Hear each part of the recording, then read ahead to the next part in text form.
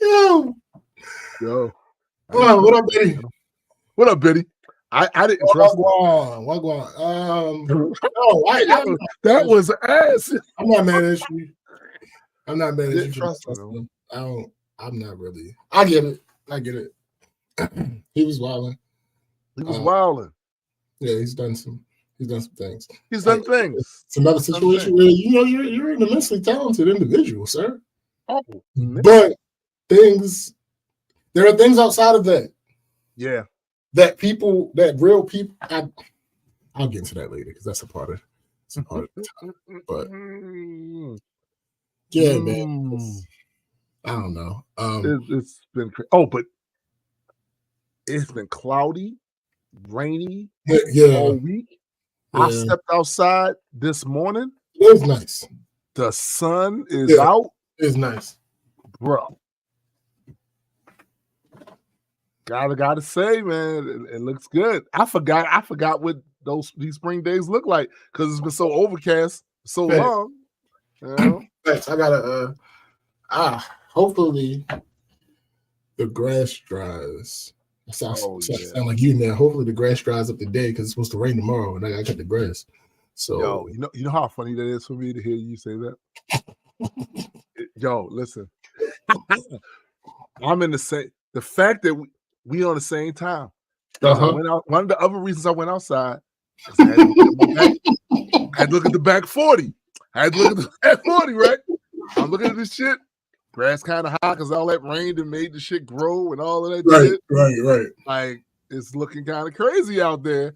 It's not looking anywhere as crazy as out front. Out front, yo, the stalks of wheat are just.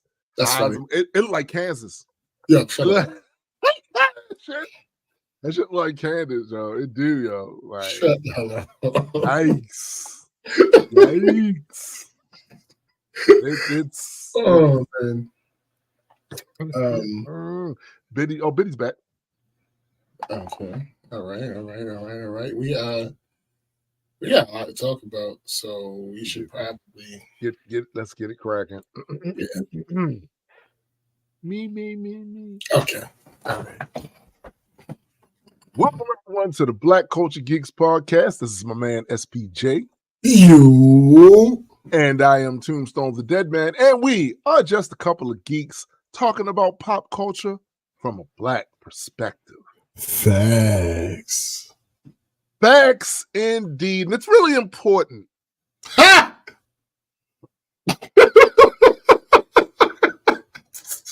Really important to train your ears in on pop culture from a black perspective. Facts. Right? Absolutely facts. But I must give you fair warning. I have a bag of chips, and they probably will be eaten on during the course. You know what? I need to get some chips. You need to really get some chips. Yeah, you really get do. Some chips. Sometimes you got to just eat some chips. You know what I'm saying? Like, let me see what Chrissy doing. See if she brings. Actually, significant to bring you some chips down there. Get some chips. Yeah. Because I don't smoke, so I don't be smoking on no packs, but definitely gonna be crunching on some chips. I 100% gonna be crunching on some chips today because y'all get on my fucking nerves. Well, for real. First, let me. Hold on. I just got a response. Is it a good response? Because you need a good response. Yeah. What kind? I don't know what kind we got. Yo, we got a bunch of chips right now. Like, yo, that's crazy because for whatever reason, my mother-in-law has been just buying a whole bunch of chips and shit lately too. I don't know what that's about, but I ain't mad at it. Just keep them coming. Keep them coming. What up, Ken? Buenos. What up? Real quick, show you some cultural differences. So, Ken, being in the region that he is in, they say Buenos Dias, right? Mm-hmm. In the region I'm going to be in Panama, they just say Buenos. Right. And they use that for all kinds of greetings. Oh, sure. Yeah. Just the cultural differences between where my man Ken is at and us Afro Panamanians. But okay. Okay. You know what I'm saying? I do want to take a trip down to Medellin though. I ain't gonna hold you. Right. I do. And when I'm able to make that actually happen, the first thing I'm gonna do is I'm gonna holler at my man Ken, because he already down there. Just makes sense. He already down there. Just makes sense. So we have quite a lot to get into. And the only proper way that I can imagine to start this show. And here's the thing. What I'm about to do, we've had issue with before, but it was whether we agree with the reasoning, if the reasoning was true, it made sense. It was fine. Right. But I feel like the only way to properly start this particular show, this particular episode of the Black Culture Geeks is I see dead people.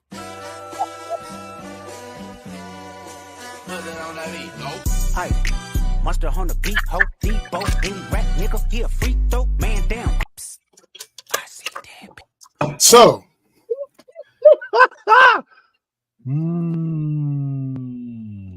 the reason, if you don't notice, I never play song. Thank you. You're the bestest. I never play songs on the show. Never. That are not. It ain't ours. Right. Toom or Addy. Or Addy. We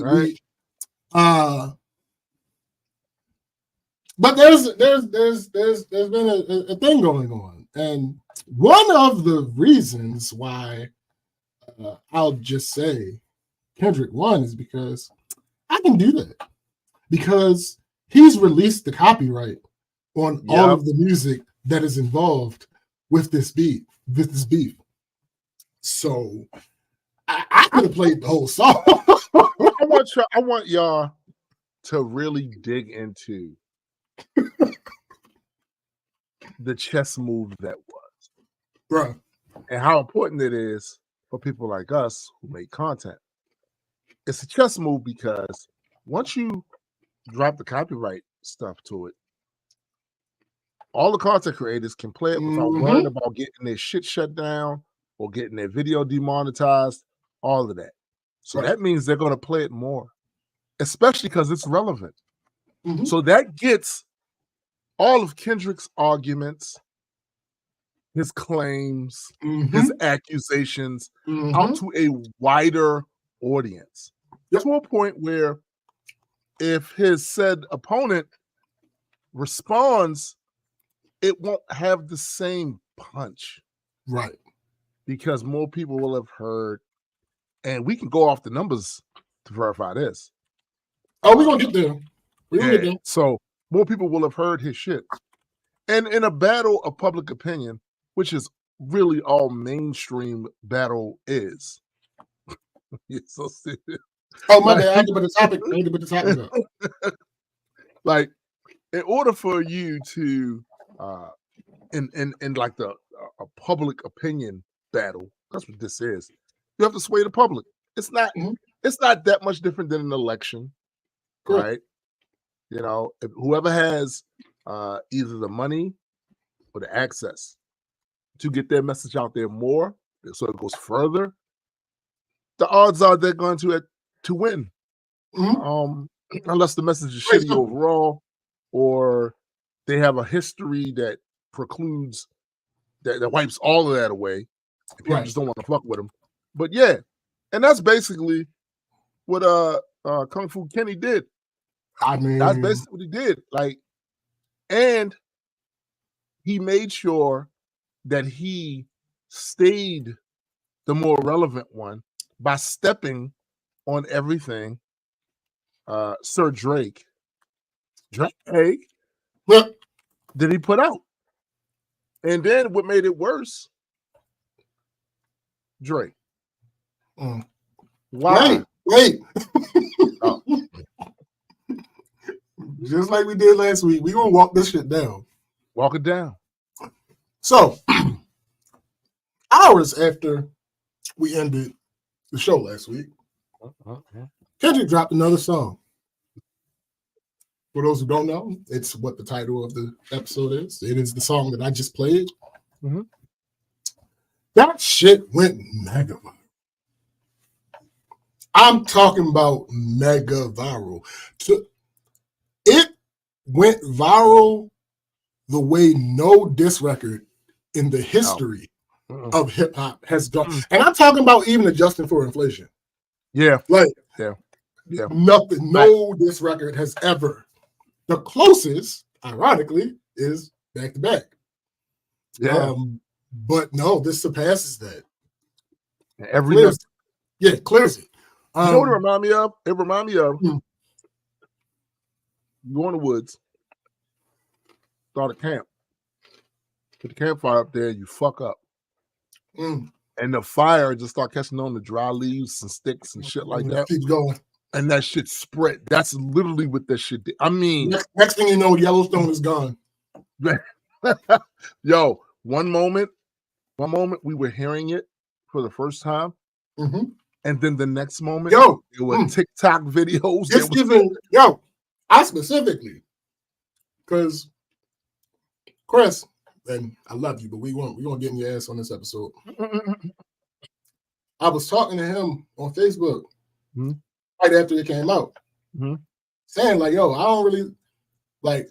I still don't think like I can't remember the words I used, but the sentiment that I meant was, I still think Drake has the best song in this thing. I agree. But then this shit just kept spreading. Legitimately couldn't get away from it type spreading. Like earworm type spreading. Yeah. Like, so this is pretty much the nail in the coffin. The battle ended at that point because the only good faith argument people had who had been trying to downplay Kendrick was that none of his diss tracks were playable in the club. He ain't got no box. That's what they kept saying. To be clear, we don't believe that should be a prerequisite for an effective diss track. We're gonna get into that too. But it hasn't always been like that. Y'all niggas want to shake y'all ass to a diss track is new to us. Right. That's new. Completely new. But we're also not going to act, we're not going to be biased and act like Drake didn't shift the way people think about rap beef with Back to Back. Oh, absolutely. We've acknowledged that.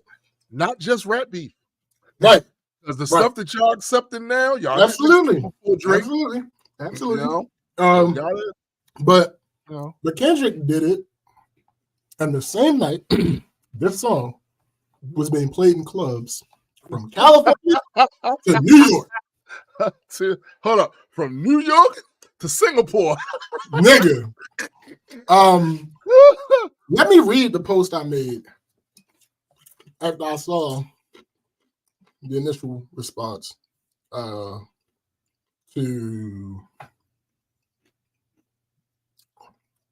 Probably after like the first 15 minutes. Because like I said, I was talking to Chris like as soon as it dropped. But like after the first 15 minutes, and I had seen what it was doing, I made this post. I said, every hip-hop fan that isn't being biased knew that Kendrick would out-rap Drake. That's not the surprise here. Kendrick has outstreamed him on streaming services. Yeah. Kendrick has outstreamed him on YouTube. Kendrick has grabbed the impact lead and the catchy song lead. This nigga went from number 3 of the big 3 to number 1 in a month. Right. So, this the is reason I felt like one. Yes, the reason I felt like it was over at that point is that the only thing Drake could feasibly do, again in good faith, is say Kendrick was lying. Try to downplay the whole situation like Kendrick is beneath him, make something else up about Kendrick, or double down on the angles that he's already started. His fans would see that as acceptable, but the real fans of the culture would see through it. The only alternative that would actually turn the tides would be if he could prove something that he said, especially after saying a couple things that a simple Google search would disprove. What did Drake do? Say Kendrick was lying, try to downplay the whole situation, say another thing that was easily disproved, claim that the whole thing was him feeding Kendrick false info, and then imply that if Kendrick dropped again, he wouldn't respond. His stands saw that as acceptable. But the rest of the world pretty much seems to be seeing through it exactly how I thought they would. Now, let's talk about the effects of super fandom for a second. Oh, let's. The worst part about that is, well, the worst part about this particular song, the last song that Drake released, The Heart Part 6, is Drake was actually rapping on this song. Yep. The beat was actually dope. The beat was dope as fuck. Right? Instrumental. Right. Fuck. But it's kind of like I was saying to Just Chris. Matter of fact, let me read what the exchange that we had on that post that I just read to y'all. So he said, in response to my post, he said, yeah, that's definitely a surprise to me. Dot outstreaming him. I think Dot might be number one as far as this beef stuff go, but I still don't know if he on a global level of a Drake. I think a few weeks, maybe a few months, that shit gonna flip back, and Drake's number is gonna be on top again, unless the shit Dot saying turns out to be true. I responded, we're having a different conversation. I'm not talking about global stuff. I'm talking about the culture. If we're talking about global, people like Pitbull and Flo Rida into the chat. Right. He responds, I get what you're saying. I think to Kendrick was really strategic about the way he did it. He dropped Meet the Grams like an hour after Drake. It was 20 minutes. Got Family Matters. So the people were on to the next song before they even got a chance to fully observe Drake's last one. That was perfect the way he did all of it, honestly. I say, yeah. This isn't a versus. And I think that's what a lot of people got fucked up. I think that's what Benji got fucked up. I think that's what Mel got fucked up. This is not a versus. Bro. Versus has twisted how y'all think about this shit. You cooking. This is not a versus. Versus, they have come out and explicitly said, even though in the beginning it was a little more competitive than it ended up being, but they explicitly stated, even when it was being competitive, that this is a celebration of music. Right. You can pick and choose which one you think is the best song, but this is a celebration of music. That was not a real competition. This is completely different. This is rap beat. Unless you put Jadakiss and no, nigga, listen. It's because of Kiss. It's because of Kiss being who he is. He turned that shit into something different. He did, though.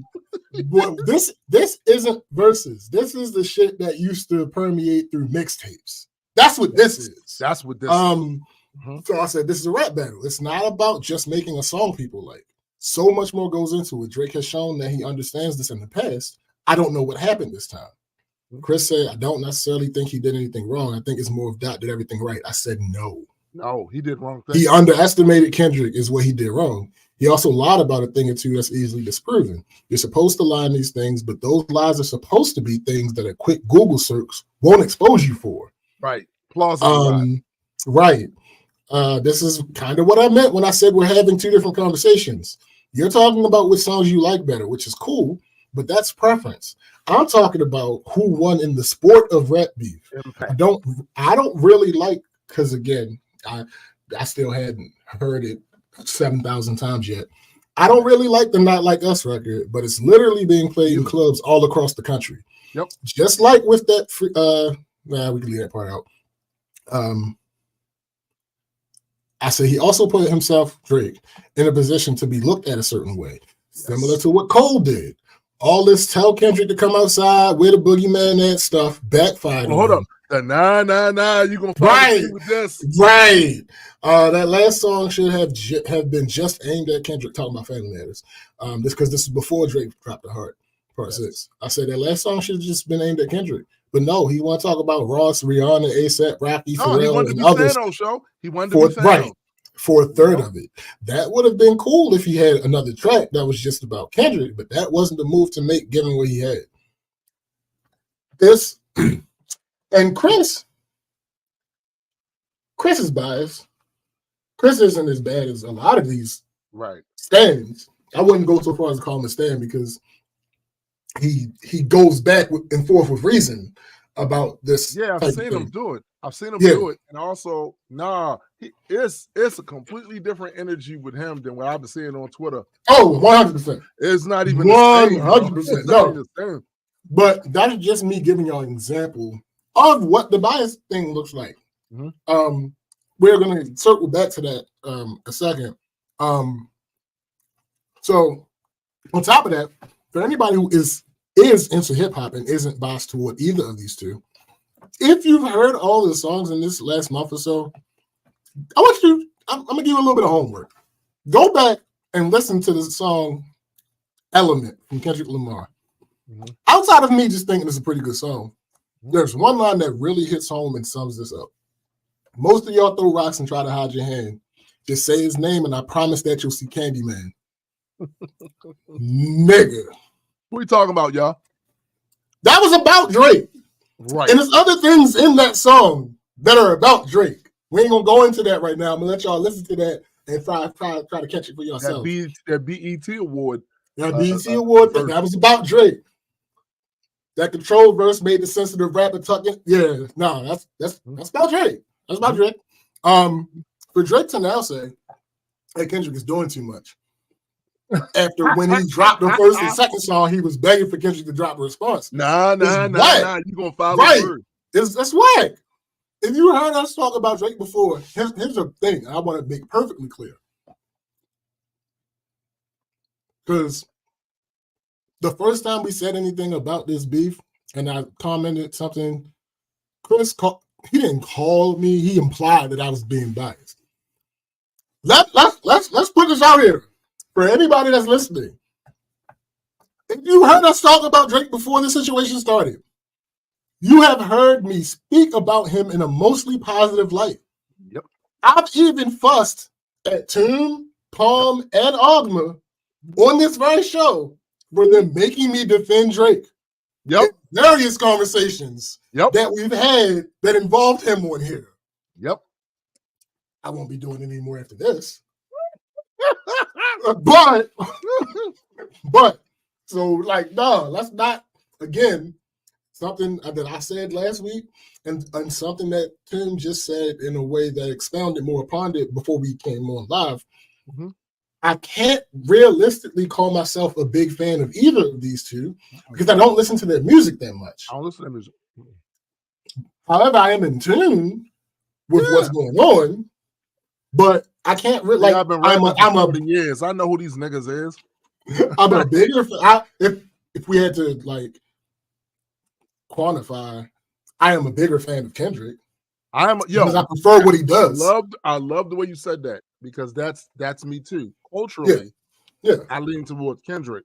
Yes, I prefer what he does over what Drake does. Mm-hmm.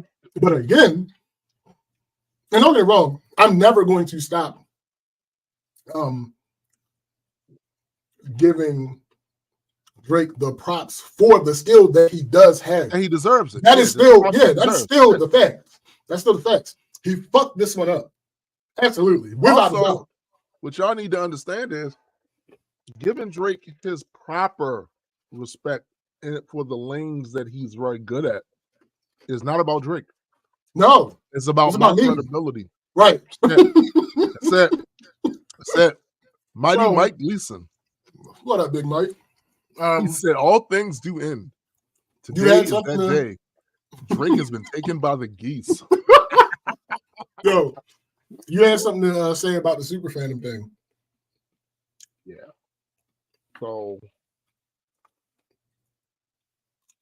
let me just chip.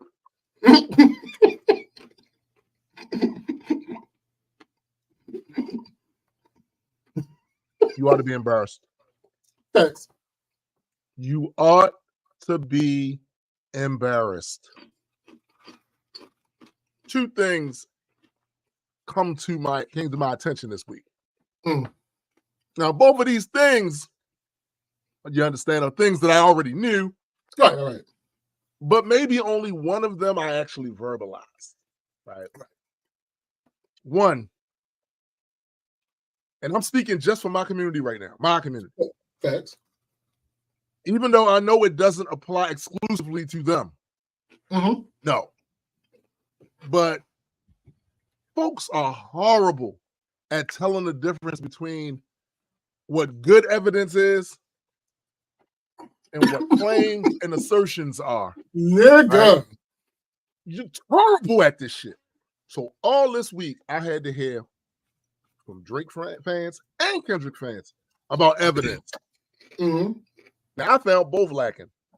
But the Drake fans even more so. Right. And two, I'm gonna go into that later because we're gonna probably cover that at some point. Oh yeah, we got a bunch of shit. Yeah. So let's start with the Drake and Kendrick stuff. Now, this was exciting, especially for mainstream fans. People that are fans of me, this was exciting, right? But I'd be lying if I said for a lot of us older fans, it was mildly entertaining because it didn't have all the elements we wanted. Now, for me, because I'm a black culture geek, this was about the back and forth like a damn tennis match. What the fuck? Ooh, what'd he say? Ooh, that sort of thing. Because I learned a long time ago how to separate. Right. I know what I want out of it, but I'll take what's there. Right? Yo, real quick, I'm very big on that. I used to always talk about it as far as movies are concerned. You are supposed to judge a piece of content on what the content is, not what you aspire for it to be, not what your fan fiction says, not none of that shit. You are supposed to judge the content on what the content actually is. Right. So I think it's clear that Drake made a bunch of claims about Kendrick. That he was molested as a child, he beats his wife, his kid isn't actually his. That he's dumb because, according to Drake, Kendrick needed to do his fact checking to see if the stuff he talked about in his raps were true. No, by the way. No, he didn't. This is battle rap. All right. Now, it's a milder form of battle rap, in my opinion. As somebody that watches battle rap, that's strictly battle rap. Right. But it's battle rap all the same. And there was never a requirement for that when attacking your opponent. Right. Just don't get caught lying. Just don't get caught lying. For instance, if a motherfucker says, yeah, your mom was over my house the other day. We know that's not true. Come on, bro. But there's no way that can't be verified. That can't be verified. And nobody tried. And nobody expects it to be 100% law. Like facts. Facts. Right? It's never been a requirement. Now, don't get it twisted. If you attack your opponent with some true stuff, that's a bonus once it turns out to be true. That's you get extra points for that. Points for house slithering. Right? All right. And to be sure, Drake never presented any evidence for any of the claims he made. Not a shred. He just made them. That's it. That's all. No paperwork, nothing. And guess what? He didn't need to. Right. No. He just needed to make it sound good and plausible. That's it. That's it. And y'all got real funny. But I noticed that every time we had these sorts of battles and stuff, the fans move the goalposts. And this is where we find all these extra rules and requirements in here. Slowly over the years, it starts accumulating. You got a week to respond. Like, all that come from niggas is adding on, right? So, over on Kendrick's side of the fence, he didn't present much evidence either. Y'all got to realize what I mean by evidence. Talking paperwork. I say much because I only say much because Metro Boomin did show a screenshot of what looked like to be a cease and desist note. All right. Yes, I know that's a bit thin because we would still have to verify, but nonetheless. Yeah, but we're not sending nobody to jail. Like nobody's going to jail. This is again a public opinion, right? And Kendrick accused Drake of having another kid and hiding it, being inappropriate to minors, and generally being a horrible person. Yo, here's the thing about, because I hear a lot of people, oh, so because Kendrick said it, it's true, but when Drake said you got to fact check, no. What the problem is, a lot of the things that Kendrick said, there's already smoke on the streets about. Oh, I'm about to go there. I'm about to go there. So, not to mention the fact that he also accused Drake of not really being authentic with this black culture. Facts. Now, to be clear, there is no paperwork where Drake was accused by the authorities of any wrongdoing. Correct. But there has been a shit ton of suspect shit coming from Sir Drake in each of these claims. We have video footage of him being inappropriate to a minor on stage. And guess No. Because here's the thing.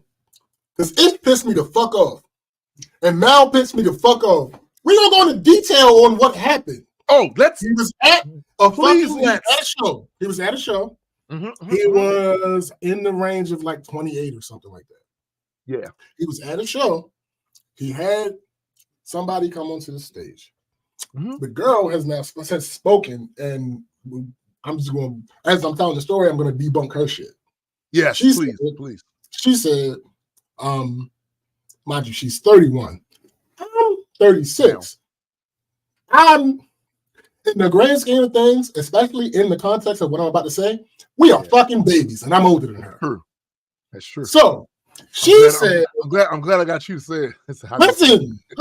Again, we're not gonna be biased about this shit. She said it was nothing then, and it was nothing now.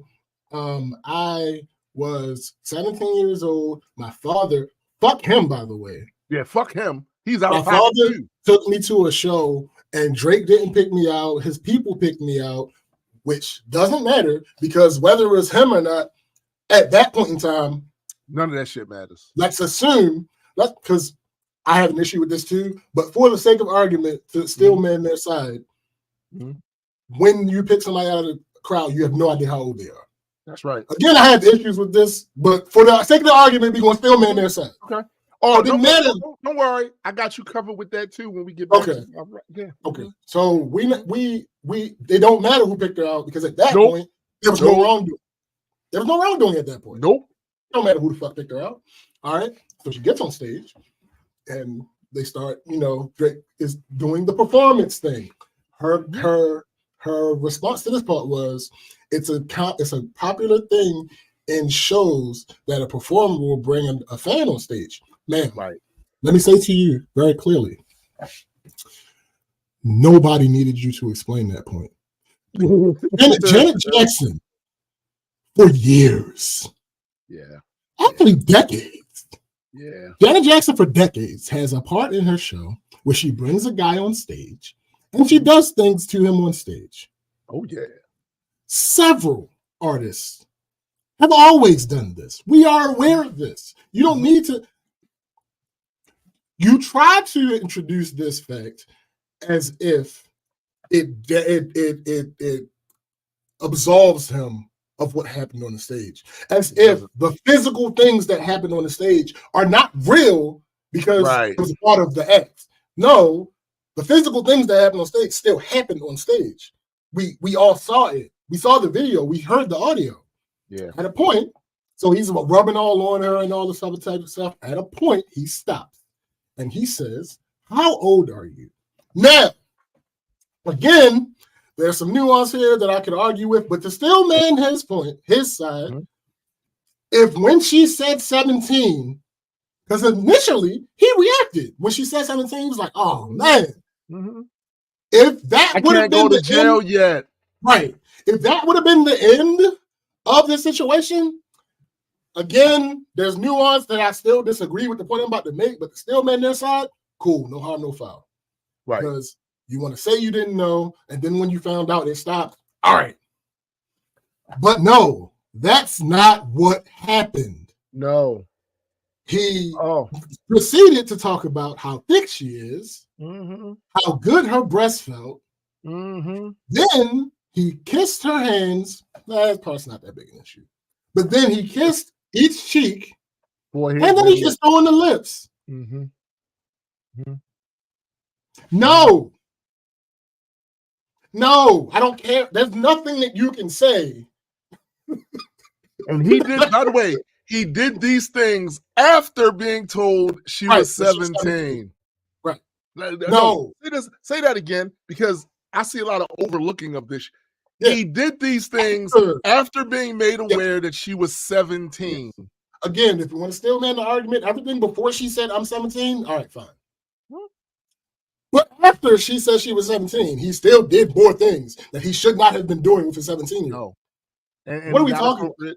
He's not appropriate. And again, to all you dumb fucks that are running around here talking about this is what artists do. We talked about this before on the show. We have. Yeah, the thing is, you're right. Other artists do bring women up on stage and do stuff. Key word here is women, not little girls. Right. And look, and before any of you other suspect PDF files say some goofy shit like she was almost 18, please miss me with that bullshit. I've raised a little girl. I'm an uncle with 3 girls. I know what a 17-year-old is, and I know what an 18-year-old is. The only difference between them is the law and some of the lust in the minds of you predators. Nigga, horseshoes, darts, hand grenades, cornhole. These are things where almost matters. No. Also, more smoke. Look at the suspect bars that Drake constantly writes. And I'm putting writes in quotation. So take the song as example. Me and SBJ was talking about that this week. Poppy's home, right? He has a line in there. Sierra Canyon parking lot looking like Magic City parking lot.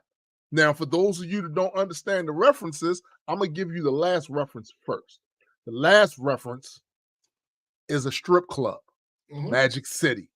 Now, let's go to that first reference.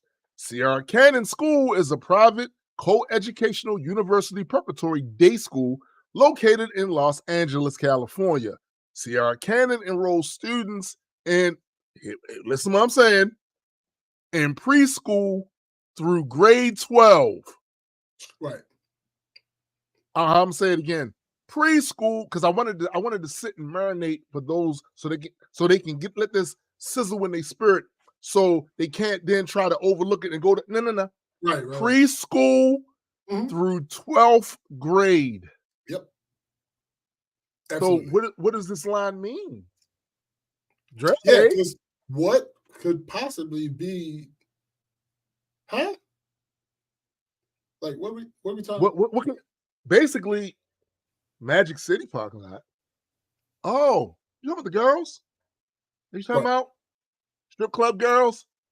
So when you look over there at the little school, preparatory school, you build a connection with the girls there, with the girl. Is that what you're doing?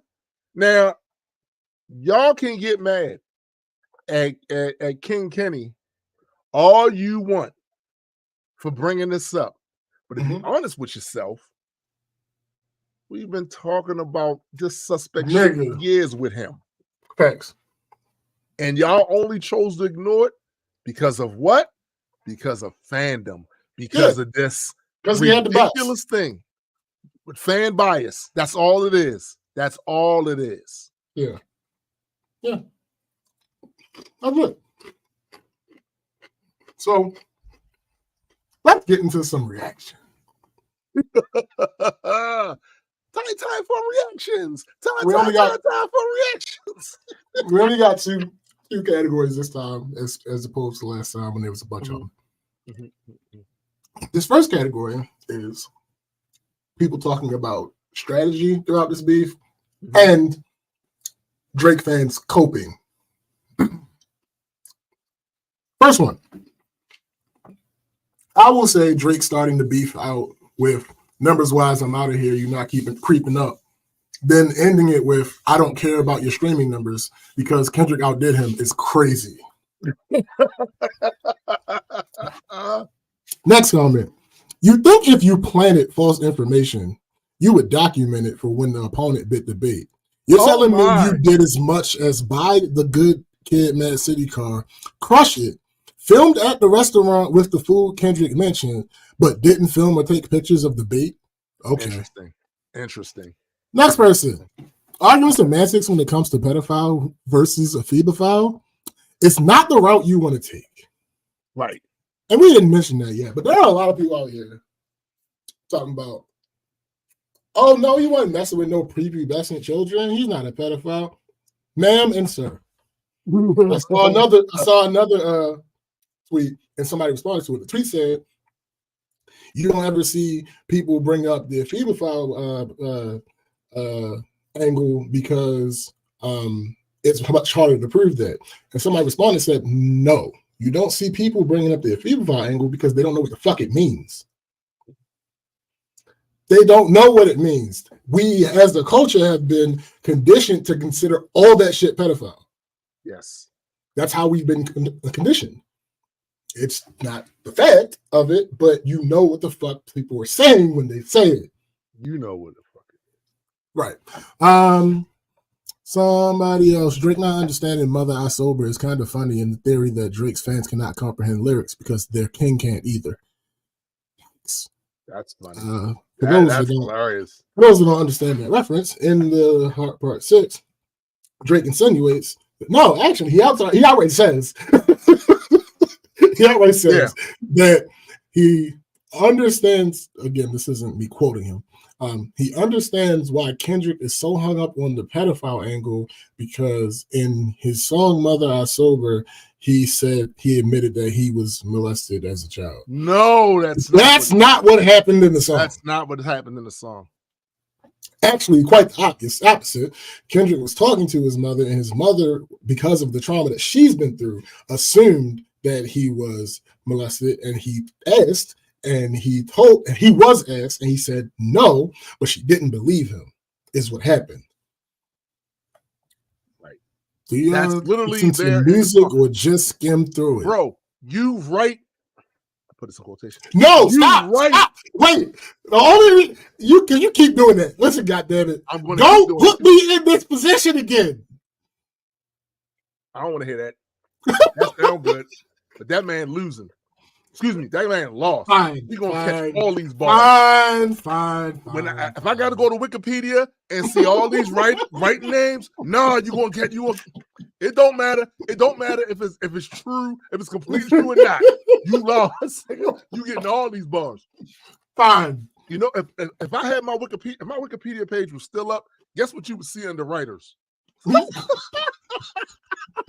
Multiple people. Yes, I'm aware. No, just me. Oh, you're okay. Yes. Under mine. Right. I had one up. Listen, me, 40 years. Me, listen, yes. I will completely cop to my man Addy then pinned a couple hooks for me because at a certain point, certain beats, I wasn't good at coming up with hooks with that. That's not a you thing. That's been pimping since. Facts. Right. And to be clear, so is ghostwriting. Yeah, absolutely. It was happening. But the difference is the reason they kept that shit behind because there was a certain expectation in hip-hop that no other genre had. And I hear people now trying to, the reality of the situation is it was one of the things that gave hip-hop the mystique.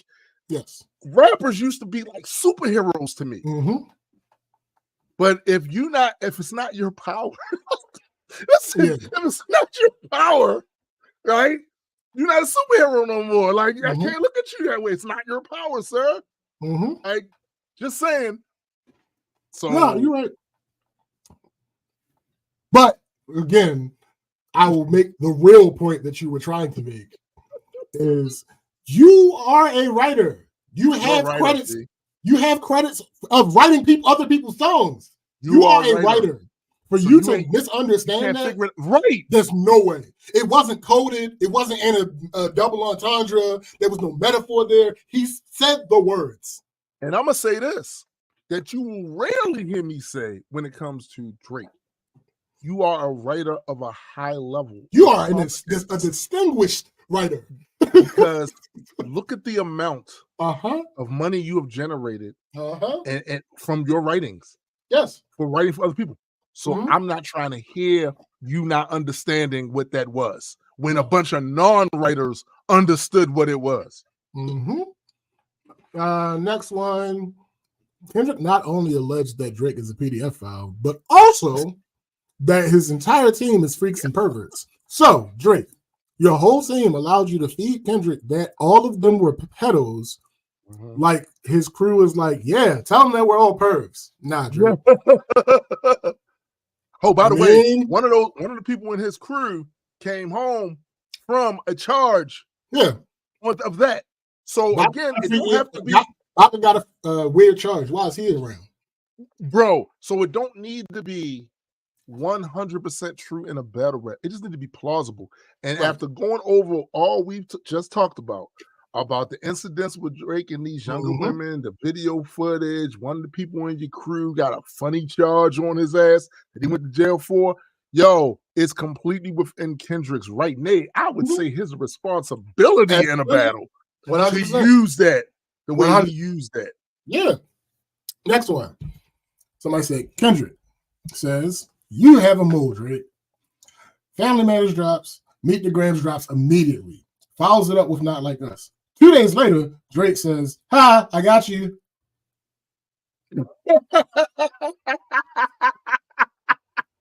just doesn't track. It doesn't track. It doesn't make sense.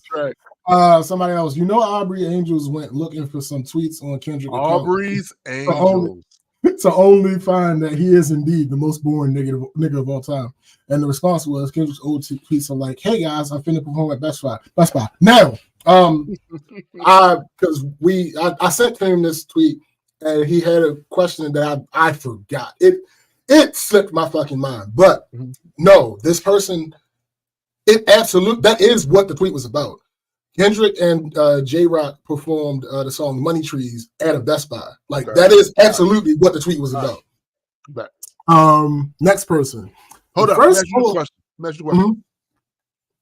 I know you're not a performer. Right. But if you was, would you perform at the Best Buys? Because I would. Well, back then, yeah. That's back then. Because that's what they were doing. Yeah. They would perform at Best Buy, Sam Goody, other stores where you can buy the physical music. It makes sense to do. Absolutely. And on top of that, Kendrick was still a name, so he was going to attract quite a few people there. So does the building matter? If I'm attracting people there and they all hands in there, does the venue matter? I don't think the venue matters. It was in there rocking. So, and it was at the beginning of his career. We can't skip past that part. Right. Ken poses a very interesting question. We talked about this here before. I think me and Tim differ on this. Ken says, how do you deal with when a musical favorite has a few sketchy songs? Now, I got my answer, but I'm let you. What I will say is, I'm not even going to do that. I'm just going to answer the direct question that was asked. So, if a musical favorite has a few catchy songs, I will say, I'll answer me personally, then I'll just talk about in general. Me personally, I am one of those people. I know there's a big debate about this phrase. I am one of the people that separates the art from the artist. And the reason that I do that is because I am of the firm belief that once you release art, it is no longer yours. Right. It is of the people. It is theirs to intake and do with what they will. So I am one of the people that is able to separate the art from the artist. That said, it depends on how much the person is doing and has done. Right. I'll use R. Kelly as the example because I've talked about this before. My rule for R. Kelly is if I listen to an R. Kelly song, it will be on a platform where he is not getting paid for me listening to R. Kelly. So if I have the song downloaded, I will listen to it. I remember you saying that. But Drake, even though I made that rule, I don't necessarily adhere to it. Even when I'm listening on platforms where he's not going to get played, oftentimes I skip his songs. Right. So now I'll go back to in general. Mm-hmm. This is an unfair. I get the point that you're making, but it's an unfair point to make to the general public because the general public is stupid. And I'm not even saying no. See, you laugh. I knew you was going to laugh. I'm not even saying that as a joke. Like that makes it even funnier. But when I say stupid, I mean that they don't put. No, stop. When I say stupid, I mean that they don't put the amount of critical thinking and analysis into everyday things the way they should. So, you mean stupid? So shut up. So, like, I had this conversation with Chrissy all the time because we like often talk about like what songs mean, right? Because you have the biggest example we keep talking about is how many people that you hear at a wedding reception will play this Frankie Beverly and Maze song Before I Let Go. That is a fucking breakup song. It is. Why are you playing that at your wedding reception? It does not fit the theme in any way, shape, or form. Right. So that being said, another thing that I brought up on here is how many of these 70s and 80s rock groups have songs where they're talking about having sex with little girls. Plenty of them. And I would argue, in my opinion, because there's no way I can prove this, in my opinion, half of the people that like those songs don't even are aware. The connection. Half of them are aware. Oh, but the other half, they never made the connection. They have no idea. They're not really picking up on the fact, and the evidence that I use is things like people using Before I Let Go for their fucking wedding ceremony. Right. People who use Maxwell's Woman's Worth for their wedding. That song is about a woman having a miscarriage. Yeah. What are you talking about? Like that? It's a beautiful sounding song, but it's not a love song.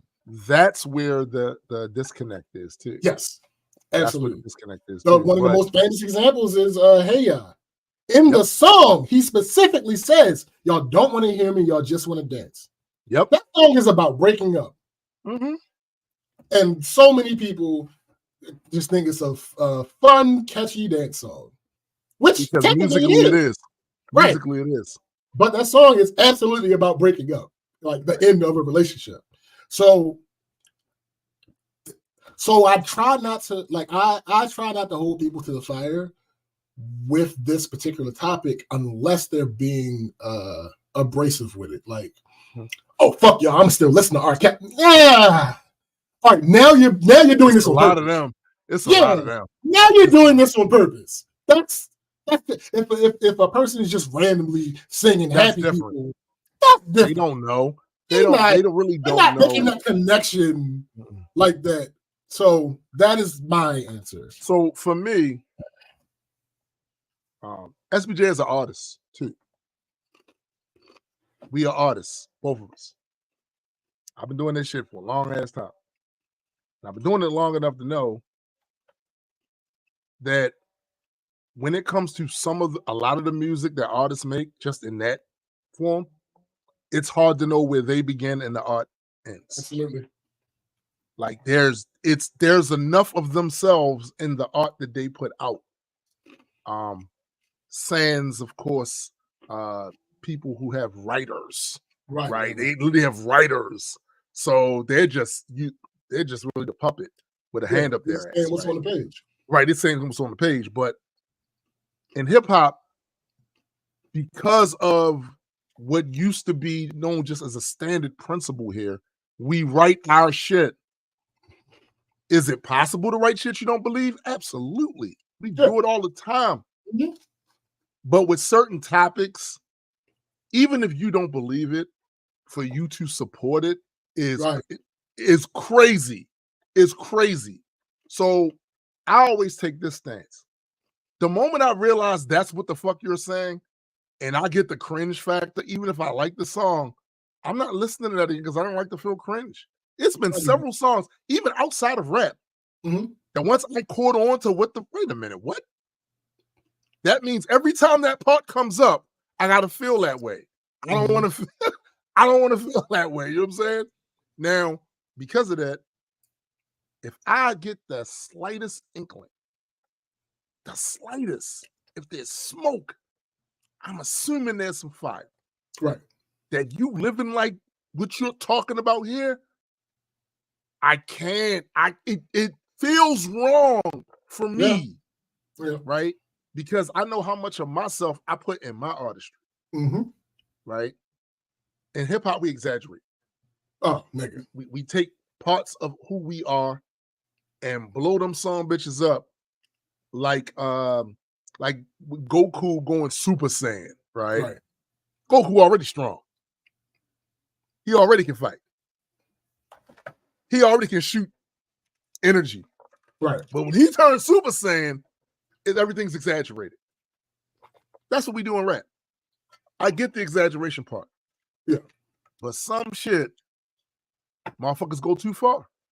And if it changes the way I see you, that's the whole point. If it changes the way I see you, I no longer get that about you no more. I don't get that about you. I just thought about another thing. So also, again, probably more so judging other people.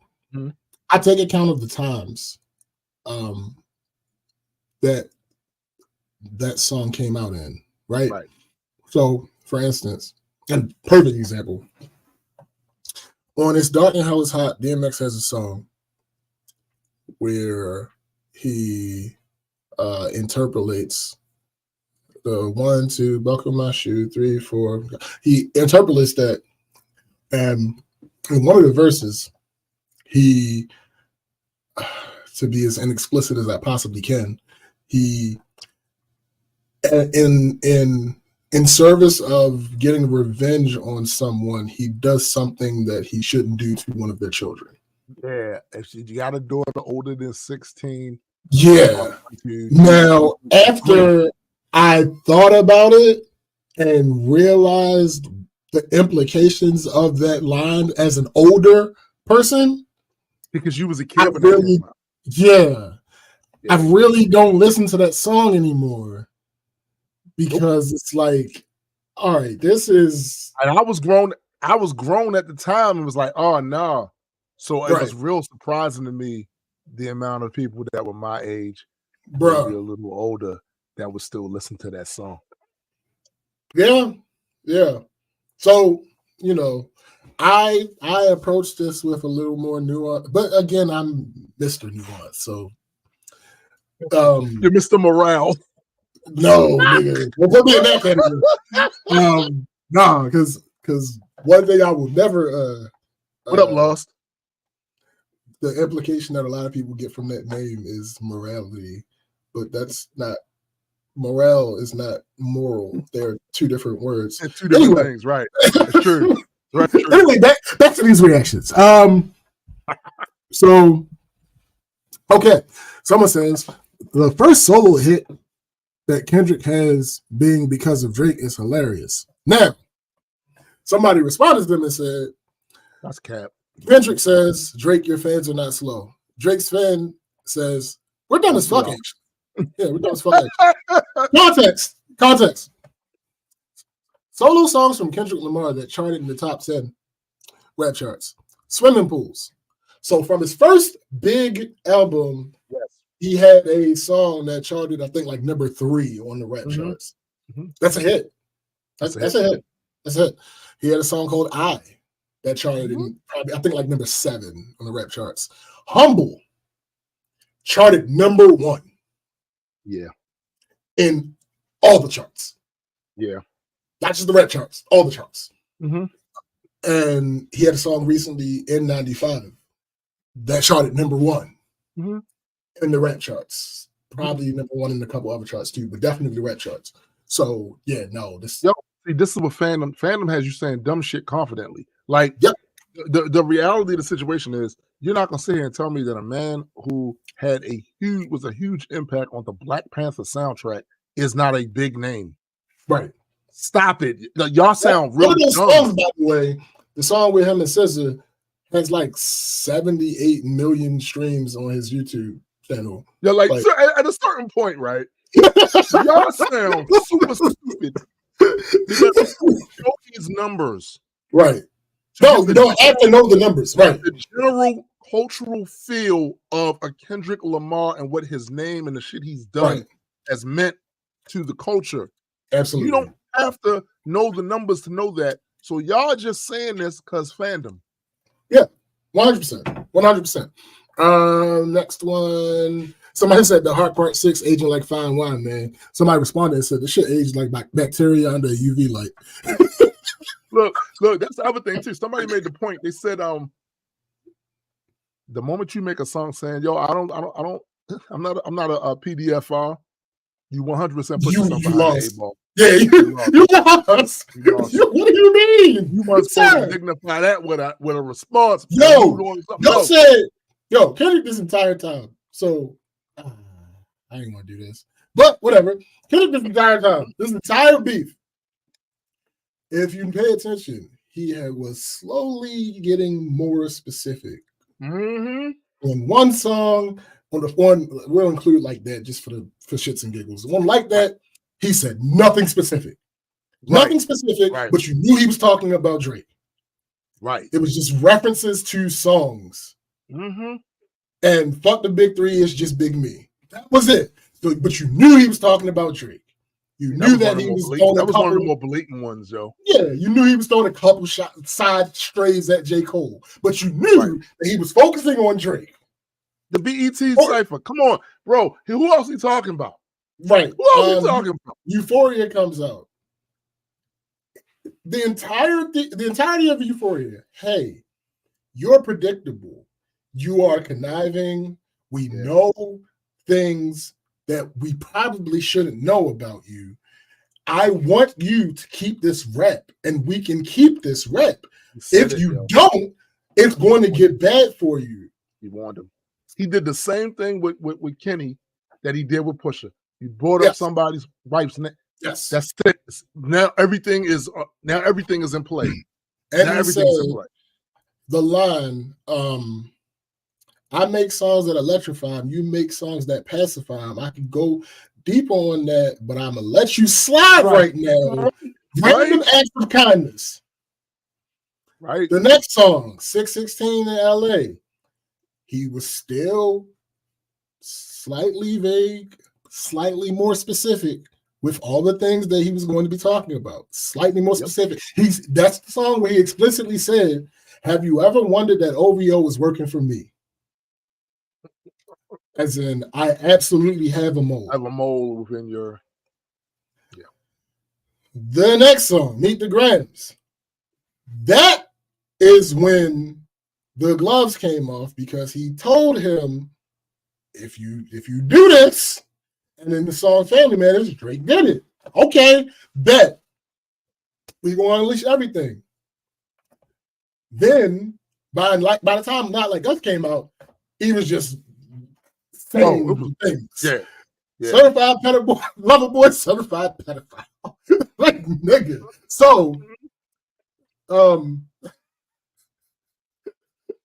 by the way, niggas is real weird. Niggas is real weird because I know you don't want to believe that, right? Of your favorite guy, but we have all above a certain age. That we don't want all the time, my guy. Bro, facts. And above a certain age, we've already been through this, y'all. Mm-hmm. So we know it's not outside the realm of possibility, right? And we also know, because y'all see the same shit we see. Mm-hmm. There's smoke. Mm-hmm. I'm not saying he did any of that shit. No, I'm just saying there's smoke and there's enough sus shit happening that somebody in a battle is going to use it. Absolutely. Why wouldn't you? It's their responsibility. Do you want to win this war, Corporal? Right. Do you want to win this war, Corporal? The fuck? Yeah, you're gonna use it. Yeah, 100%. Next comment. Before you go to the next comment, what up, sis? Real quick. What up, sis? Another way to know you lost. When randos who've never met you a day in their life are making diss songs about you using a beat to somebody who you told to shut your whole ass up and make some drums. The vast majority of this is kind of, matter of fact, I'll get into that later. Next comment. Why did Kendrick Lamar win? For one reason, he MC'd. He got the crowd involved and on his side like a real MC is supposed to do. Drake made it about him. Kendrick said, they not like us. And again, this whole strategy of Kendrick, this entire time, he's been planting the seed, and to culminate it with, to start off with, I hate the way you say nigga. Yeah. And for that to grow into they not like us. Right. Like it was a display. I ain't even gonna hold you. Like this shit is going to be studied. It will be studied for all time to come. And as a matter of fact, we're going to have people attempt to replicate at least portions of this going forward. Now, unfortunately, we don't get battles of this significance on the mainstream often. These are like almost like COVID was, right? Yeah, Pandemic. Like these don't happen that often. While there is little sniping happening between smaller artists, and by smaller I only mean reach. I'm not saying that these people aren't could be possibly more talented than Kendrick and Drake. I'm not saying that. Just their reach is a lot smaller, right? They might snipe at each other, but it doesn't get the pop culture relevancy because of their station as artists. This is fucking Drake, who has been at the top of the game for well over a decade, right? Yeah. Right. So, and Kendrick, who basically did take the world by storm. And I think what happens a lot of times is when you remove yourself from the public, because especially in this era we in now, there's so much shit going on. People forget just how big Kendrick was when he was active. They forget how much you saw his name everywhere. That's one of the points that's coming up. That's funny. Somebody said Drake's male fan base is willing to completely crash out over him, even if it means sacrificing a piece of themselves. That's an illness. I can say honestly, from what I've seen, I've seen the exact same phenomena with a lot of Trump supporters. I've seen this it's the exact same. That reminds me. I don't think I put it on here, but somebody was like, OVO stands out here looking like MAGA at January 6th. Yeah, bro, like they're not wrong. I've seen the same thing happen, but to maybe a slightly lesser degree with Chris Breezy fans doing the Rihanna thing. And I'm talking about women. Yeah. Who were willing to completely crash out to defend him. And I've even heard some say, go to the vote, he hit me. That's crazy. That's crazy. And we saw evidence this week of male Drake fans crashing the fuck out. I didn't see any girl, like I saw some girls, some women get online and say some little things. Nothing to the extent of what I seen. This is also just a little side swipe at the red pillars out there. The next time you want to run your fucking mouth and talk about how women are emotional, nigga, it don't hit the same. The answer is humans. Humans are. And again, humans are emotional. So you do realize that emotions are by and large biochemical. Right. Biochemical reactions to outside stimulus. So we all have those. How are you? Shut the fuck up. Even when they attempt to parse it by saying women rule by emotion, men don't. Still, bullshit. Right. Yeah, that's still no. Because if you're willing to go in public and do what Mal did, nigga, come on, man. Come on, bro.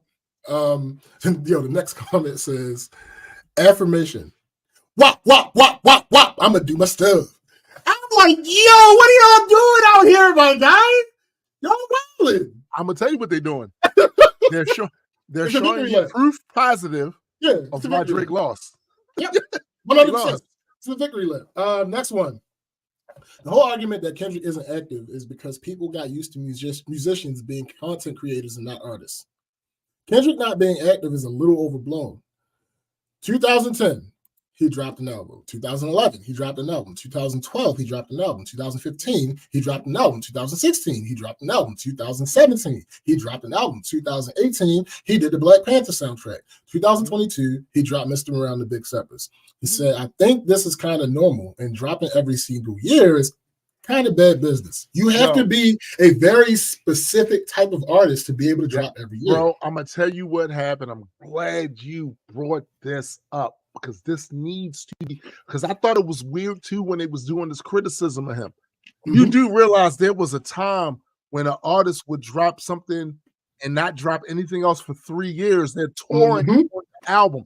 You know that some of the big reasons why that changed is because things move quicker now thanks to streaming services. People are out there trying to game the algorithm by putting as much music up there as they can to get as many streams as they can. And what's happened is, and we look, this is something we've said for a while now, it dilutes quality of the music because not giving your brain enough time to settle down, absorb more life, get more inspiration, and then come up with your best work. You're only doing a McRecords, which means you're just trying to run it down the conveyor belt. Let's put this down the conveyor belt. And it dilutes the quality of the music. So in all actuality, I remember when I dropped 2 albums in 1 year.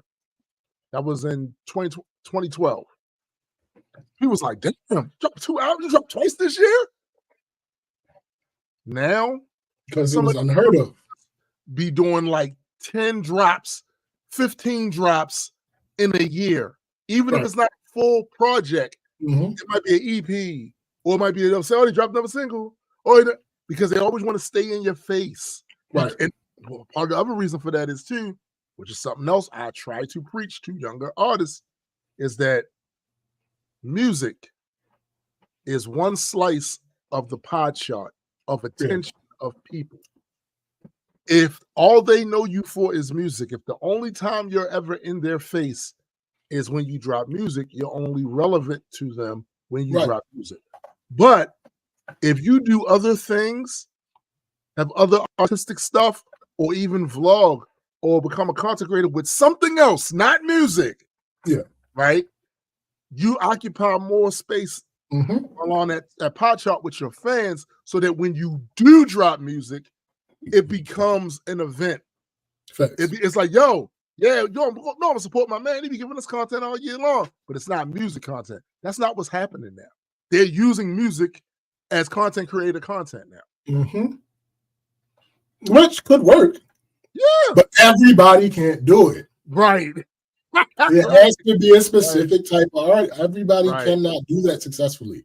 Yeah. The fact that Drake is able to do that is an anomaly. That's not that's not what the norm is, at least not successfully. No. Look at his streams. Yeah. Compared to everybody else. Right. It's doing that same shit. Like exactly. Nah. Next point. Drake. So somebody where is it? Okay. Actually, this is kind of a response. So I'll do the second one first. Drake becoming the biggest selling rapper of all time while having no culture of his own, and people using that to try and argue that he's the greatest, has to be how Chuck Berry and Little Richard felt watching Elvis. Now, this wasn't a direct response to that, but it actually is a response to that. So someone says the whole world was running through the six with their woes, but Drake can't make a regional hit. Y'all are fucking hilarious. And somebody responded to that and said, hey, hi there. Fun fact, woe derived from woody, which is a New Orleans slang term. Drake just shortened the word and claimed it as his own. He's never beating the appropriation allegations. You can't make a regional hit with music you stole from another region.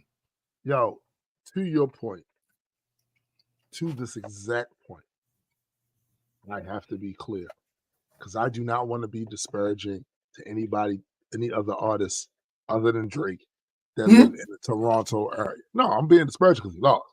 Well, sure, right. But if you want to be honest, if I was to ask probably 10 people here in the States, what is that Toronto sound? We don't know. We don't. Somebody said. That's not to say that there's no sound. I'm glad you said that.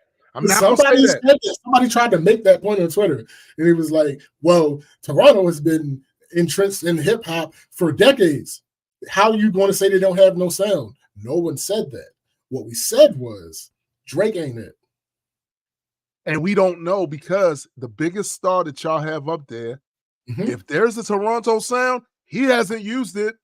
He's used everybody else's sound from Atlanta to the West to the Midwest to the Afro beats to Caribbean, global.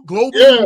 Like he's done every other style with the exception of whatever Toronto style is. And that's why I said you're really disparaging to the artists there that's probably busting their ass. Absolutely. But you don't know what that is. Just like Baltimore rap. If you was to ask people outside of Baltimore, what's the Baltimore sound? First thing people say is club music. Yeah.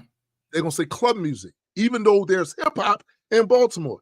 You know, one of the reasons for that, at least this is what it was when I was on the local scene, is because everybody there was trying to sound like people from outside of the city because they saw that that's what was getting on. So because Baltimore was in this fucked up position where nobody was coming there really checking for us on a wide scale, people was trying to get out there. For a while, there was this whole thing, I want to be the first one to make it in the city. Everybody, all the rappers was on that shit, right? But over the course of time, a sound did develop from there, and it was a sound that the industry didn't like. Right. I say industry, I don't mean people. I'm talking the industry. Because the reason why one of the radio disc jockeys there was quoted as saying he don't play a lot. This is back then. He don't play a lot of Baltimore hip hop because it all sounds dark. Right. So ipso facto, the sound, the Baltimore rap sound, at least back then, was dark. Right? Right. It was dark. You know what I'm saying? So B, I don't want to act like Toronto don't have a sound. I don't know what it sounds like though, because your biggest representative, the most famous person from your town, doesn't use it. He uses everybody else's. Yeah. Saying.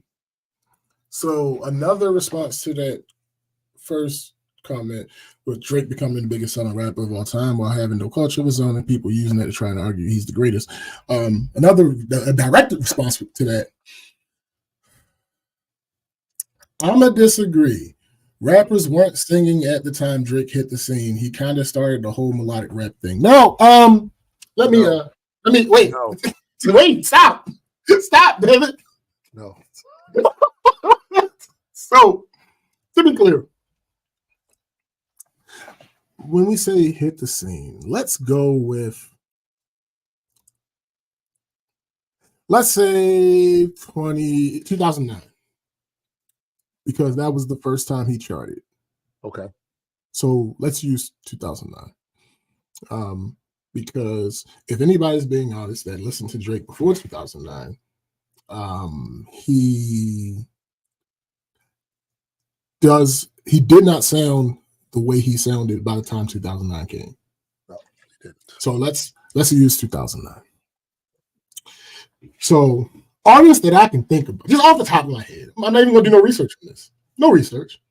Artists who had melodic elements to their songs, who called themselves rappers.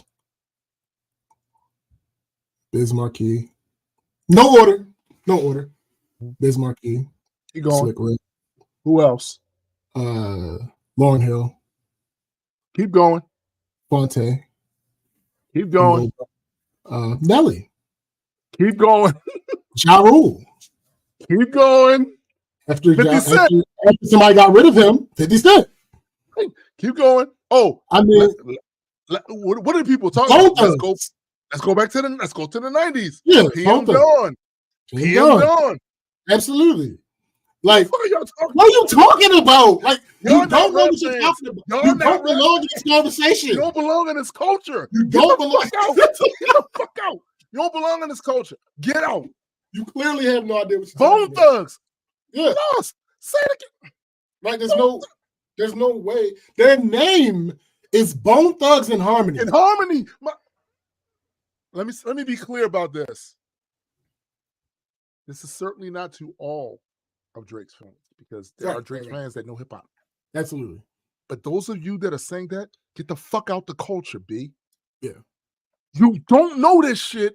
And this is the problem. It's one thing to not know it and just be in and enjoying what you're getting. But y'all making a lot of strong statements out of ignorance. Oh, yes. And you're cluttering up the rhetorical airwaves. Right? You're cluttering up with your bullshit. Facts. Because I'm going to tell you what other thing you're doing. There's kids that run around for this shit. Absolutely. Listening to y'all say this goofy shit, and then we're going to have to hear from them in 15 years talking about Drake is the one that started them. Stop it. No, not even close.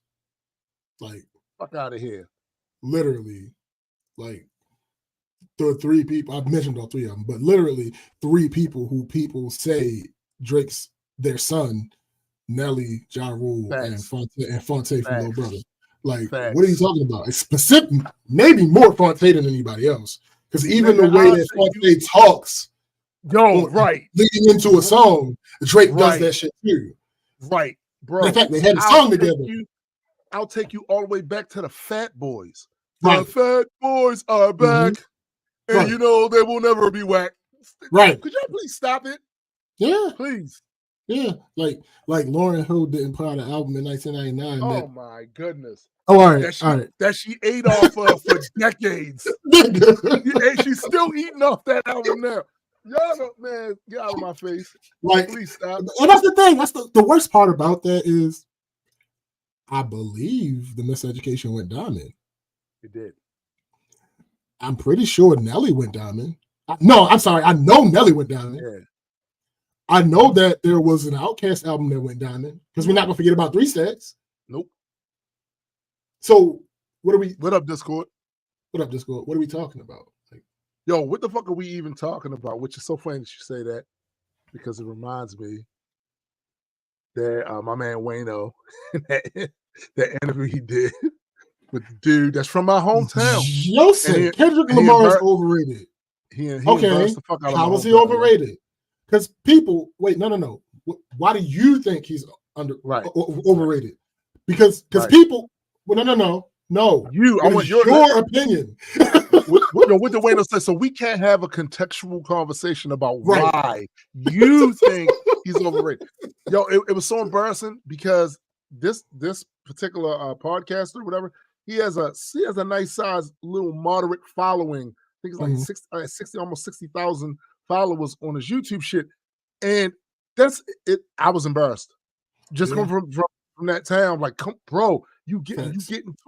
You get into, and I want to support your shit because you from the hometown. But this is embarrassing, bro. This is embarrassing. And then I'm telling you something right now. It ain't nothing worse than a New York nigga making you look crazy, bro. There's nothing worse than that. Like, yo, you couldn't say a word, like a real word. Like, what is going on? Like, I don't understand.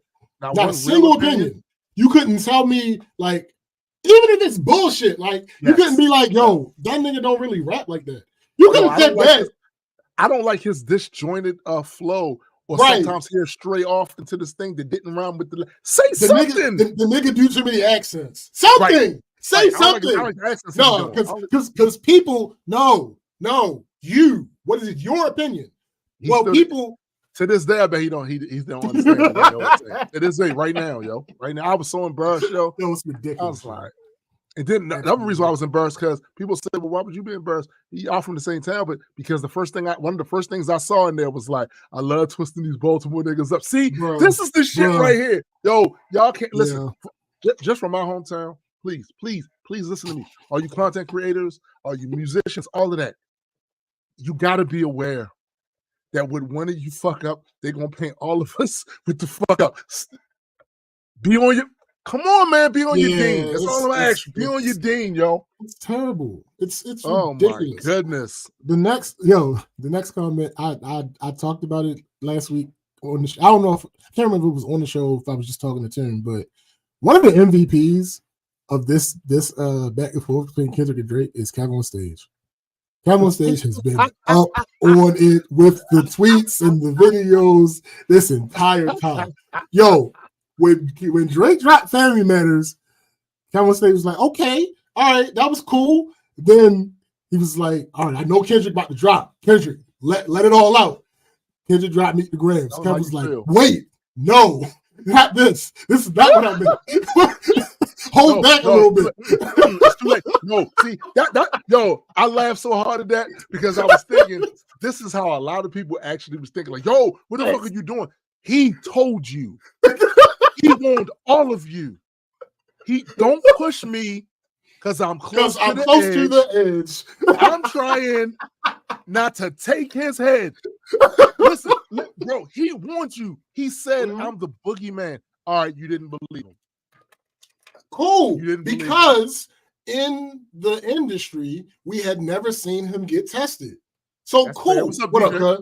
Now, to anybody who's aware, he does come from battle rap. But in the industry, but so did fucking Meek Mill, right? Yep, and Meek got the Molly Wopped. Right. So in the industry, we had never seen him get tested. Now, I would argue you're not a fan of the hip hop that I'm a fan of. Agreed. If you still thought that he was the one to test. I just feel like yo, I'm gonna tell you, I'm gonna be real with you. After a certain period, with West Coast rap, it's a lot of them niggas you don't want to see.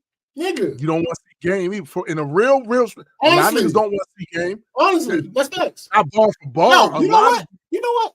I don't even go more vague. Every motherfucker that be out here rapping, and also talks that y'all don't want it with me shit, believe him. Yeah. And when I say believe him, I don't mean stay away from him. I mean be prepared if you're going to. Right. That's what I want to make a move. If you're going to attack, if you're going to say something, make sure you got the one thing that we know about Kenny. If you didn't know it before, you know it now. If he battles you, he's got 20 songs. Bro. He got 20 bullets in there. He's going to literally exhaust you with the amount of material. And this is something for the rest of people who don't know this shit and it's not your fault. Maybe you're not old enough to know that, right? But that's literally what battling used to be. Mm-hmm.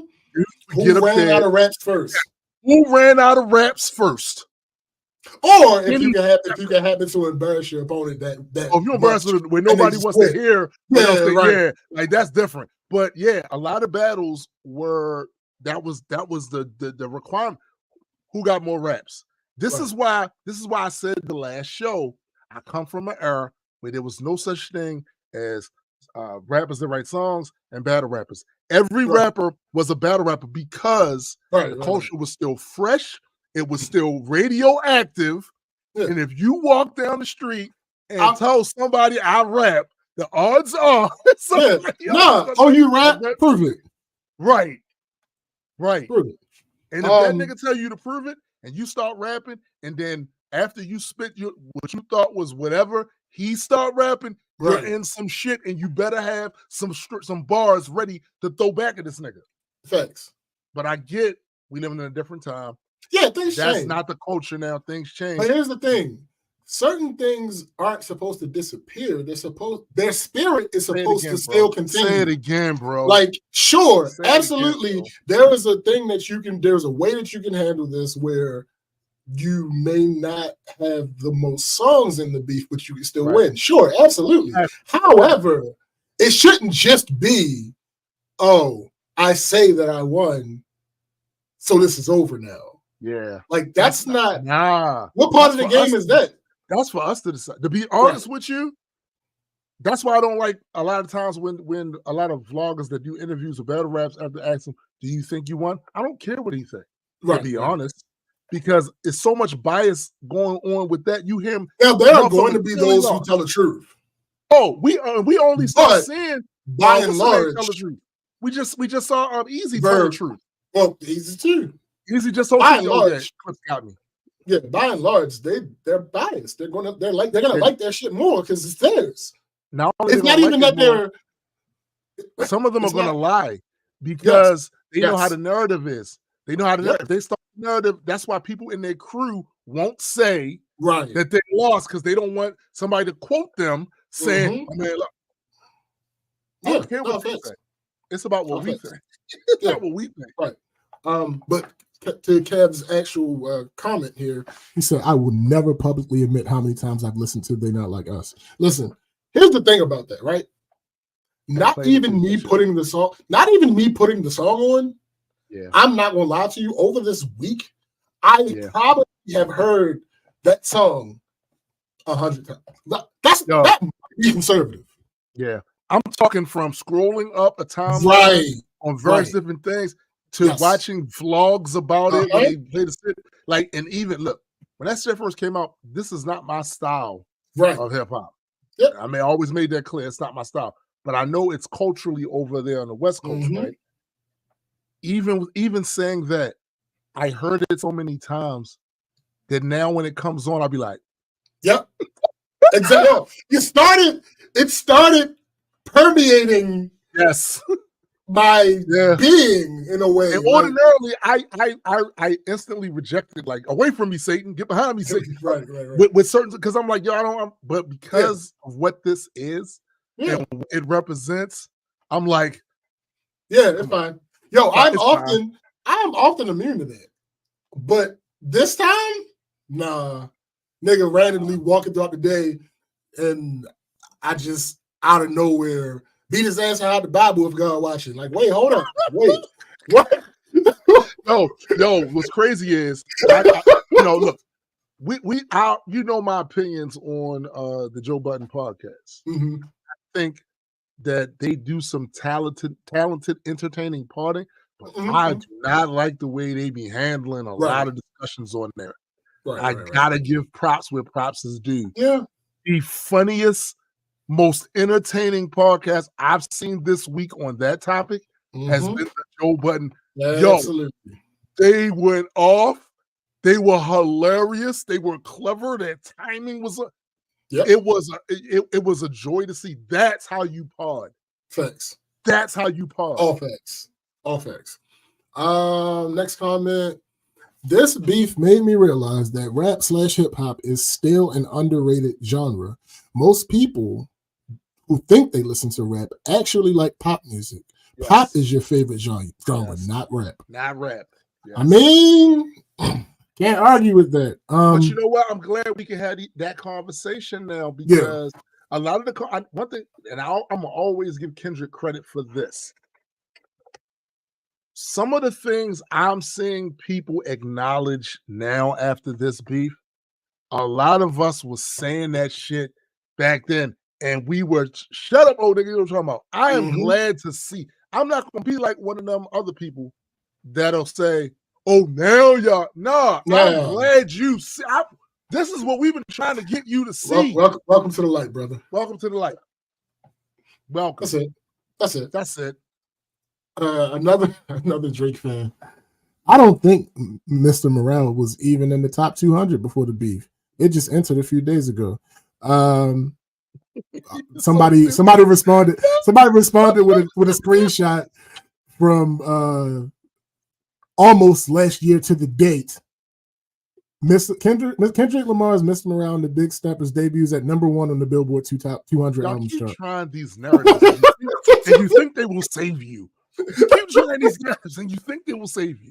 Like this shit is so cool. Yo, let me ask you this: when the guy said that, and the guy showed he was wrong, was there any response after that? No, and that's what I've been seeing this whole week, bro. Yeah, that's what I've been seeing this whole week. Yo said it wasn't ever in the top 200 before this beef. The shit debuted at #1. What are we talking about? And the question I have to ask them is why would something debut #1? Why would something debut #1? Bro. So when y'all run around here trying to make these narratives and spin this tale about how Kendrick wasn't nobody cared about his music, Drake made him because of this battle, you're bugging. You're fucking bugging. No, Kung Fu Kenny is him. He was him back. Y'all be bugging, yo. Y'all be bugging. Just like what? Again, let me be clear. Just like Drake is him. Drake is like him J. Cole too. is him. Drake is him too. That's where the whole Big Three thing came from. That's where the whole Big Three thing came from. Like people to try to act like any of them aren't who they are is crazy to me. You're wild. And they only doing that out of some fandom shit because they try and support their boy Drake. One thing I'm not a fan of either of these dudes like that, but the one thing you'll never hear me do is discredit Impact. Because that shit matters. Absolutely. That shit matters as to how 100%. People talk about this, this culture, how people react, their purchasing decisions. That shit fucking matters. Absolutely. Absolutely. The next one, somebody tried to call Kenny a plagiarizer. Somebody said, so multiple tweets consisting of bars Kendrick used in his disses resurfaced from years ago, almost word for word. Drake even said it feels like Twitter's ghostwriting. So examples are somebody from 2021 posted the comment, certified lover boy, more like certified pedophile. Another tweet from 2021, Drake's favorite chord must be A minor. Another tweet from 2016, if she listened to Drake, she an OV ho. Now, I'm so happy that somebody responded to this the way that they responded to it, because they didn't spoon feed the response. They didn't give the man a fish. They taught him to fish. Yeah, basically. They said so many conspiracy theories thrive on people just not thinking it through. From a practical standpoint, how the conspiracy theory would work. They say Kendrick stealing tweets from 2016 to 2021 to make Not Like Us. I really don't think that's the angle that's a different one. I skipped. So before that one, his response was, how would you find a tweet from 3 years ago that has 63 likes unless you searched the term that's in the tweet? Right. It was the OVHO one. How would you be able to find that tweet unless you put in OVHO? Meaning that he thought of OVHO already. The implication being he would have to have already thought of the term OVHO, put that into Twitter, and then saw somebody. That's crazy, bro. That's what crazy. Are we talking about? That's similarly, because again, we're not biased on here. Where is it?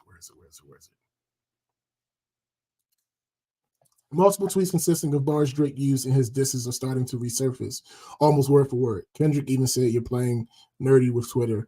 The R. Kelly thing, the name of the last song being The Heart Part 6, the Free the Slaves line. Again,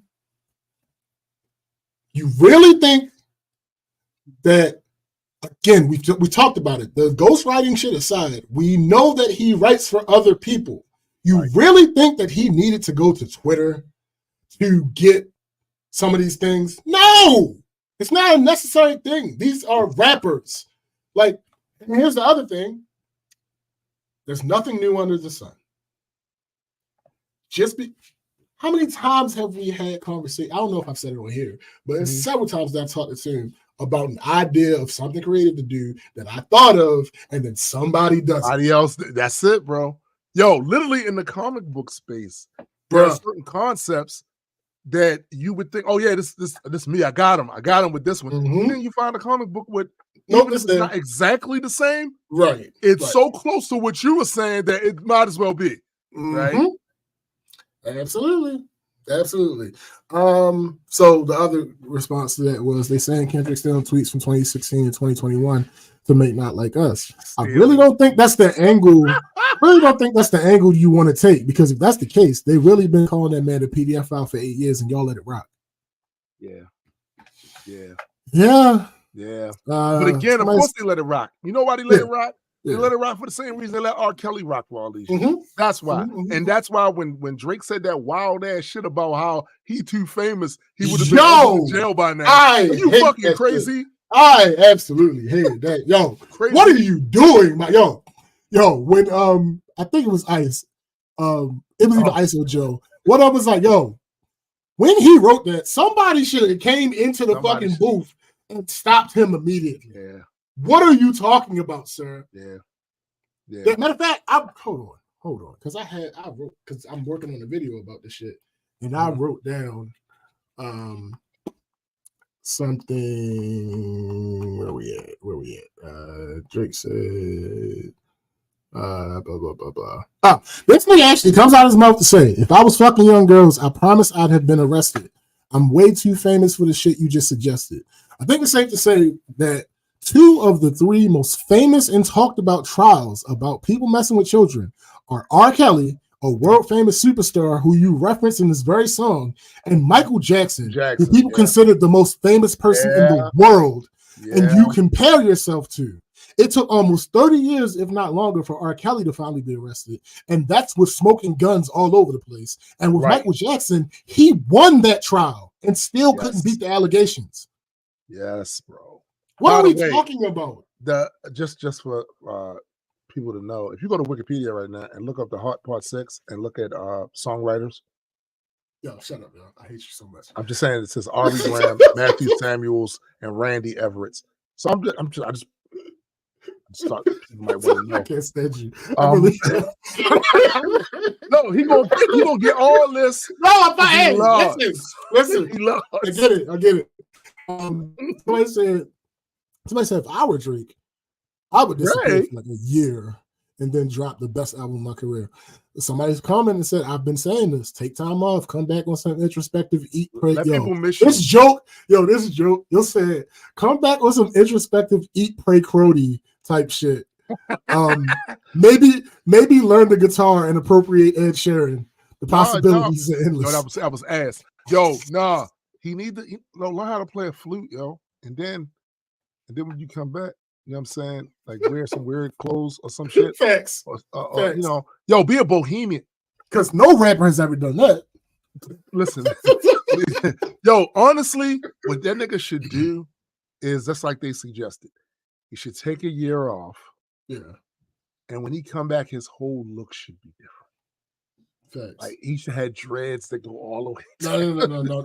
No. See, I was with you till you did that. No, we're not doing that. We are not doing that.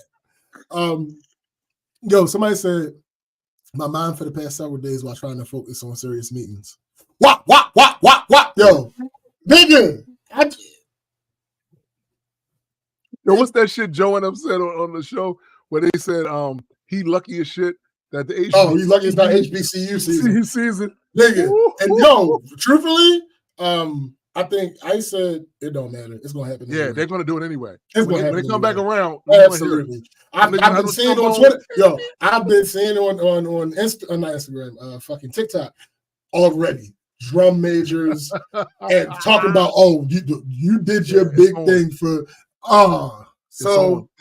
it's on. Next, New Old King, Toronto restaurant that Kendrick Lamar name dropped on Euphoria now has a menu item called the Kendrick Special.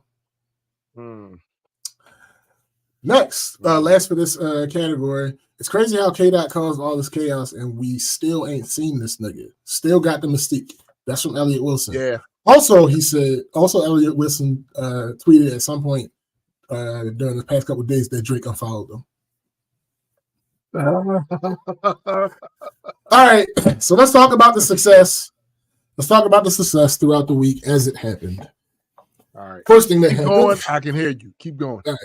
First thing that happened is Kendrick Lamar charts 4 songs in the top 10 on the U.S. Spotify charts. Number 1, Not Like Us. Number 2, Euphoria. Number 7, Like That. Number 9, Meet the Grams. Next thing, The Heart Part 6 by Drake officially has more dislikes than likes on YouTube. And that number was, at that time, was 539,988 likes to 540,217 dislikes. Then, the next update on that, Drake's The Heart Part 6 has officially reached 1 million dislikes.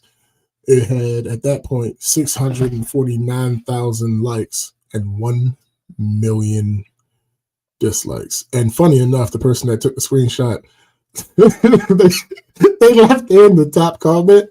And the top comment was, if I was, quote, if I was a pedo, I would have been arrested, end quote. Gotta be one of the wildest takes I've heard so far. Yeah, we just said that because that doesn't make sense. It's not how any of this shit works. Like, what are you talking about? Because here's the implication, right? Because we know that he's aware of what R. Kelly did because he mentions the R. Kelly shit in the very same song. So the implication would be that if he was doing that, he would have been doing it so much that nobody would have been able to overlook it and he would have been caught. Like, what? What are you talking about? So yeah, no. That was a terrible line to aid to this situation.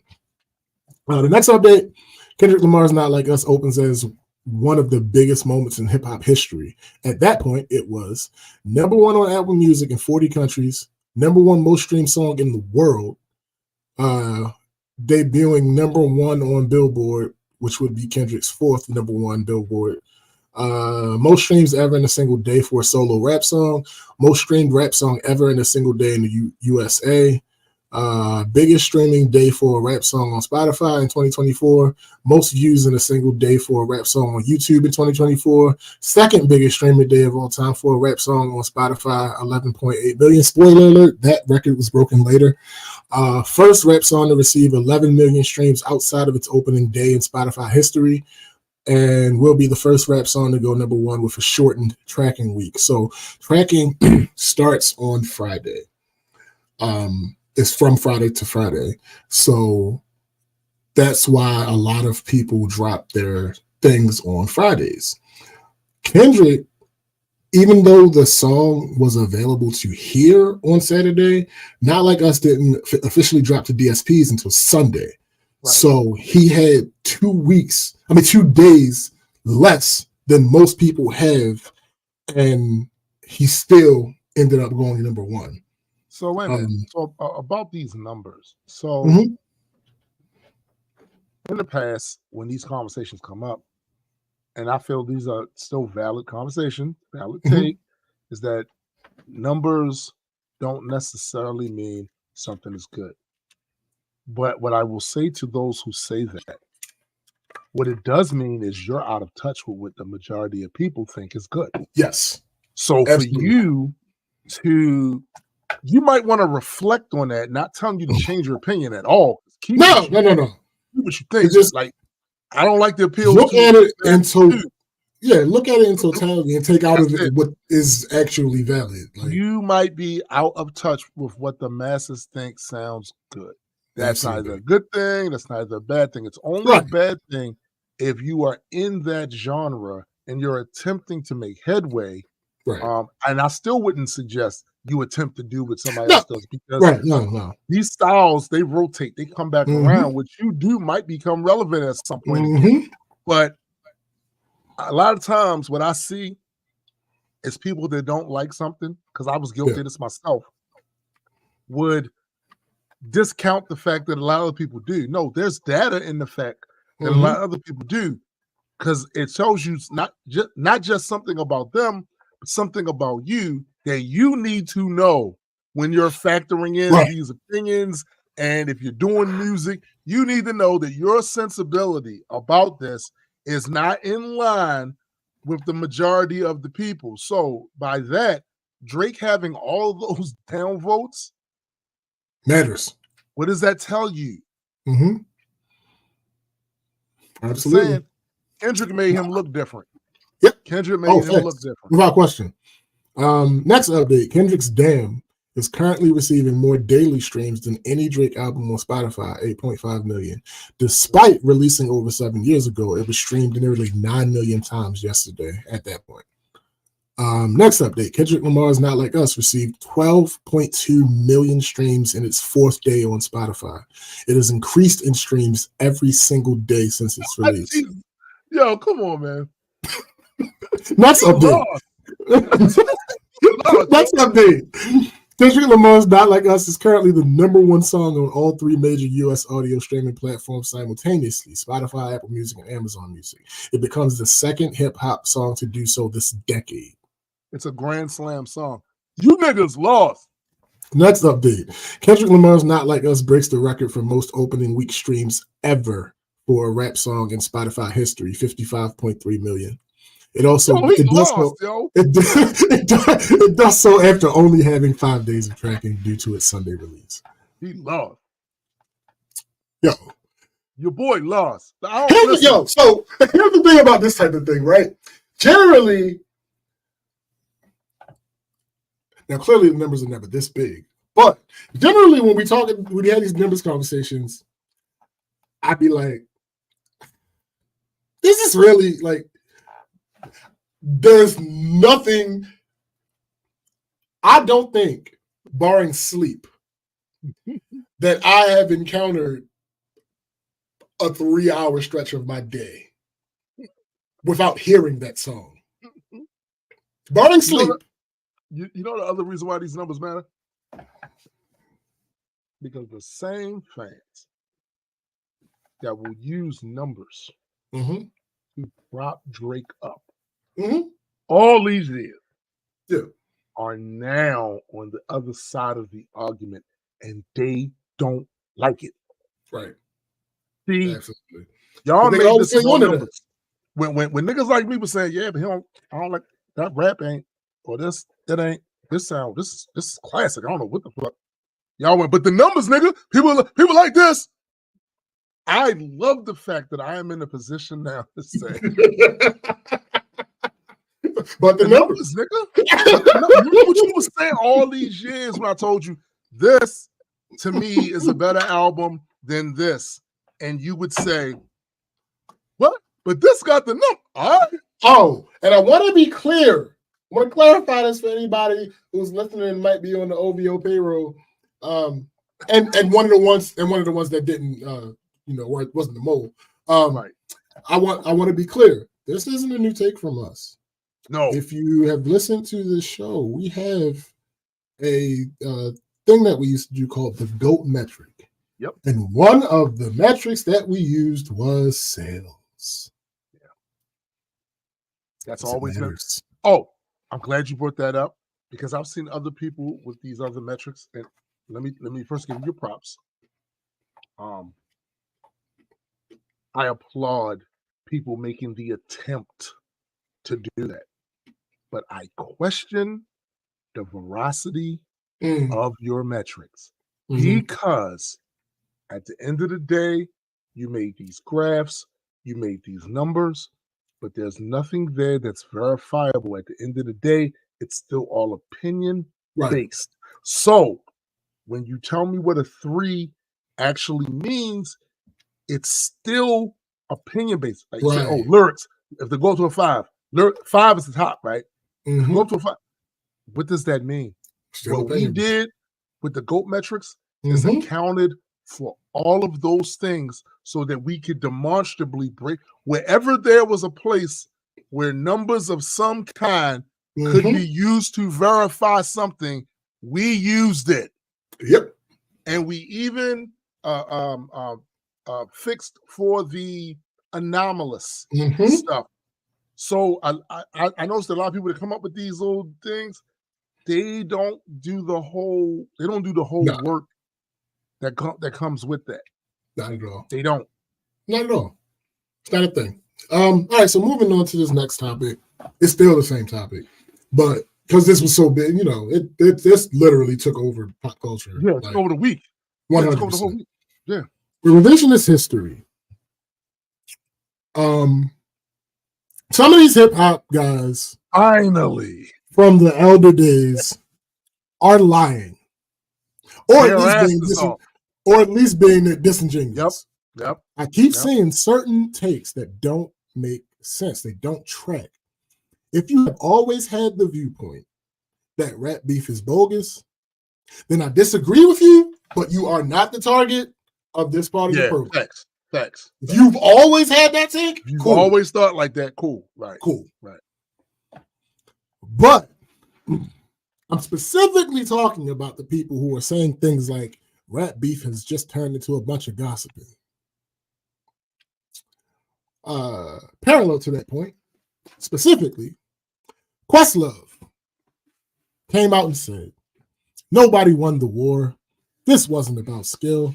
This was a wrestling match level mudslinging and takedown by any means necessary.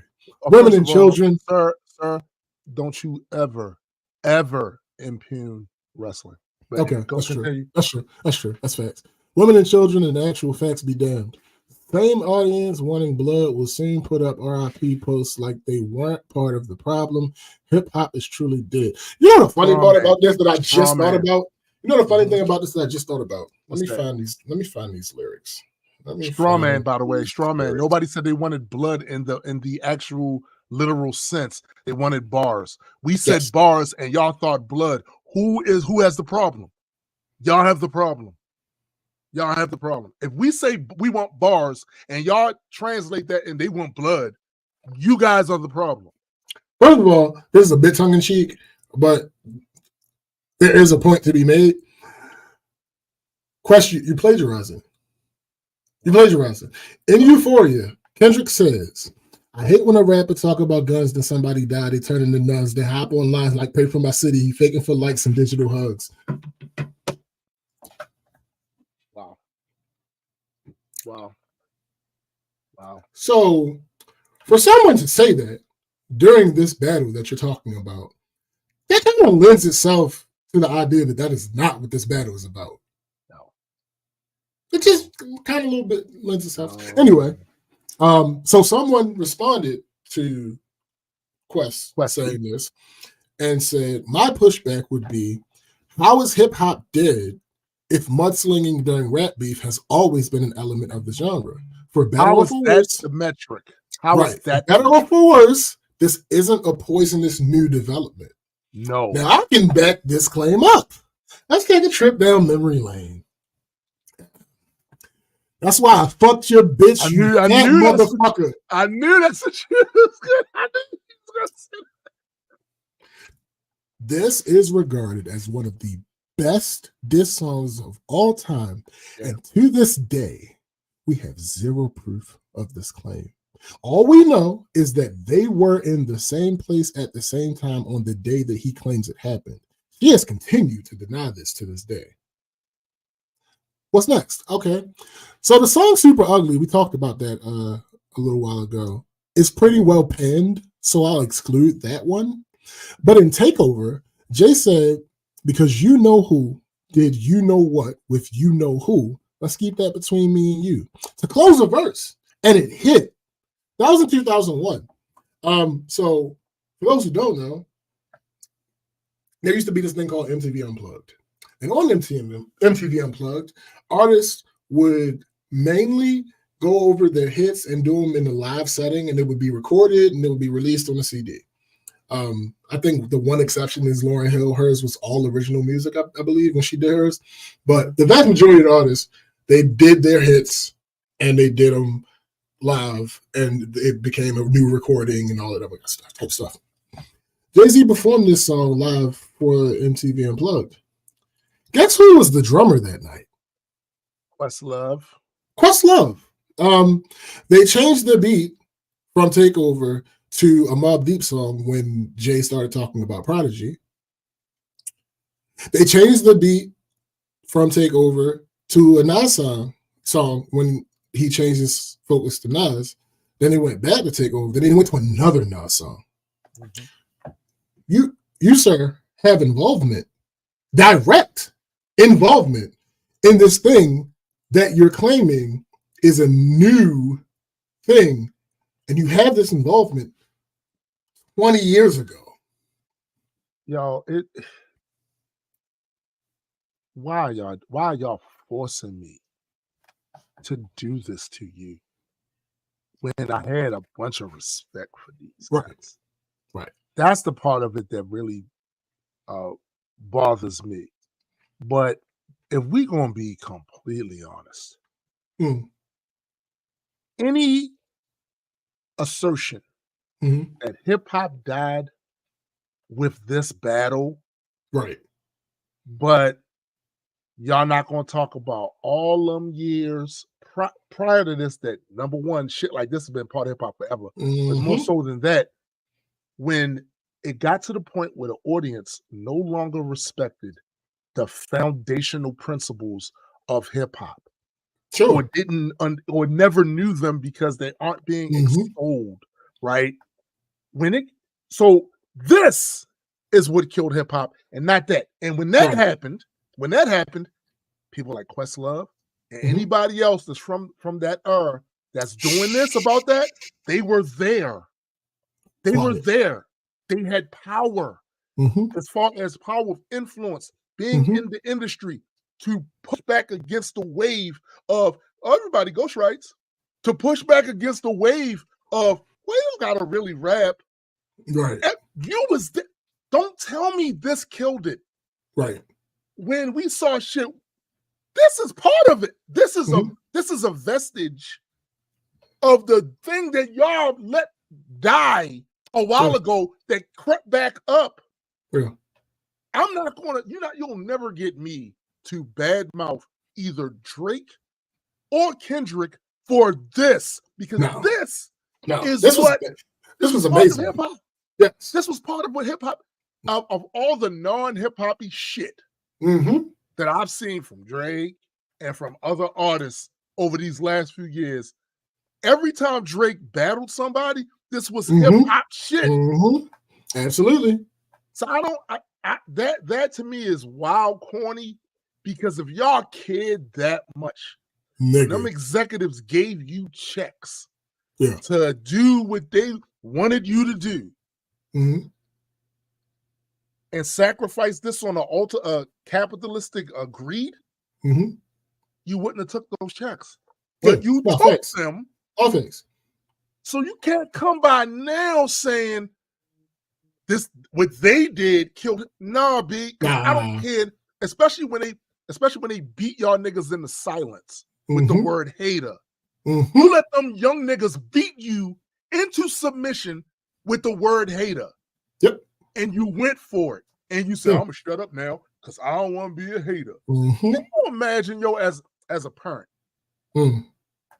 As a parent, your child is out there wilding, doing the craziest shit ever. And you try to discipline them. And they say to you, the only reason why you disciplining me because you jealous. Right. Because I'm going to be all this and be that. And you done ran your run. You settled down to this. And you allowed that conversation to keep you, because you didn't want to keep hearing that, to keep you from disciplining your child. Yeah, no, that's good. Because you knew that regardless of what they were thinking, the shit they was doing was going to get them fucked up.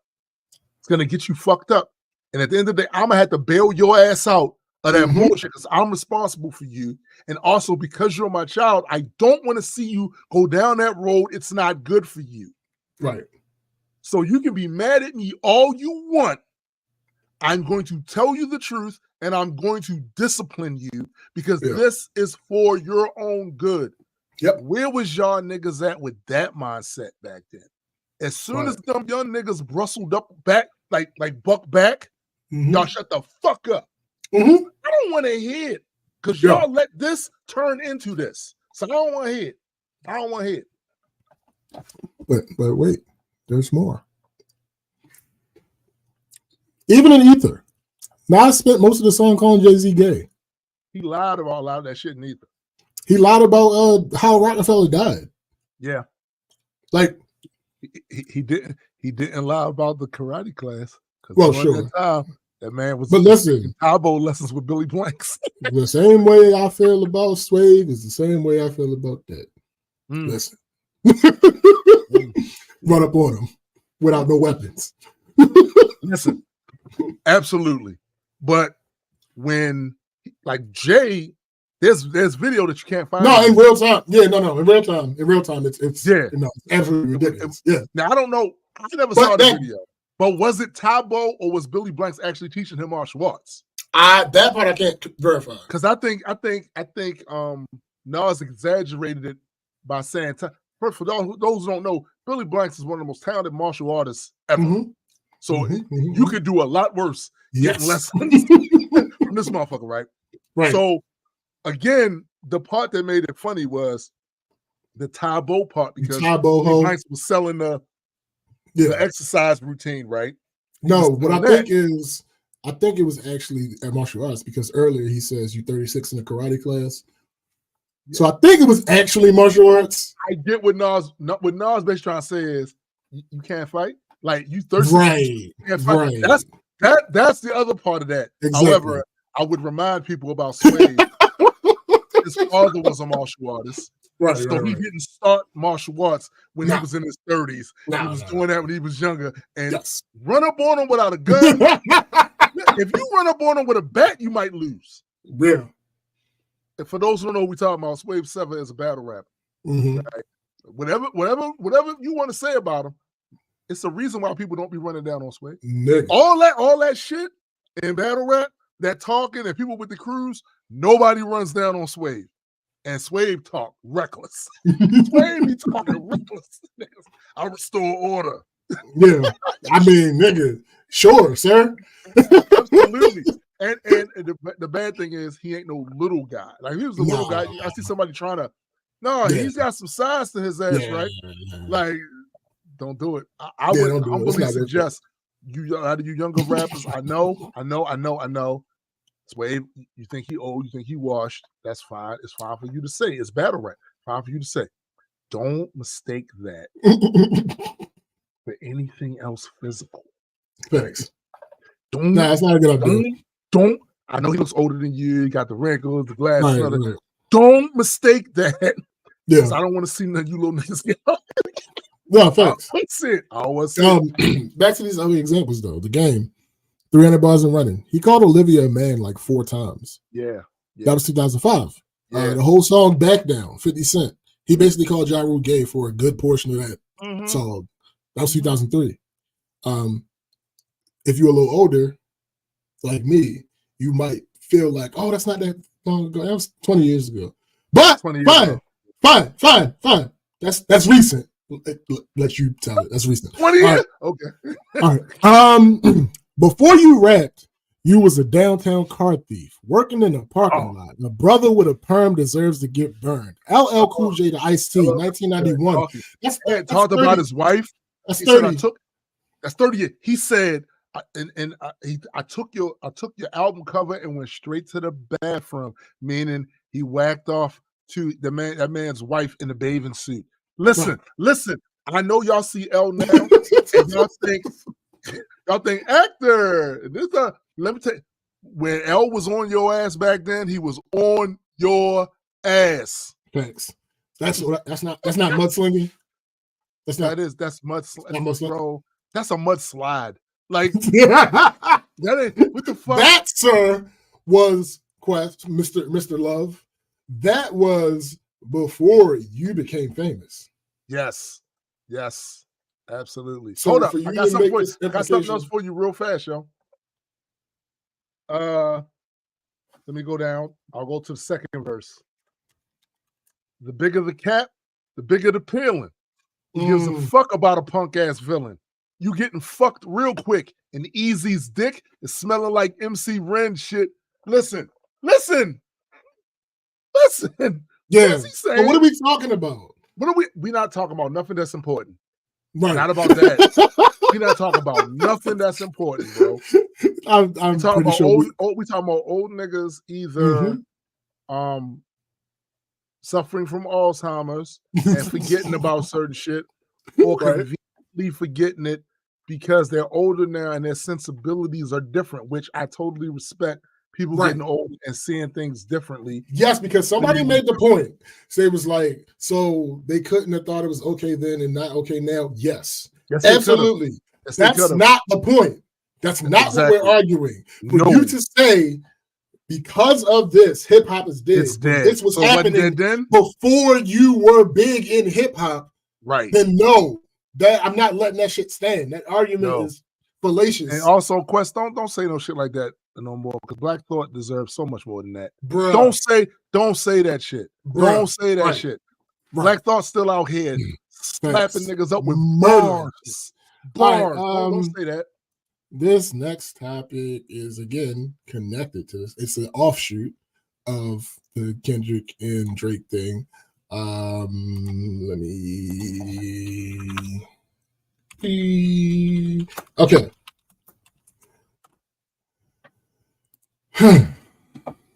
Oh my goodness. So a situation that stemmed from this is another instance of somebody throwing rocks and hiding their hand. And given what I just talked about, it actually gives me a way to explain something that I touched on last week. First, let's talk about who he is.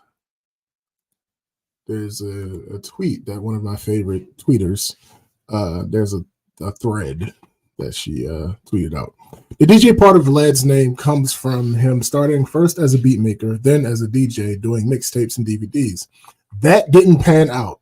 So he switched to YouTube early in the days of creative monetization and hit a lick interviewing rap artists who specifically had street connections. And his interviews would be mostly about the criminal stuff, not the music stuff, which is how he got his rep as a Fed. He goes for the most scandalous and indicting info. Now, why rappers actually answer these questions is still a mystery, which brings us to Rick Ross. In 2008, Vlad was a massive part of, if not the main source of, the story about Rick Ross being a corrections officer. Ross allegedly had him jumped in Miami during the Ozone Awards weekend. He sued Ross for $4 million and was awarded $300K. Wow. Notably, Freeway Ricky Ross, the person Ross got his moniker from, has become one of Vlad's regular. He has a rotating crew. If you notice, we're counting all manner of exploits that are hopefully past the statute of limitations, but there's some bad blood between him and Rose. Now, that money that he got from the settlement is what he used to put back into his platform. Right. So now Drake don't fuck with Vlad either, but I think she's saying her personally, based on past stories, that Vlad still holds out hope for an interview. The thing is, Vlad himself has, in Drake's own words, talked shit about him and let other people talk about him. But Vlad seems to operate under the idea that the negative can actually be a draw to get the other person to come tell their side. And that's one of the ways he got this culture shit twisted. For example, several rappers who would do Vlad interviews stopped rocking with him because of some things he said about Farrakhan back in 2020. Right, I remember that. He said he would apologize to the minister only if he came and sat down with him face to face. Royce the 5'9", right? Yeah. Royce the 5'9" explained exactly how delusional this was. I bring all this up to say, A, he's not an objective reporter. He's not a music journalist. He is not even really a blogger in the traditional sense, even though he popped in the vlog area. B, he only respects numbers, impressions, and views. That's his barometer. How he gets there doesn't matter. C, not only does he not respect the culture, he doesn't respect that he's a guest in the culture. He's not even a vulture. He's just an infiltrator. Mm-hmm. There's no thoughtfulness or strategy to his content besides running numbers and engagement up. The Morgan situation, which is what we're about to get into, and his walk back today saying he plans to discuss it in future interviews being a prime example. He exploits our shit. Everything, yeah. He exploits our shit and feels like he should be deemed important simply because he does numbers exploiting our shit. I also should note, as someone reminded me, that getting jumped by Rick Ross's people is why you never see him on camera in his interviews. True. Because he's not in the room. It's a combined level of throwing rocks and hiding hands and disrespect. So when you see a DJ I didn't know. Yes, I didn't know he never in the room. Yo. No, it's like a FaceTime, basically. That's crazy. Yeah. So hold up, yo. Let's not gloss over that. That's some punk ass shit if I ever heard. Absolutely. Yo, first of all, Vlad the Impaler was a G. Facts. He was a motherfucking G. How dare you run around here calling yourself something that's even remotely close? No, that's funny. Vlad the Impaler. That is hilarious. Ain't even in I hate you so much. Yo, I'm sitting this. I was today years old when I realized. I thought he was just off camera because you know how the interviews be. Like, because he wanted to make it about the person and not him in the. You not even in the room. You a hoe. Right. You a hoe. Facts. And this, wait a minute, this started happening after he got his ass beat? Yeah. Like right you after you guys. So You for a hoe. years, he has not been in the room. You a hoe. Yeah, no, he's not been in the room. You a hoe. So that's crazy. So let's get into what happened. DJ Vlad, he has a platform that is about hip hop. That is the only 100% objective thing I'll say about his actual work. But he's a white man who does interviews with mainly black street hip hop artists, and those interviews often lead to cases opening and people being arrested. Basically, he's a culture vulture. Again, I actually wrote that note before I read that status, so I'm going to amend that to say that he's an infiltrator. He's not even a culture vulture. Like, that's a fact. It's just a fact. So after Kendrick dropped Not Like Us, Vlad decided to tweet that it needed a better mix, and that takes away from the song. Seemingly innocuous, right? That doesn't seem like a big deal. If you just hear that just by itself, outside right. the Sans context. Yeah. So this black woman quote tweeted him, and it's funny how this is going to develop. This black woman is the first introduction of her. This black woman quote tweeted him said, "You are white. This is a black folk affair." Now, some of you are listening are probably a little confused, maybe even a little offended. Right. If you are willing to listen, I can try to help you out. You may be asking why a white person can't participate in this conversation. We'll get to that in a second. Vlad, of course, didn't like being told he didn't belong. He went to her page. He found out she was a professor at Princeton. Then he started a series of tweets where he was continuously tagging Princeton and trying to get her fired from Princeton. What Vlad didn't know when he chose to respond to her, out of all the people who was calling his original tweet out, that's the thing. And she wasn't the only one. Yeah, she wasn't the only one. And bear with me because I'm going to explain to y'all what the issue was with that tweet. He didn't know that this woman was the niece of Rodney Jerkins. Her name is Morgan Jerkins. Rodney goes by the name of Darkchild professionally. Here's a list of names that he has produced for: Michael Jackson, Tony Braxton, Brandy, Patti LaBelle, Will Smith, Aaliyah, Beyonce, Destiny's Child, Whitney Houston, Janet Jackson. And the list goes on. And not that he has just produced for them. Here are some of his chart-topping hits: The Boy Is Mine, Brandy and Monica, Say My Name, Destiny's Child, He Wasn't Man Enough, Tony Braxton, Deja Vu, Beyonce. Those are only ones that hit number one. If I move the filter down to a top 10, we would be here all day. The point is, here's someone who is very important to black music and music in general. I brought this up earlier. If we were still doing the GOAT metric for producers, he would have an episode. Yep. He would absolutely have had an episode. Facts. Black Twitter was eating Vlad up for attacking her out of all the people that replied. Right. His response was that everyone else who responded negatively were bots. That's false. Lies. But there was one black woman who defended him that caught the people's eye. Yes. Here's her response. Vlad was tweeting his opinion on his own timeline, not bothering anyone, just like everyone else. She decided to seek him out, quote tweet, and tell him he can't have an opinion because he's white, and now she's the victim. Okay, before I go to our next point,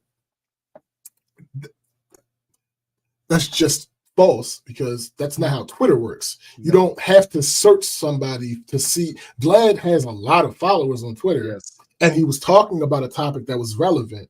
He's going to be on people's For You. Like, what are you talking about? He's going to show up in people's timeline. Anyway, her next point, she followed up with, he wasn't even commenting on anything culturally relevant to the battle.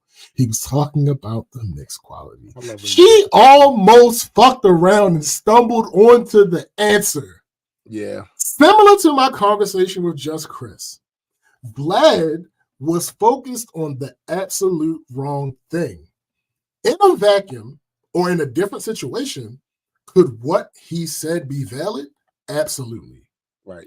But that's not really what the current context of the situation was about. Exactly. First of all, not a single hip hop head is talking about the mixed quality of this song when it first drops. Nope. Not one of us. Maybe if they hear an unreleased version, or maybe after the hype dies down, maybe.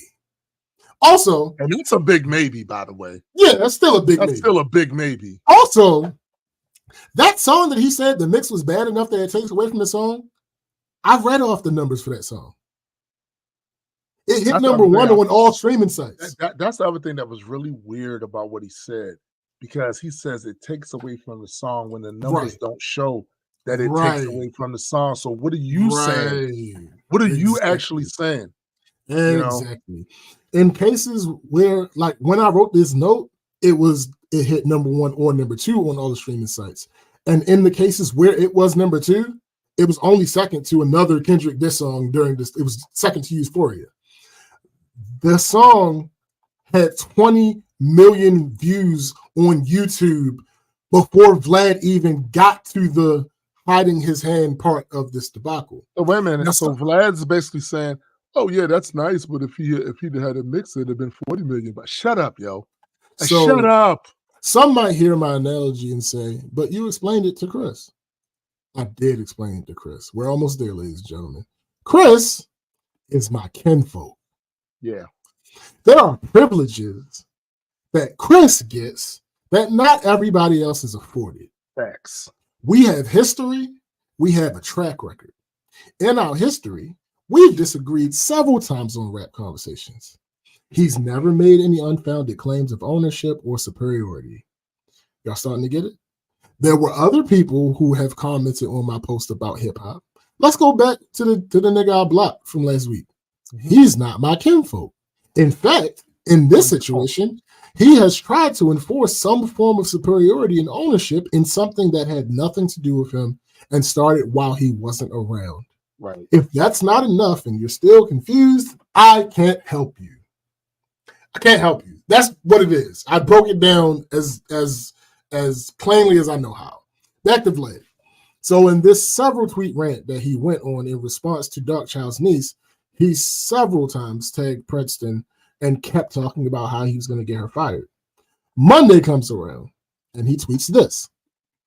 Since it's Monday, let me clear the air and state that I never had any intention of filing a complaint to Princeton for former professor Morgan Perkins. Saying that white people aren't allowed to comment on Kendrick Lamar's music, that's not what she said. She trolled me. She trolled me and I trolled back. At the end of the day, that wasn't a troll, by the way. Cap. At the end of the day, it created an interesting discussion about race relations in America. I will be discussing it further in my future interviews. Okay, Drake Jr. That's the only thing he said that wasn't cap, that he'll be discussing it in his future. Right. That's the only thing he said. Everything else was cap. First of all, fuck you. Second of all, just like Drake, either you're lying or you're dumb. You tagged Princeton about 5 times in this back and forth that you knew was going to go viral. You often talk about how much you hate, quote, cancel culture. So you are aware of how this works. She wasn't trolling you. She was dead ass serious and she had a valid point. She responded to him saying that she responded to him by saying that he had been contacting her family since he found out who she was. Crazy. So you know what that means, who he was trying to contact, right? Yeah. You know who he was trying to contact? He's trying to contact her uncle. Yep, he's trying to contact Darkchild. Then later on, he posted, after considerable reflection, I would like to apologize to Morgan Jerkins for tagging her job in my replies during our Twitter exchange last weekend. All right, so first of all, that's a non-apology. Secondly, the question everyone needs to ask is why? Now, I'm always in the middle with this shit because I feel like if the proper pressure is applied and the outcome that you thought should happen happened, we should not then go too hard on the idea of you only did it because that's the whole point. The whole point is to have the ability to apply pressure to get the outcome you're looking for. So then after you do that, if you say you only did it because that was the point. Right. But we do need to understand what's going on with this particular case when it comes to that, because of how Vlad makes his money. Mm-hmm. The fact is, he saw the writing on the wall that before this turns into a wildfire and completely burns down his shit, he needs to get on top of that. Why is that important to know? It's important to know because I think sometimes the newer generation forgets about the power of a certain type of unity when it matters. Right. Sometimes we get caught up in this helpless ass feeling, oh, damn, nothing we can do about it. And what that typically breeds is members of our community who say, since I can't beat them, I might as well join them. And you wind up getting people who go out of their way to undermine anything the community is about because they have already made it up in their mind. This shit we ain't gonna be able to do nothing any other way. So I'm gonna make sure I get mine. This breeds these type of people. But when you see shit like this, they shut that shit down. Oh, they shut it all the way down. They shut that spigot off. Why? Because when you dance around in a culture that isn't yours, and you forget yourself and get out of your body, the culture is supposed to show you. That's what's supposed to happen. Out of line. That's what's supposed to happen. Because you're a guest here, we allow you to eat, we allow you to get your shit off, and that's fine. The moment you start getting disrespectful, the moment you start being injecting yourselves into conversations that have nothing to do with you. Classic example, Rory. Rory knew the time. He knew the assignment. He literally had to tell another one, hey, bro, that's not for us. That conversation right there, that ain't for us. I salute Rory for being aware. I am a guest in this. A guest. And also, this other thing people don't realize about hip-hop and I know why that is, because hip-hop's not a culture anymore. Right. It's not truly a culture in the sense that it used to be, where the music was just one element of what the culture was. There was a whole bunch of other things to hip-hop other than just the music. Right. Now people interact with hip-hop just in terms of the music. And most of the time, these people don't know nothing about graffiti art, breakdancing, DJing. They don't know nothing about none of that other stuff. Street fashions, street economics. They don't know nothing about that. Nothing. And they don't care because all they interact with is the music part of it. But it's like anything else. When you come into an environment that's not natively yours, show some respect. I'm gonna give you a quick example. When we went to Belize, and we went to one of the pyramids there are certain sections where they allow visitors to walk and place their feet. Yep. Now, the odds that you would destroy something there, pretty low. These things have been up here for the longest time. That stone is what it is, and some of it's been refurbished, right? So, no, that's not the point, though. The point is the respect. This is not where you come from. You are a guest over here. So when he was there, one of the guys, and hey, this was a cool dude. Like, him and I laughed on the bus, had a conversation, he was a cool dude. But there was a certain amount of arrogance and entitlement that he shouldn't have had being there as a guest in somebody else's culture. So as we are walking towards the pyramid, we finally get up there. My wife decides, look, I'm not going to be able to make it to the top of that walk. We just took a mile walk up a hill to get here. I said, yeah, I'm tired too, but I'm about to do this, right? Because I don't know when next time I'll be able to get back down here. As we was going up there, there's a spot off to the left, off to the right of where the steps was at. This is a sacred spot. It's one of the spots where you were told, don't touch that, don't stand on that, don't do none of that, walk up through this way. What did he do? He went right over there and stood on top of it and asked his wife to take a picture of him. When the tour guide saw that shit, well, to quote my grandfather, he had a shit hemorrhage. He had a shit hemorrhage. Get your dumb ass down. And he told him that for two reasons. One, this is disrespectful. This is, you can't do that here. Two, I'm saving you because there are guards over here. And if they see you up there, they're going to violate you. They're going to violate you, and they can do it too because you are there in their home around their cultural observances being disrespectful, and you're within this border. When you go into somebody else's culture and they invite you in and let you get your shit off, Show them all the criminal respect. That's all. That's all. That's all. It's what's supposed to happen. And when it doesn't happen, this is when you get attacked. Now, unfortunately, depending on who you are, fortunately or unfortunately, I'm going to say unfortunately, we can't get to you. Yeah. Somebody got to you already. And then since then, you've taken proper measures to make sure nobody ever gets to you again. So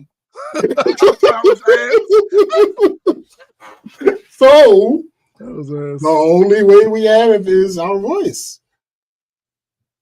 So this is what's going to happen. So yes, whenever you're on the wrong side, or even perceived to be on the wrong side, which is another point too, because perception is reality, and I'm sure there are still people that say, "I don't see what he said was wrong." It doesn't matter what you think, because the perception is you did do something wrong, you spoke out of turn, and you tried to minimize the moment, tried to dilute the moment by being hypercritical over something. When you listen to the type of discussions that were being had in this back and forth between Drake and Kendrick, some of these discussions are discussions that are had within our community in barbershops, amongst family, shit like that. So if you want to walk into that conversation, what I suggest you do is you sit down and you listen. Listen to all the different perspectives, listen to all this shit. Don't come in with some ancillary shit, because that's not what we on. We not on that. On this. That's not what anybody is talking about. Shut the hell up. We're on this. You're trying to push the conversation away from that to something you want to talk about, but you're not in the room to be able to do that. Like this room, this is what we're talking about. And all you gotta do, if you guys haven't yet, plenty of YouTubers, I think, they put the entire diss track list that came through this battle in one video. Go listen to the concepts that are being talked about by Kendrick, the things that he's saying.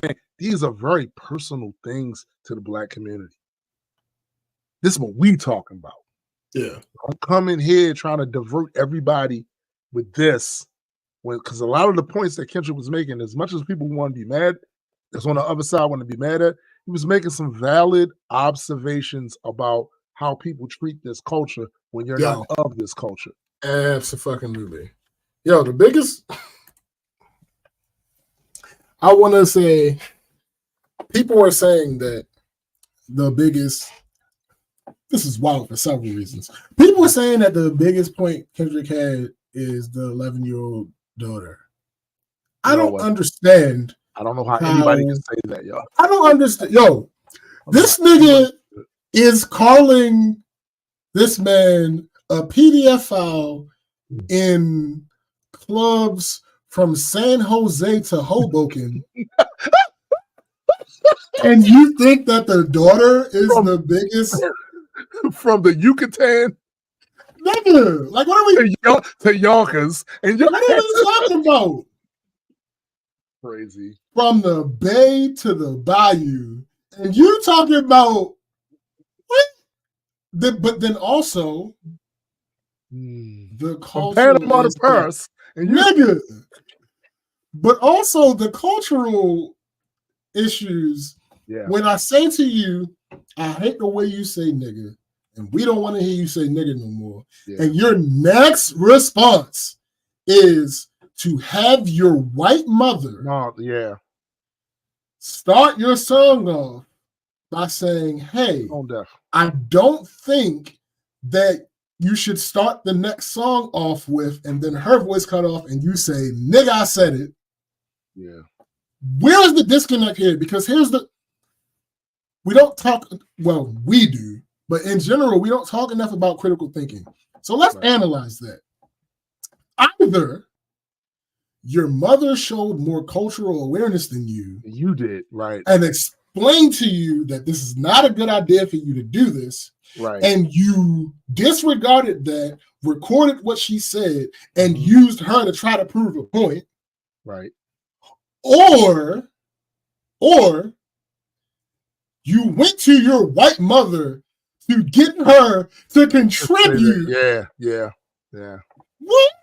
To a conversation like this about what this. What are we talking about? It's wild. It's wild. I don't. Like it's wild. It's And almost like go ahead. What about that other part where he accused Kendrick of rapping like he's trying to free? You always rapping like you're trying to free the slaves. Why? Bro, the what you just been accused of. Why would you position that as a negative thing? Why would you use that line, bro? What are we now? And even the people that tried to make excuses for the line, he was like, no, he was just saying that he acting like what he don't live like. You are because the next line is you're not really an activist. You're not really activist. Know how you start this off? You start that same point off with starting with the fact that you're not an activist. Right. And then you could say something like that because the concept still not quite that. I still wouldn't, especially not him. But I'm just saying, what do you think of something like punch?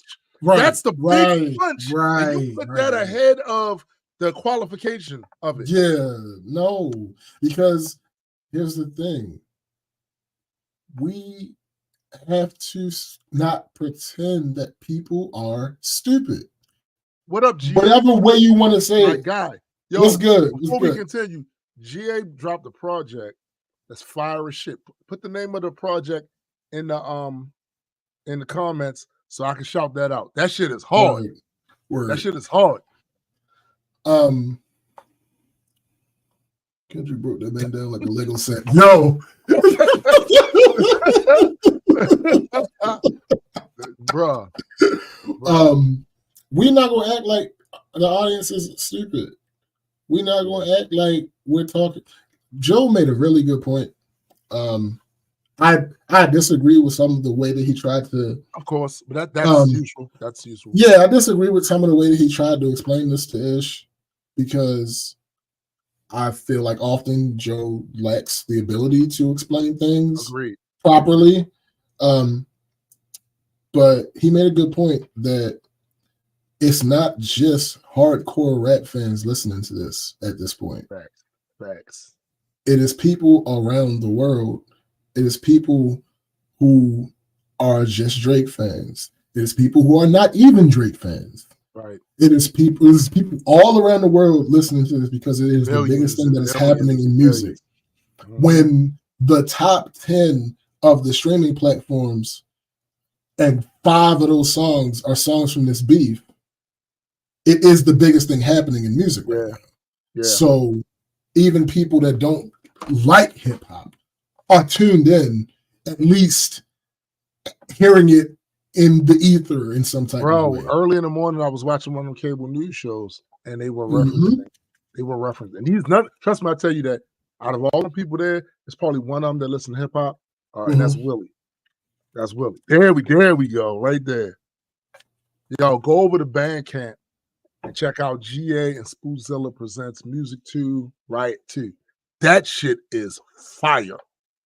Word. That shit is fire. Word. And then for like, here's to expound on the point that I was making to Chris that I didn't get in depth on because number one, I knew he wouldn't engage in the back and forth, and number two, it was on Facebook, so I didn't feel like typing it much. Yeah. To expound on the point that I made to Chris, because he said he didn't think Drake did anything wrong. Here's the problem, right? You've shown. Shut up. You've displayed. You already know, GA. You've displayed that you have at least a level of awareness to understand how this rap beef thing goes. You've displayed that. Yeah. You have been in several rap beefs, and you have calculated and strategized correctly. And he has a respectable record. Yes. Like as much as I'm not a fan of his, he has a respectable record, yo. 100%. I still say my man Buttons ate your lunch. I mean, it's true, but what did he do in that battle that made it so that he kind of won? He didn't fucking respond. He didn't say nothing. Yeah, he didn't say nothing. Because number one, that's not a nigga you respond to. You can't respond to him. No, also at that point in Joe's life, he was a maniac. And he would have kept going. Facts. Bro. Nah. He literally said, when I took my shots at Drake, I stayed in the studio. I did not leave. I was in the studio for a week. waiting for that nigga to say something. Waiting for him to say, right. So maniac. But that's the type of things I'm talking about. You show that type of awareness. Yeah. You understand that maybe this isn't the one I need to bite on because he also is on record as saying he lyrically looked up to Joe Buttons when he absolutely. So he knows what he's dealing with. He was aware. He knows what he's dealing with. With the whole Meek thing, you knew not to try to go gangster for gangster with Meek. You knew that. You also knew Meek was on tour. Yo, I'm glad you said that because fuck Ish, because Ish was like, well, when like that dropped, where was Drake? He was on tour. Yeah. That was the point. It was a part of the strategy. That's the whole point. He was on tour when Drake dropped that first song. That was the point. Yeah. Yeah. Then 4 days later, we waited 4 days, nigga, where y'all at? We know where they at. He said it in the fucking song. Is that a world tour or your girl tour? Yeah. But you understood all of the steps. You understood all of the steps that you had to make, and you strategized correctly, and you said, okay, this is the rapidy rap, nigga. Okay. Rap, nigga. Yeah. You getting bodied by a singing nigga. I'm going to tell the world you need to rap with me, right, knowing that it's difficult for you to do that while you're on tour. Now, this should be a lesson to a lot of you people going on tour. If you got a tour bus or something y'all going around with, have some portable recording equipment with you. Yeah. There are people that do that, by the way. They have it in the back of the bus, and if they need to, they may put a remix of something that they might want to use for the next show or whatever as part of their set. There are people that do that. The thing about doing that is it's really easy to have now. The shit is not that complicated. It's not like it used to be. You can have a nice laptop in that motherfucker, microphone, so a pop filter and shit, and a fucking audio interface, and get it in, and software, and get it in. It's not that difficult now, right? So Drake can afford that, by the way. Nigga. Well, maybe. Oh yeah, because that was one of the points of Kendrick. That was one of the parts. You got money problems. So, and this is the thing that's crazy about him making that statement, because remember when Rick Ross like, I got more money than you, and we laughed at him. We said, "Man, you don't got more. Ain't no way you got more money than Drake. You got money, but nah, maybe, maybe, it might be possible." So it's like, bro, what are you talking about? Why would you decide to do like he made a misstep at every turn, bro. Turn. Like, I just don't understand. Like, again, you've shown. The other thing that's crazy about that is that he has the technical ability. Yeah. If he does not make these choices, because one of the things Ice said that was 100% the facts. He said he gave you 2 lanes. Yeah.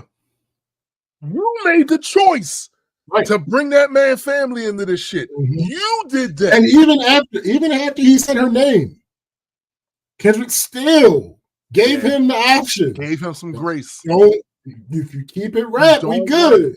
You don't want you in the mirror right now saying my name 2 times. Nigga. Like this last time, I can't stop it. This is one of the forces of the that I am but a humble servant of. If you say my name a 3rd time, to quote Batman, I'm coming for you. Right. Right. Did he? But no. Niggas won't be fans. All right. Another issue. Why did you make why was Family Matters still about everybody else? Yo. No, that's facts. That's facts. If they go low, I go to hell. Yo, that is a wild bar, yo. That's facts. But when with Family Matters, why are you still talking about everybody else? Yeah, facts. Because here's the thing: when you put out push-ups, for you to be responding to everybody makes sense. It makes sense because at that time, get them out of the way.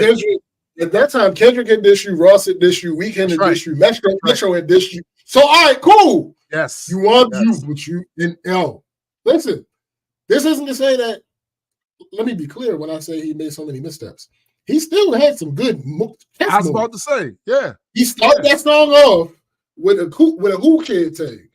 For those that don't know who Who Kid is, he was a legendary mixtape DJ where a lot of beefs happened during those mixtapes. He's also intricately connected with G-Unit. He was a G-Unit signee. So connecting that with 50 Cent, who was one of those people who was going up against a bunch of people at the same time. It all made sense. That was great. And then Drake got on this song. He's going against a bunch of people. Great. Absolutely. Yo, I'm going to say this. In the moment, him trying to make Kendrick look like he's scared and not trying to come with nothing makes sense. 100%. Except for this the wrong nigga to do that. Yeah, you didn't. It's the wrong nigga to do that too. You really thought he wasn't going to? So how is? Yo, you know what's really crazy?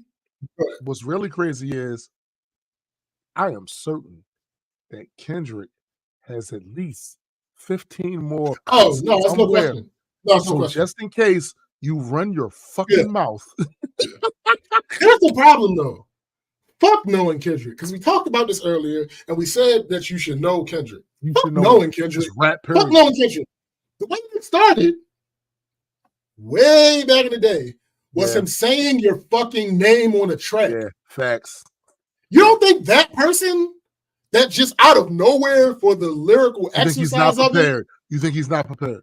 Said your name? You think that he's the one that's not going to respond? Listen, he said that because there's a reasonable expectation of a response.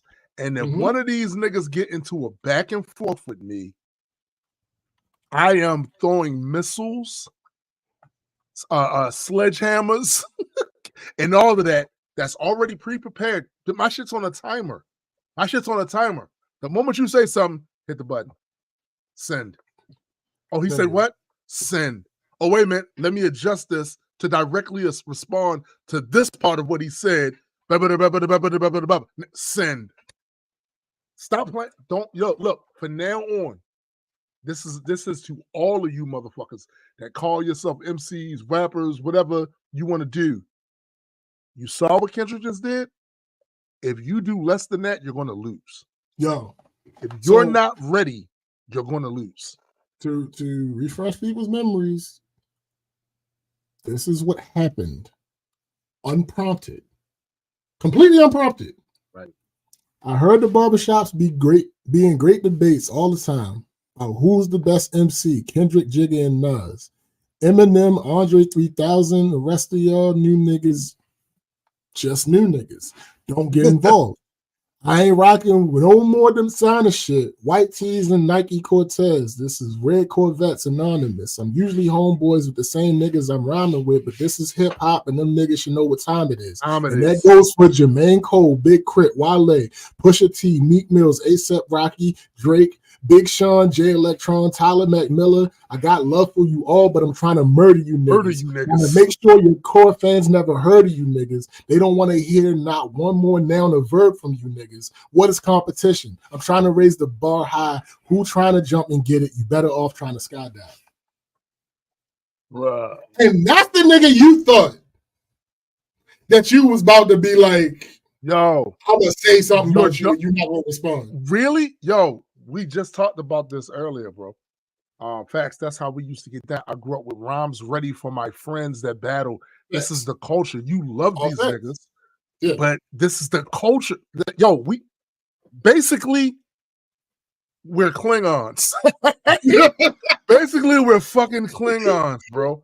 And people that come from outside the culture, they got introduced to it because of some fresh new single that they heard on their pop radio station. Y'all don't understand this. That's why when this happens, people clutch their pearls and they go, my word, why are they saying these mean things to each other? That's what's, bro. I don't know how long you've been in the chat, GA, but like me and James talked about earlier about how back in the day, you needed to have a ton of ammunition as far as bars. Because the moment somebody finds out you rap, if they have to rap, perfect. And whoever runs out of rhymes loses. You lost. You know what I'm saying? Unless somebody had a knockout blow. Right. You know how many times I was down the Inner Harbor, me, Sean, Felix, Levi, during this era, and seeing battles break out all over the place, been involved in that little amphitheater down the harbor place? Bruh. Right. Facts. That cipher can get scary if you listen, you wasn't ready for that? Nah, keep it to yourself. Keep it to yourself, bro. Are you ready? Are you right? Keep it to yourself. Keep it to yourself. Mind you, bro, and it was the same with DJs. I'm gonna give y'all a very quick story.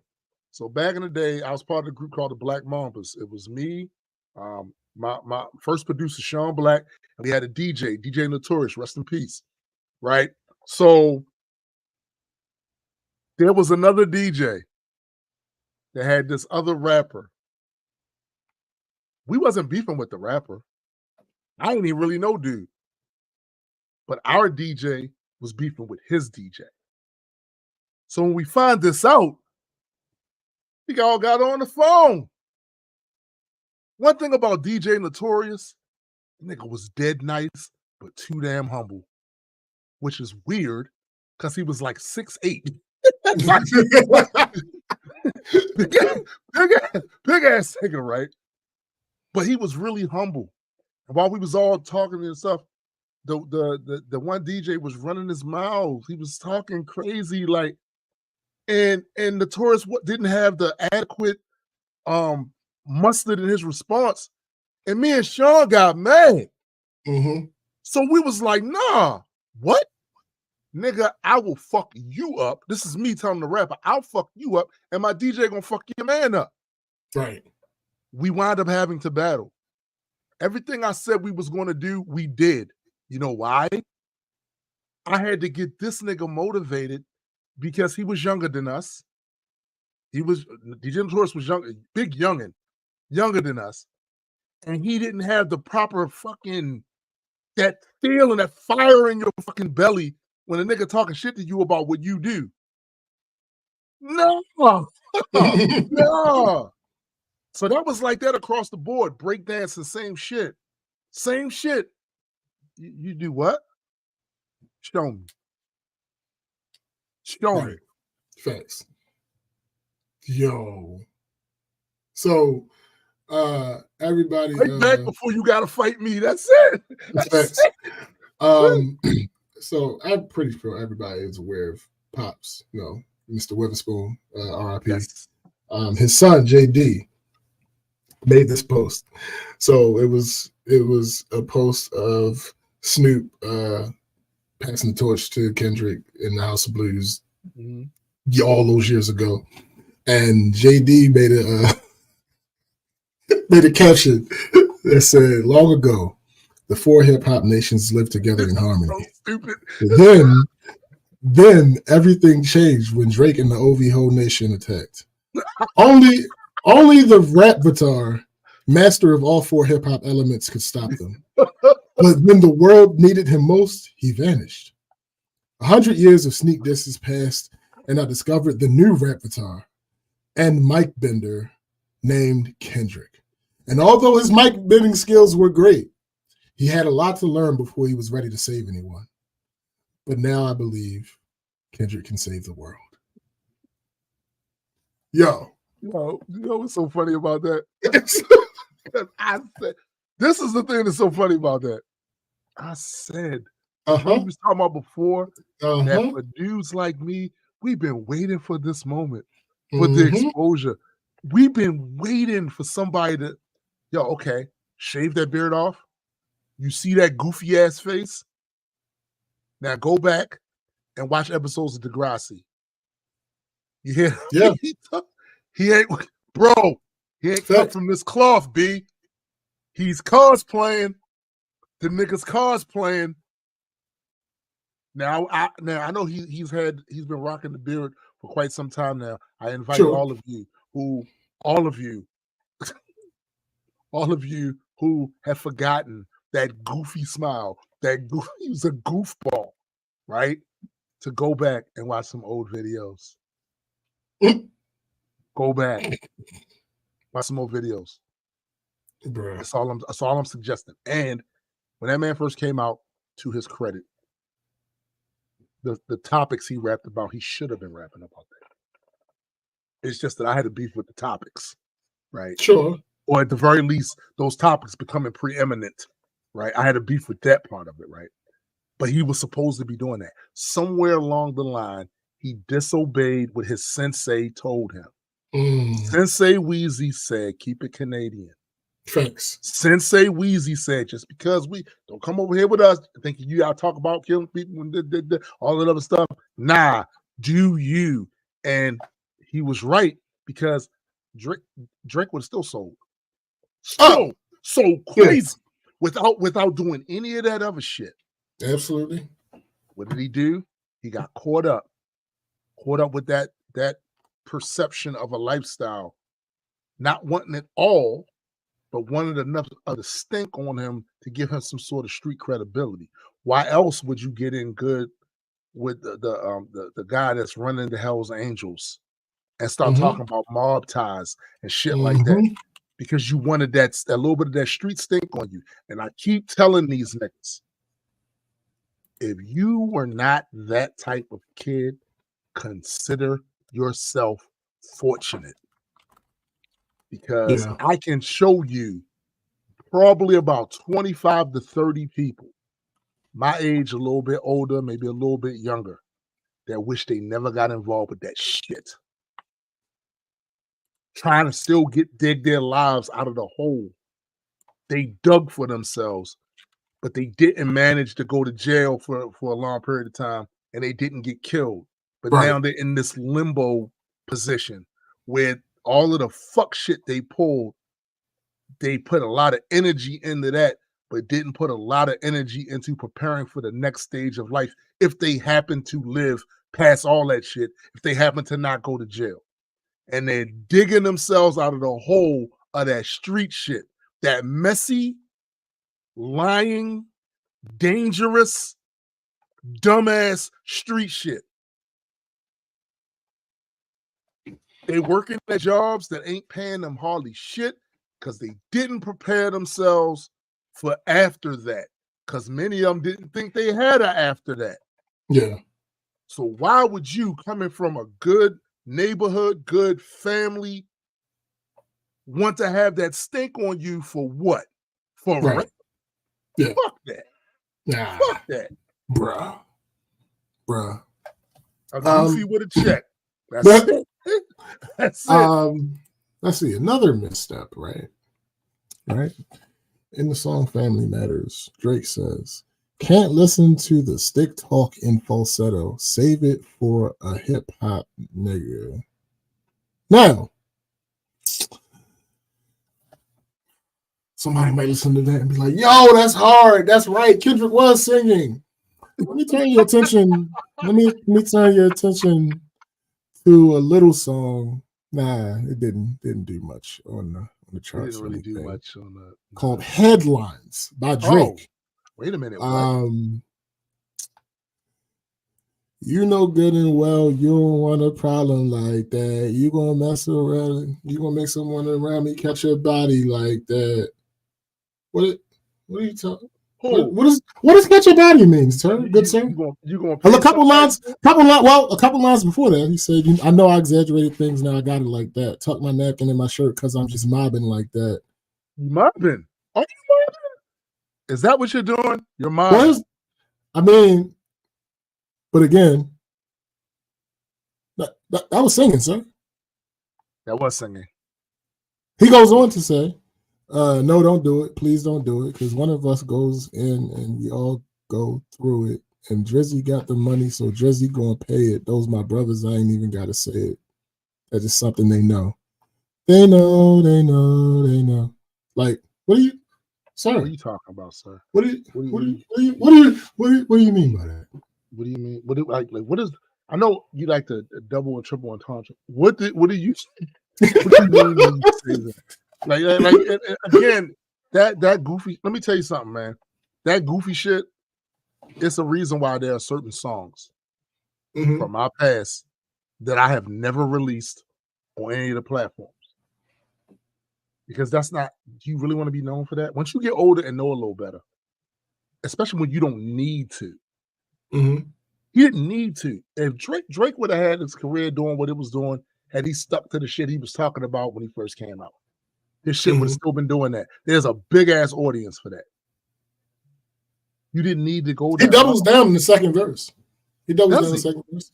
You know that they ain't even got it like that. You gonna hype me up and make me catch a body like that. Now, to be fair, this one was more about rap. Yes. But that first one was not. No, that first one was not. No. He had the wherewithal to say that it wasn't going to be him that killed somebody. But still, what was the line? Let me just let you know. Still, what was the line? Can't listen to the stick talk in falsetto. Save it for hip hop, nigga. Oh, but damn. But you guys said. Yeah, but you just. But my thing is, even if you said I'll pay for it to get done, there's RICO charges out here in these streets. Absolutely. That's still a crime. Absolutely. Oh yeah. And he said only body he catching is his BBL. Yo, that is And I was about to bring that up. That's because you touched on it earlier, but another misstep. Why would you talk shit to a producer? No. That's a mistake, bro. What part of the game made you think that made sense? Look, not a beat maker. I want you guys to really understand. Right. We're not just talking beat makers. No. There's a ton of beat makers out there. Sure. I'll slap shit. I'm talking about somebody in the game that has made beats with his and he knows people. What the fuck are you even doing? Yo, he literally, figuratively, obviously, he literally put a hit out on you. Yeah. He put the beat together. He said, boom. Whoever has the best verse on this gets a free verse. Right. Whoever gets the best verse on this gets a free beat from me. Metro Boom. Yo. Here's the thing. You said the first instrumental in history. It's facts. Then wait. Then after the point of having a bunch of little young niggas that probably never would have dissed Drake before in their life, dissing Drake, having Japanese artists dissing Drake, French artists dissing. After that, Metro came back and said, you know what? $10,000 to the best verse, bro. And the first and second best verse get free beats. That's when you start seeing flautists, guitarists, saxophone majors. Yeah. What are we talking? There was a merengue version of BBO Drizzy. There's an emo rock version of BBO Drizzy. Why do this? Why would you do this? It doesn't make sense. Why do this? It's insane. It's like being an up and coming rapper out there dissing established DJs. Your shit ain't never gonna get played. Niggas ain't gonna never play your shit. Right. Bro, this guy, Metro Boomin. It was the mistake 50 Cent almost made. Facts. He got lucky and he got out of it. But that How to Rob shit? Yeah. If he had any more real time on that Columbia deal, he'd got shelved. Yeah. That definitely got shelved. Luckily, he was able to get with Dre and them, but yo, that's it right there. Just OS and make some drums. He said, okay. Okay. I'm gonna go make some drums real quick, but you're not gonna lie. And no, that's the thing that make it crazy too, because he made a beat that literally had the diss BBL Drizzy. So it's not like Drake could just take the beat and then spit over himself. No, not helpful at all. And the very last misstep that he made was this last fucking song. We talked about the whole I'm too famous to no. First of all, get the fuck out of here. But what is the implication to saying? First, he said the people feeding you these stories is clowns. Then he said we made it up over a weekend. I got you to believe it. So y'all clowns? Or no, okay, plausible explanation. I'm gonna help you out. I'm gonna help you out, Drake. I'm gonna get you out of this one. So what he's really saying is he found out that he had a mole, and then his trusted people, he sat with them and concocted the story and fed it to that mole. That mole is the person that's the clown. Okay, cool. You can't Bell Biv DeVoe your way out of No. But Kendrick already told him you can't silty slide out of this one. It's going to come back up. So, all right, we've established he wasn't calling himself a clown. He found out that he had the mole and he was calling the mole the clown. All right, cool. Yay. Cool. But which information? Only the daughter thing? Because again, that's not the biggest thing here. And Mbaka got a weird case. Why is he around? That's public. You go and tell information. Did you say, yo, by the way, we pedophiles? Did you say that to the mole? That don't make. Did you say that to the mole? Like, what are you? That don't make sense. The Mbaka case is publicly available information because it's real. And also, when he got out, you made a big deal about him coming home. Yeah, this video, there's pictures. So yeah, like. So what are we talking about? Like that was that a part of the information you planted? And the information about you being a culturally inept. When you oh my goodness. Listen, when you break it down, this is why I be looking at a lot of the stands. I ain't talking about the casual Drake fan. I'm talking about the stands that's going super hard. When they had their little salty ass looks on their face, like the way Ish had that look on his face, and the way Maul was carrying on, I'd be like, so when we break down to you all the fuck ups, you don't see that yourself? Like, no, their response is, but nobody doing that for Kendrick because he. All right, because he what? Let's say no. Because let's go over this real quick. Let's go over this real quick. All right. First of all, before I get into that, the way that I've been handling this is the way that I believe everybody should be handling rap beef, and I haven't seen anybody make this argument. I believe other people believe this, but I've never seen anybody actually verbalize this. Mm-hmm.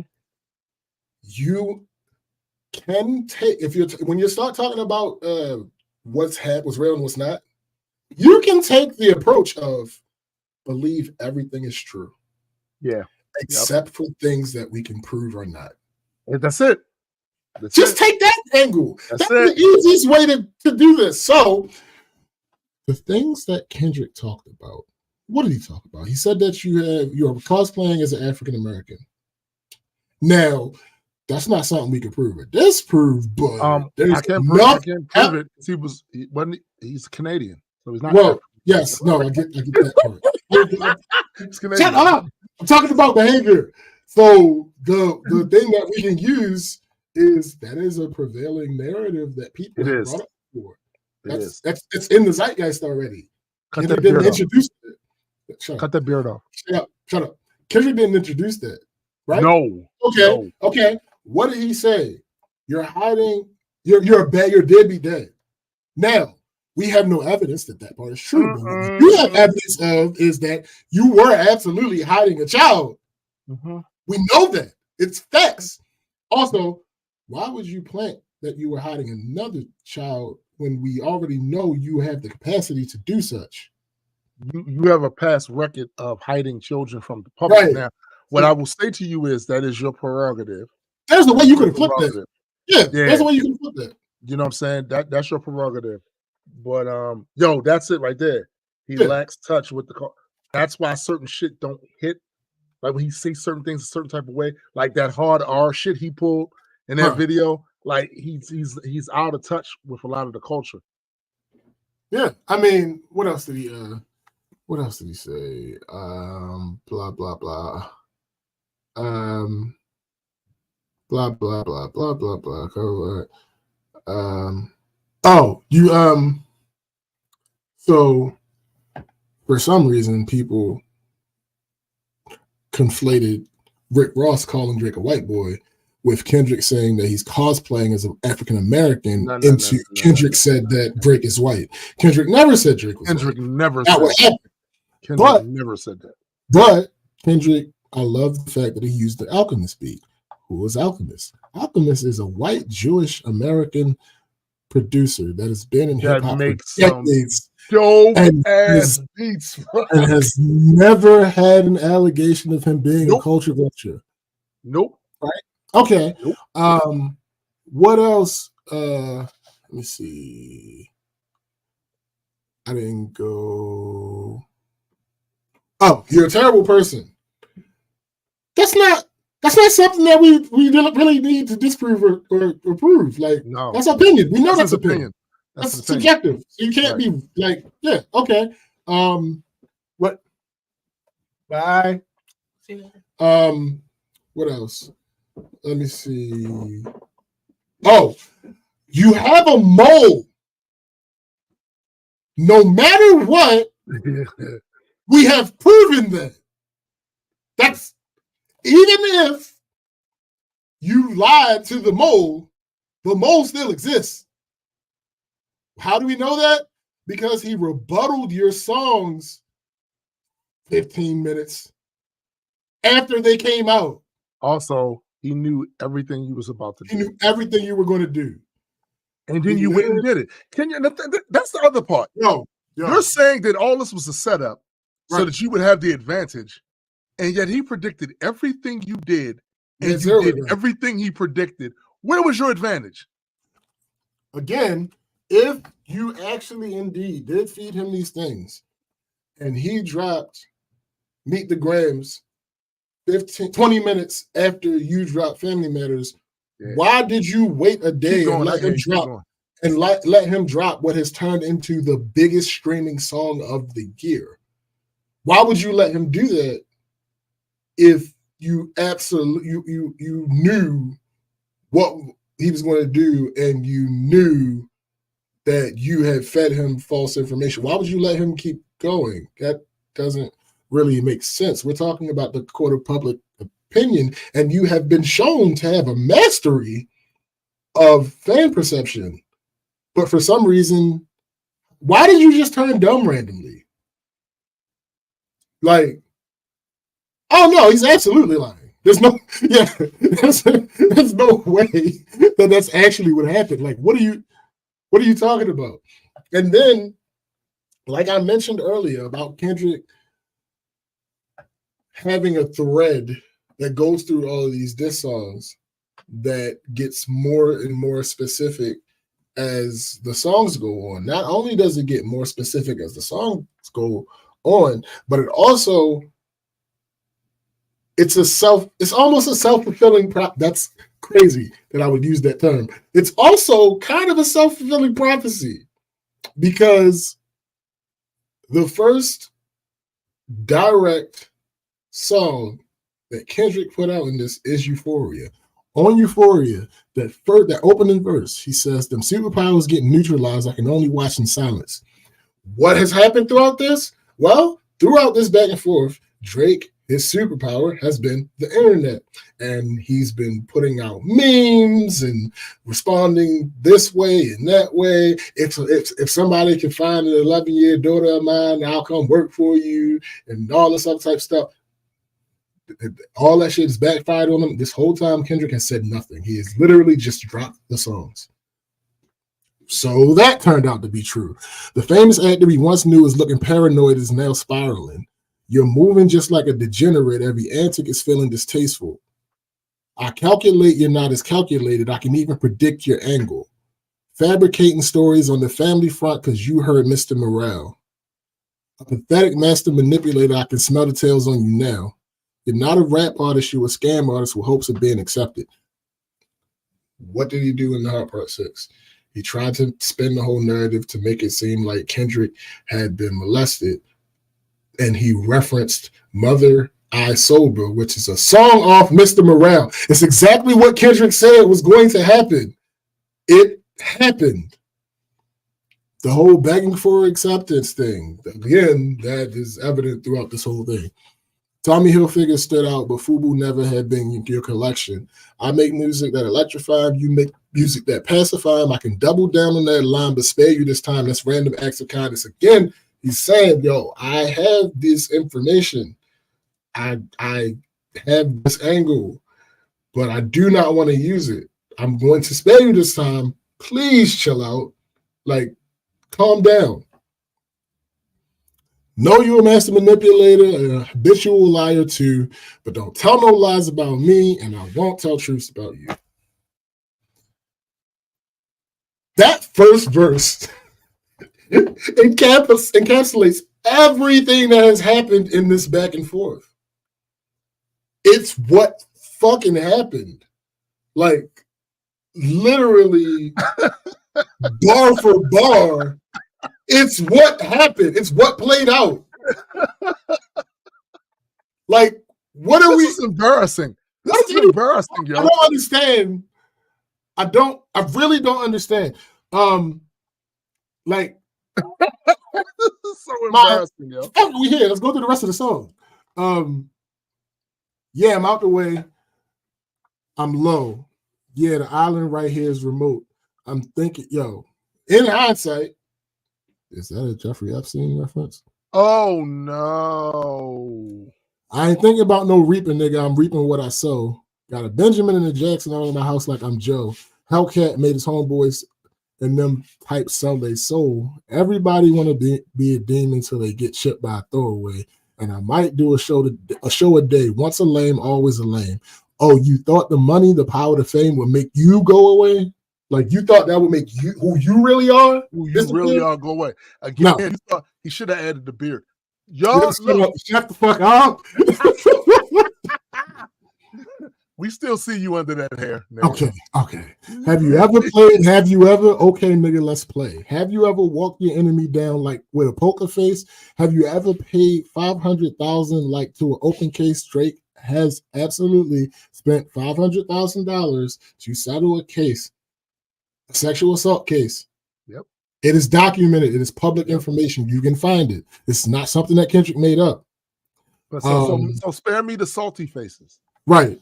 In the salty comment tweets on social media. I spare us that because this shit is verified. Right. Well, I had both. Be mad at your man. Be mad at your man for being debauched. Facts. Be mad at your man for not having the awareness to know you don't tell a 17-year-old about her body and shit. Right. Be mad at your live on stage. Anyway, well, I have, and I failed at both, but I came out straight. I hate when a rapper talk about guns and somebody dies, turning into nuns. They hop online like, pray for my city. He's looking for likes and digital hugs. His daddy a killer. He wanted to be junior. They must have forgot the shit that they done. The mission was running his family, but let it get shaky. I'll park his son. The very first time I shot me a Drake, the homie had told me to aim it this way. I didn't point down enough. Today, I'll show you I learned from those mistakes. Point down. Digging. I ain't go deep enough. Is what GA said earlier, the Shannon Sharp reference? You go low, I go down. Nigga, like, yo, it's all there. It's all there. Somebody had told me that you got a ring on God. I'm ready to double the wage. I'd rather do that than let a Canadian nigga make pop turn in his grave. Cutthroat business. You got shit twisted. What is it? The braids? I hurt your feelings. You don't want to work with me no more. Okay. It's 3 ghosts left, and I seen 2 of them kissing and hugging on stage. I love them to death, and in 8 bars, I'll explain that phrase. It's nothing nobody can tell me. I don't want to talk with no Sally. You know I got language barriers. It's no accent you can sell me. Yeah, Cole and Aubrey know I'm a selfish nigga. The crown is heavy. I pray they my real friends. If not, I'm YNW Melly. I don't like you popping shit at Pharrell. For him, I inherit the beef. Yeah, fuck all that pushing P. Let me see you push a T. You better off spinning again on him. You think about pushing me. He's Terrence Thornton. I'm Terrence Crawford. Yeah, I'm whooping feet. We ain't got to get personal. This is a friendly fade. You should keep it that way. I know some shit about niggas that make Gunna wanna look like a saint. This ain't been about critics, not about gimmicks, not about who the greatest. It's always been about love and hate. Now, let me say I'm the biggest hater. I hate the way that you walk, the way that you talk. I hate the way that you dress. I hate the way that you sneak this. If I catch flight, it's going to be direct. We hate the bitches you fuck because they confuse themselves with real women. And notice that I said we. It's not just me. I'm with the culture feeling. Yeah. How many more fairy tale stories about your life till we had enough? How many more black features till you finally feel you black enough? Yo, that was a crazy bar. That was a crazy bar. That was a crazy bar. Whoa! Like what? Features. The People on plastic the surgery.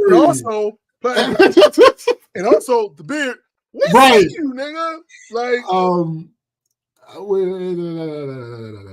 I like Drake with the melodies. I don't like Drake when he acts tough. You gonna make a nigga bring back Puff. Let me see if Chubbs really crashed something. Puff, it's widely believed, talked about, that Puff put hands on Drake. Yeah. Puff put hands on Drake. And the thing about it is, there are some people who will be like, Puff put hands on you. Puff be putting hands on people. Like, it's not. I'm just gonna say this. I have somewhat of a connection, or I had years ago, with that camp. Oh, yes. Yes. No, Puff put hands on people. This is not it's not what you think it is. Right. I understand that you see the shiny suit and you think, oh, no. I understand that you know the R&B history. No. Puff?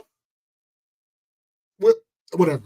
And right now, Puff going through some things that he probably put himself in, right? But the reality of the situation is that's still a crazy line. Yes. Say that I'm gonna bring Puff back because of the rumors. I've heard a couple of things about that. I heard Puff put hands on him, and then people trying to say, no, it ain't like he punched him. They got into a tussle, and he somehow dislocated Drake's shoulder. Do you know how almost worse that is than getting punched in the face? You understand what has to occur for a motherfucker to... Right.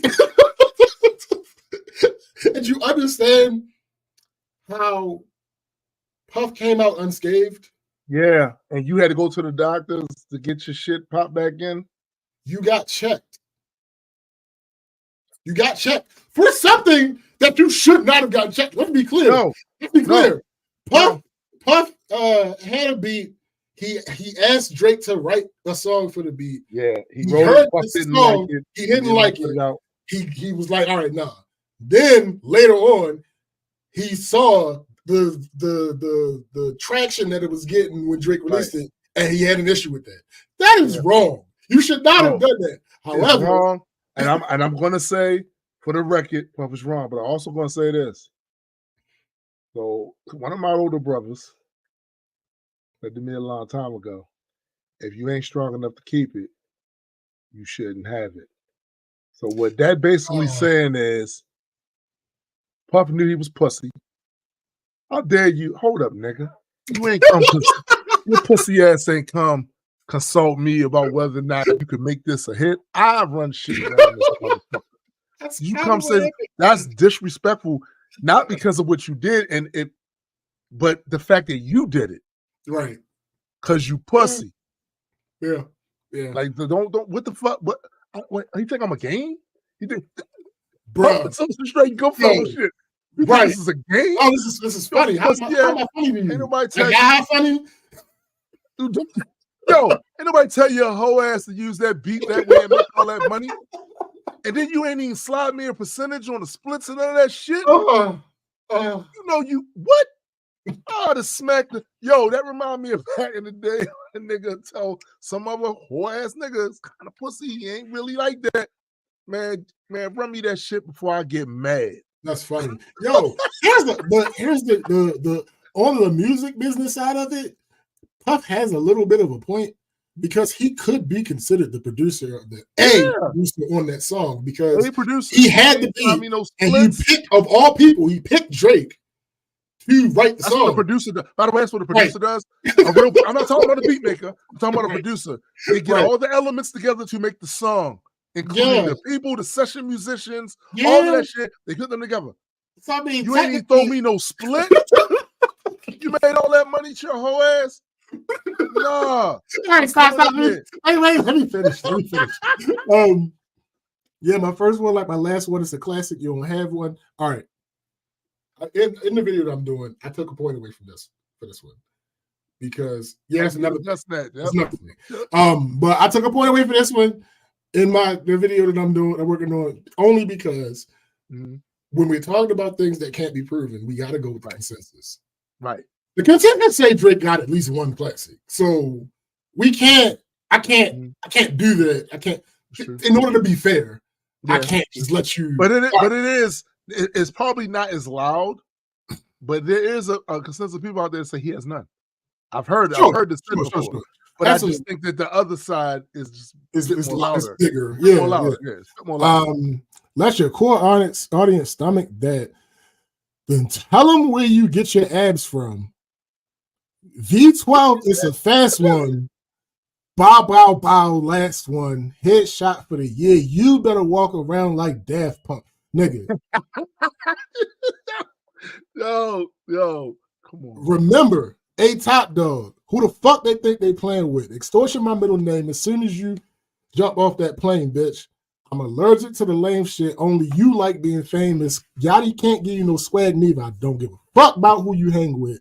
I hate the way that you walk, the way that you talk. I hate the way that you dress. Surprised you wanted that feature request. You know we got some shit to address. Nigga, why would you ask me to be on that song, sir? Right. Clearly we ain't rocking right now. Right. You want to talk about something else first?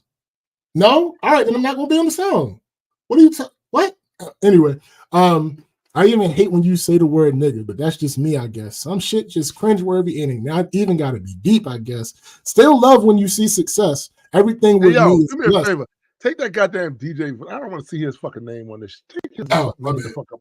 Fuck that. My bad. That nigga the fuck out of here. I had forgotten.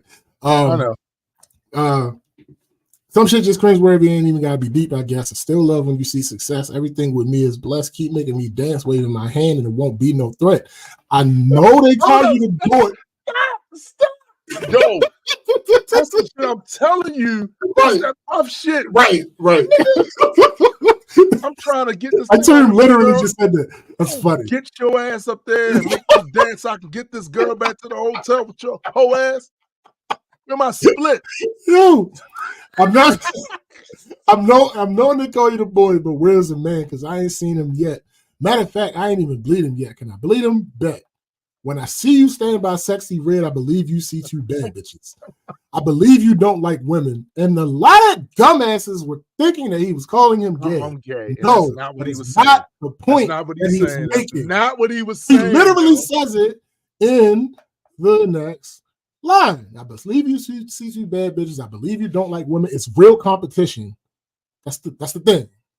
You might pop ass with him. Let's speak on percentage. Show me your splits. I'll make sure I double back with you. You were signed to a nigga that signed to a nigga that said he was signed to that nigga. Now, I had to take a point off of that one too.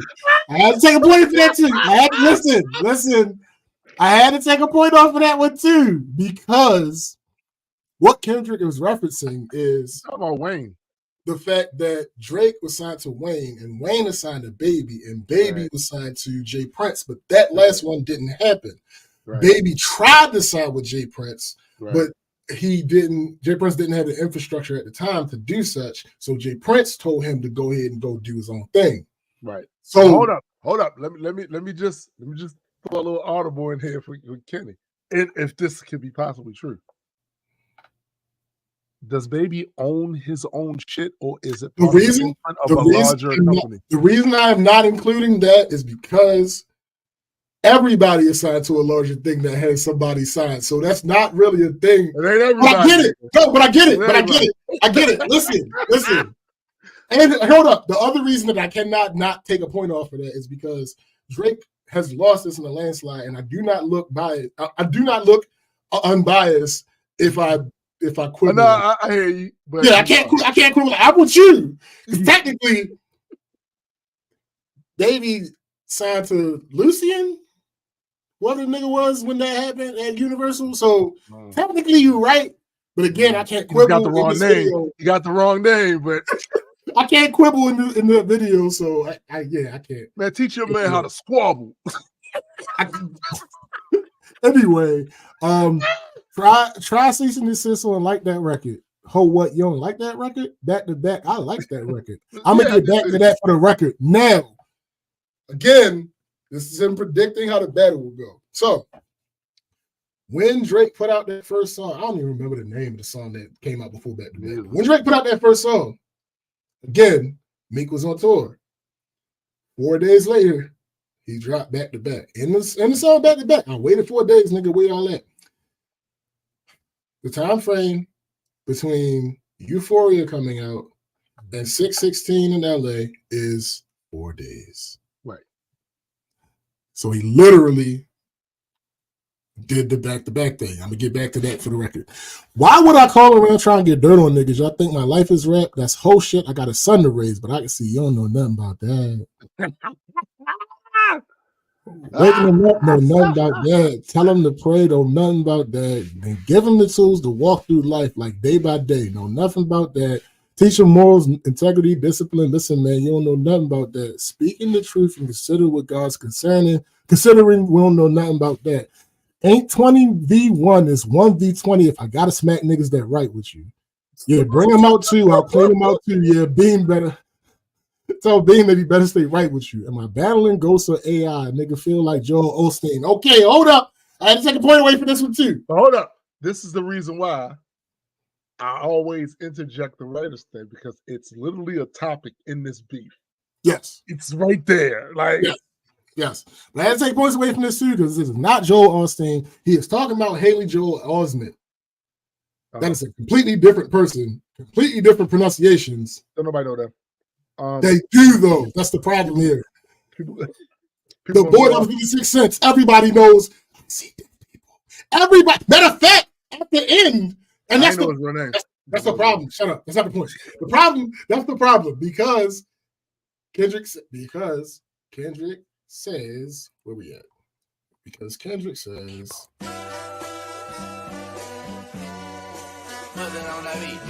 Hey. I see dead people. Because he brought it back, I gotta take a point off. Because again, because you're doubling down on this thing that you set up earlier, and that's great. That's how strategy works. However, you said the wrong fucking person, my guy. Listen, nobody else. The person you said did not act in the Sixth Sense. Nobody else caught that. So no, it's not true. That's not true. It's not true. Anyway, funny he was in a film called AI, and my Sixth Sense telling me to off him. I'm a blick niggas all in their coffin. Yeah, OV-ho niggas is dick riders. Tell them run to America. They imitate heritage. They can't imitate this violence. What I learned is niggas don't like the West Coast, and I'm fine with it. I'll push the line with it. Pick a nigga off one at a time. We can be on a 3-hour time difference. Don't speak on the family, Crody. It can get deep in the family, Crody. Talk about me and my family, Crody. Someone gonna bleed in your family, Crody. I be a New Ho King eating fried rice with a dip sauce and a blamby, Crody. Tell me you cheesing, fam. We can do this right now on the camera, Crody. Hey, fuck y'all niggas. I don't trust y'all niggas. I wave one finger and thump y'all niggas like, Phil go punt y'all niggas, then punk y'all niggas. Nobody ever took my food. Whoever that's fucking with him, fuck you niggas and fuck the industry too. If you take it there, I'm taking it further. That's something you don't want to do. Right. And then, we don't want to hear you say nigga no more. Listen, my guy. He overwent. He didn't just win. He overwent. The crazy thing about this song is that the song gets better as the beef goes on, and that's the thing. That's all of them actually. All of them, yes.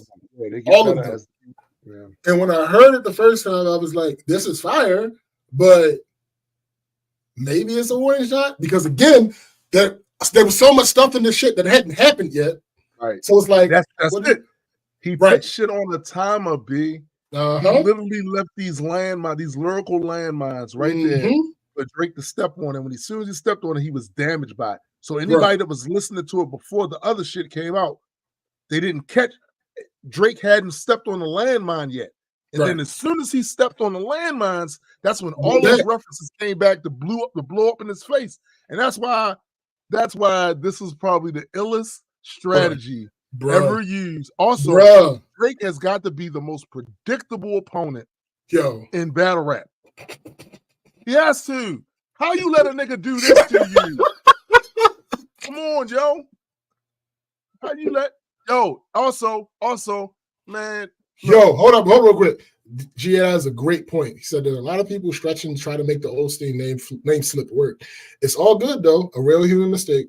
ChatGPT didn't write those bars. So yes, I did see, and I, again, that's something I had to include in the video because again, both sides. It's people on both sides that are being biased. It's not just Drake fans. It's just that they're louder because Drake lost. They're louder because Drake lost. But there are people. They salty, yo. They salty. Yes. As fuck. Yes. But I literally saw somebody that said, like, no, the Joel Austin thing, no, he didn't mess up. He didn't say Joel. He said Joel. And I'm like, okay. No, I said, okay. But if he did say that, that's even worse because neither of those is that man's name. Right. At least Joel is his actual name. Yeah. His name is Joel. It's just the wrong last name. It's still a mess up. Like, what are you talking about? That doesn't make sense. But yeah, but here's the reason I think that the motherfuckers on the Kendrick side are being super biased because the dudes on the Drake side are trying to take these small things and say that Drake won as a result of these small things. And no, he did not. That's a part of it. And I also feel like a couple more reasons too. Like one, some of them niggas might just be starved for intricate rap, right? So that's true too. When you're in that situation, you might tend to see things that don't really exist. But it's always been a thing, right? So like we've always been a thing in rap. Actually, that's always been a thing in music, yo. It's always been a thing in music, bro. There will be things that people bring up in interviews or something, and the artist will be like, "No, I didn't actually mean that. Like that's not what that meant." Yeah. But it made all sense in the world at the time. So, they put it together nice. Like they came up with this little theory about it, and they put the shit together, and it sounds plausible because it does fit. But that's not what they originally meant. And that goes to something you said earlier about when you do music and you put it out there, it's not yours anymore. It's not yours no more. It's not yours anymore. People can take it and interpret what they want. But to be clear, there is something demonstrable about the artist saying that's not what I meant. I wrote the shit. I'm telling you, I didn't mean that. But it doesn't matter if the crowd all goes off of the one interpretation and that shit spreads around. This is the other reason why Drake's saying that this was all a setup. He set them all up makes no sense because the reality is a lie gets halfway around the world before it started. So if you allow this amount of time to go by to have him, you claim you set him up. He basically did this shit. Oh, he said he set me up. No, I set you up. No, no, that's not what happened. We know that's not what happened. But my favorite part about that not being what happened is, even if it is what happened, it don't make sense. So you still look like an idiot. You look like a damn idiot because he stepped on one of your replies. If this is what happened, you would have been ready to step on that shit back. Like you should have came right back with something. But else. You didn't. Right. Not what either way, he plans better than you. He out strategizes you. Right. So what that equal to? You lost. Nigga, you lost. It's fine. Yo, a tweet that I had on the reactions thing, but I erased it. Somebody was like, all right, Drake lost. Damn. No. No, we're not doing that. No, nigga. You're gonna follow through. You're gonna follow through. You're gonna follow through. Nah. You're gonna follow through. We're not doing that. See, that's the part that also pisses me the fuck off. Is the fact that what they try to do is, all right, so no, nigga, because y'all took a victory lap over Meek's corpse. Facts. No. The victory lap will be as long as it will be. Y'all gonna have to deal with it. And guess what? It's gonna be real long. That there's still a video coming. Right. There's a rumor that there's still a video coming for Not Like Us. And how much you want to bet that's not gonna be on his upcoming project? It's gonna be right there. It's gonna be right there. So buckle your seatbelts, lean back, get one of these. Get one of these. Because it's going to be a long summer. Nigga. It's going to be a long summer. What, middle of May? To worry about on this shit either? Bruh. Oh. Middle of May, this just had the biggest rap. You can't undersell this. The biggest rapper in the world just had the entire world turn against him in some way, shape, or form. Yeah, he just had the shit kicked out of him by the art guy. Yes. By the culture guy. Remember but hold on, wait. No. I do not want that narrative to flourish any further. We are not going to do that. Let me tell you why we're not going to call Kendrick the art guy. Like I understand you, not you. I know what you mean. I know what you're saying. But this is why we're not going to call Kendrick the art guy. Let's see. Kendrick Lamar. The reason we're not going to call Kendrick the art guy is because album number 1, and I'm talking about the one that came out that nobody talks about. Right. Album number 1. I'm not talking about Slim Shady LP. I'm talking about Infinite. Right. Section 80, gold. Good Kid, Mad City, triple platinum. To Pimp a Butterfly, platinum. Damn, triple platinum. Mr. Morale and the Big Steppers, gold. Untitled Unmastered, charted number 1 in the U.S. charts. I'm sorry, let me go back to the charts for all these. Section 80, you don't expect that to chart. Again, that's the Infinite. That's not the first. The first one, though, charted number 1 U.S. number 2 U.S., number 1 rap. To Pimp a Butterfly, number 1 U.S., number 1 rap. Damn, number 1 U.S., number 1 rap.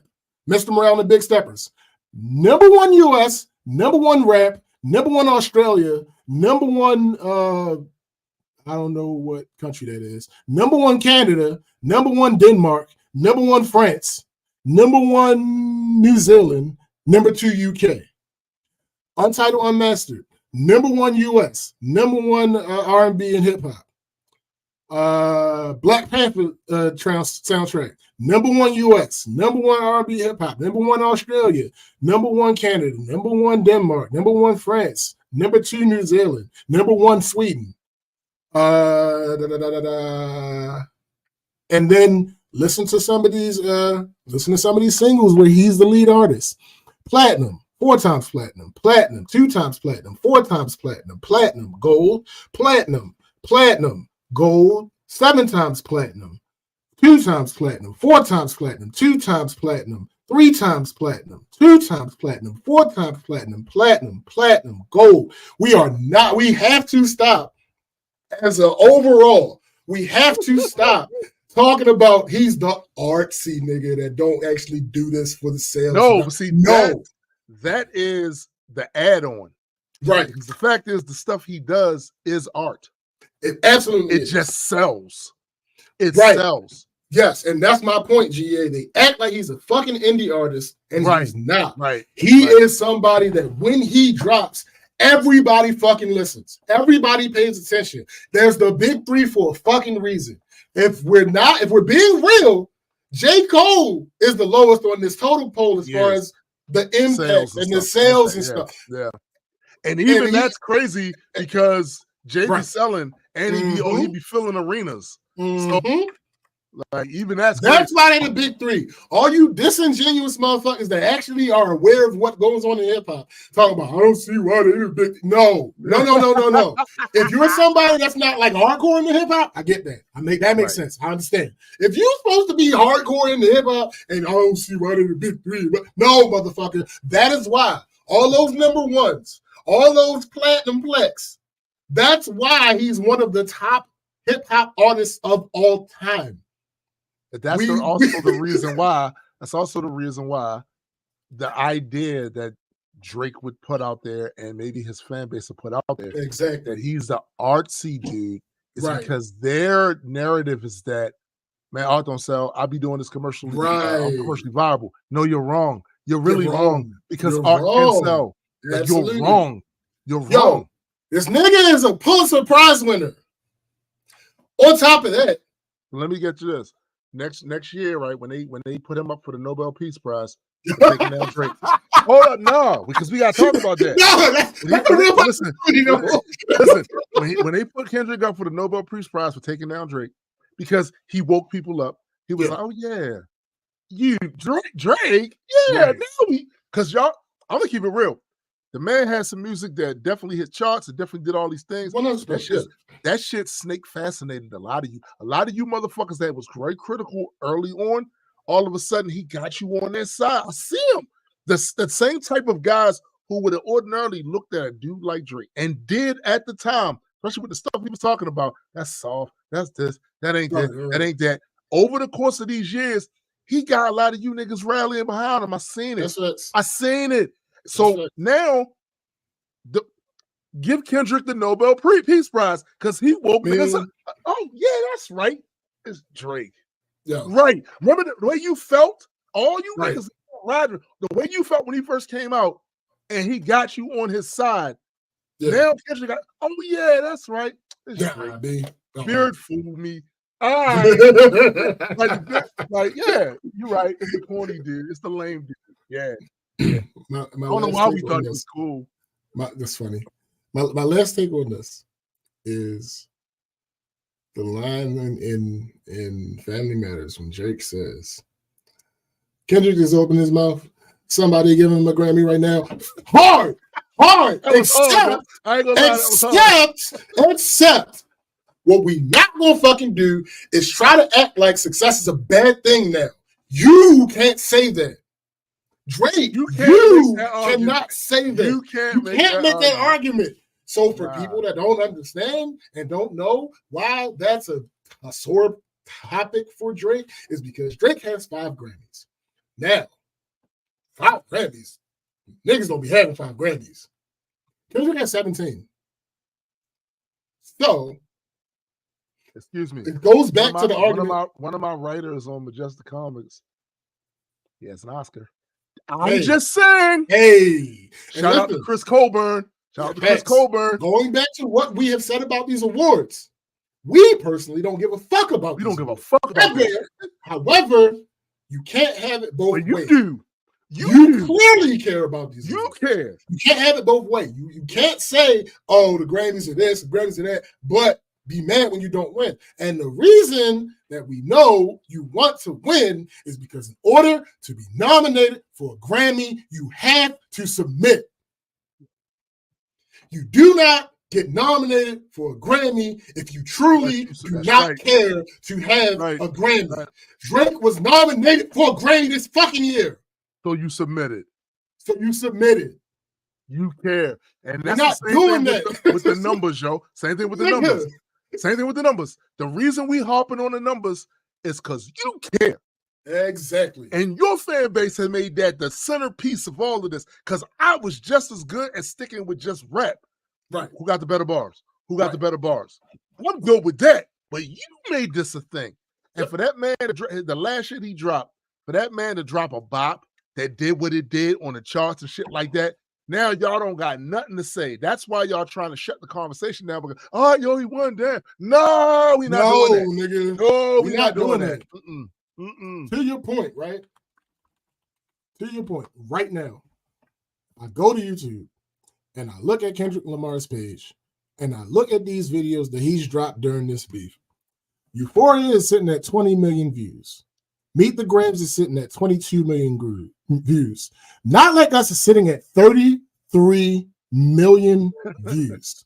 The highest song that Drake still has up on his YouTube that has anything to do with this beef has 20 million views. The Heart Part 6 has like 16. Matter of fact, let me not even guess. I don't want to give him more credit if he ain't there yet. Right. The Heart Part 6 has 16 million views. Nobody stepped on it this time. See, you can make the argument about Family Matters only having 21 million views. And you would be correct in making that argument to a certain extent. But you cannot. I think that in itself shows that it was over after Not Like Us. Oh, but we also have to keep in mind that Drake has 3 times the amount of YouTube subscribers that Kendrick Lamar has. Oh, so that makes it worse then. That makes it worse. That makes it so much worse. Again, so the numbers matter because you care about the numbers and all your fans care about it. You quick to throw that up in everybody's face. The numbers matter. But the numbers. Right. The numbers matter because in the first song that you responded on in Push-Ups, you said, you out of here with numbers, Kendrick ain't creeping up. You said that. You said those words. Now in the Hard Part 6, you talking about, oh, we don't care about your streaming numbers. So wait a minute. You bad at all of this. You bad at your predictions are bad. You're bad at all of this shit except for the rappy part. Yo, all that. And if he meant overall, that's still not true because during this time, Kendrick's streams for his discography are up like some weird wild ass percentage, and Drake's streams are down like 5%. If he meant specifically with the beef, he's not touching the numbers that Kendrick is doing right now. Partially because he had the fucking arrogance to try to use Pac's voice without getting permission. That's a mistake. And now his estate is trying to get money, and I hope they get that shit. Because one of my pet, y'all know me. I got no problem with the AI. In fact, I choose the AI over you, motherfucker. but one of my pet peeves is taking people's voices and their personas and all of that shit, and you know that's what it is. Wait. And then you trying to go out there and monetize. Nah, give them people a split. That's one of Drake's pet peeves too. One of the first songs that came out, first songs that came out where AI was replacing an artist was an AI version of Drake rapping. And he had an issue with that. So now you're going to use Pac and Snoop's voice without asking for permission and just expect that to be okay. Now, with Snoop, he's still here. You can talk to him. Right. I don't understand. Right. I'm sorry. I know why you didn't ask Snoop, because you never would have fucking said yes. He would have never said yes. It's pretty much the same thing for Pac Estate, but the difference is Pac isn't here to be able to say yes. Can you imagine how much different this would have been?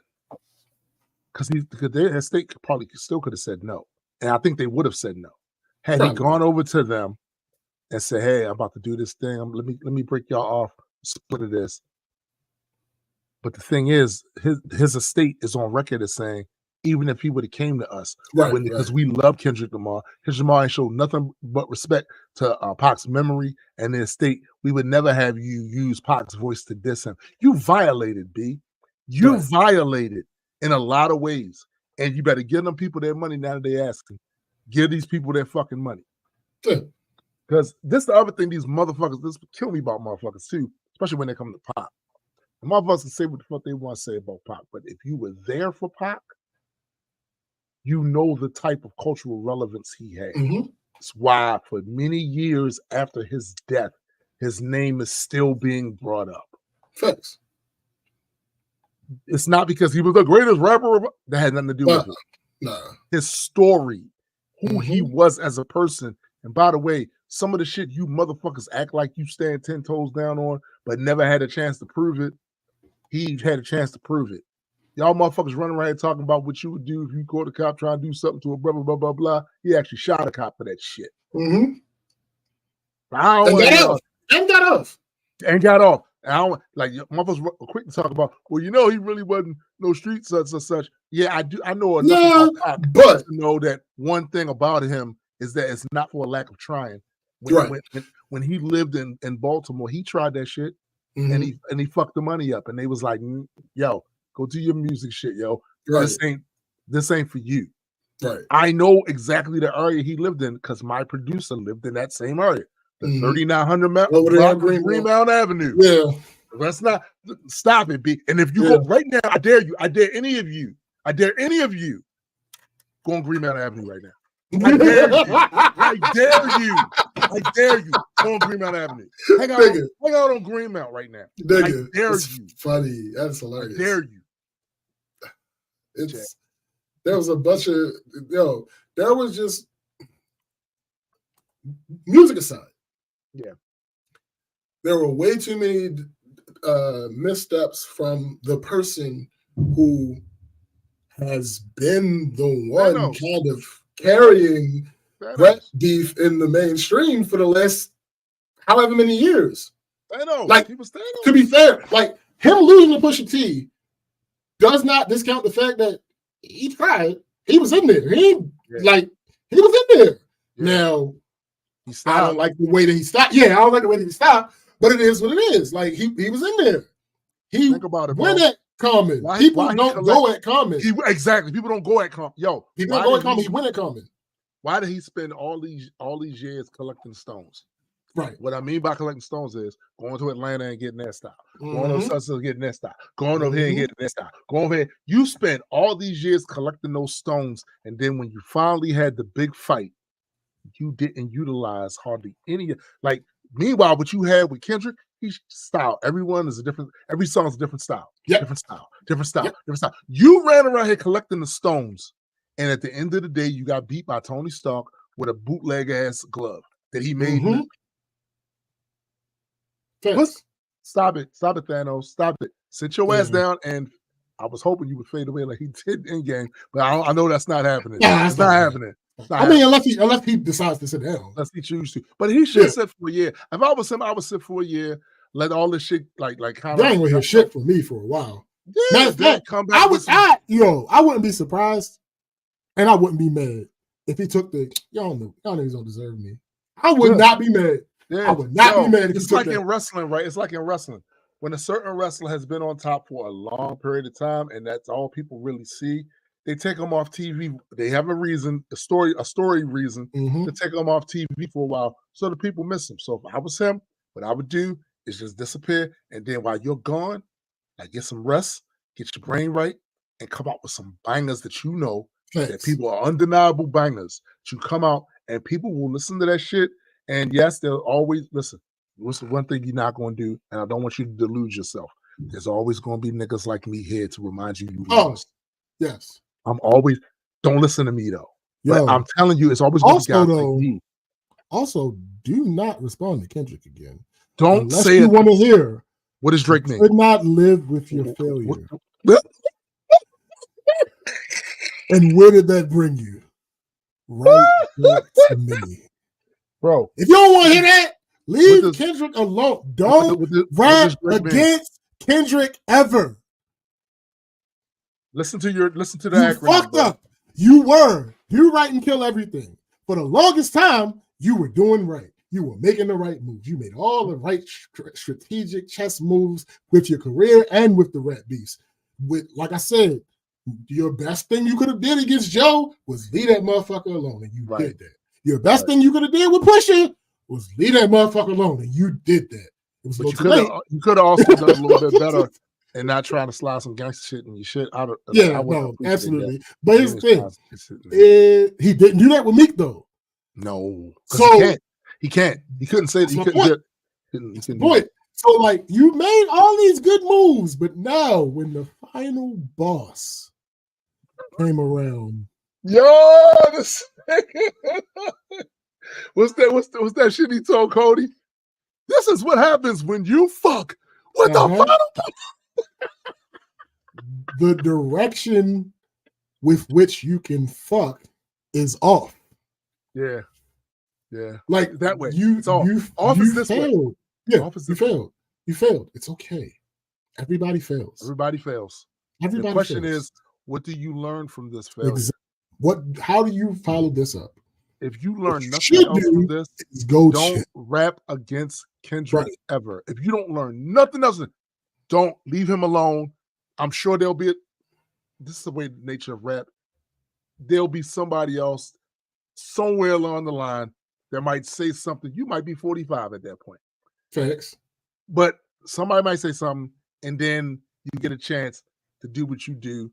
You was very embarrassed by Pusha T, but as you can see, years later, you weren't that embarrassed where you couldn't come out and compete. So you came out and compete. And I'm going to give you your props for that, for competing. Yeah, you absolutely. Shut the fuck up and said nothing and let that nigga bomb on you, and it would have went down. Nigga, bomb! You could have did that. You didn't. You came out to play. Let's give him a round of applause. Listen. Absolutely. I know how it sounds. Right. But to be clear, this was great. I respect that he fought. Absolutely. This was great. Like his distraction.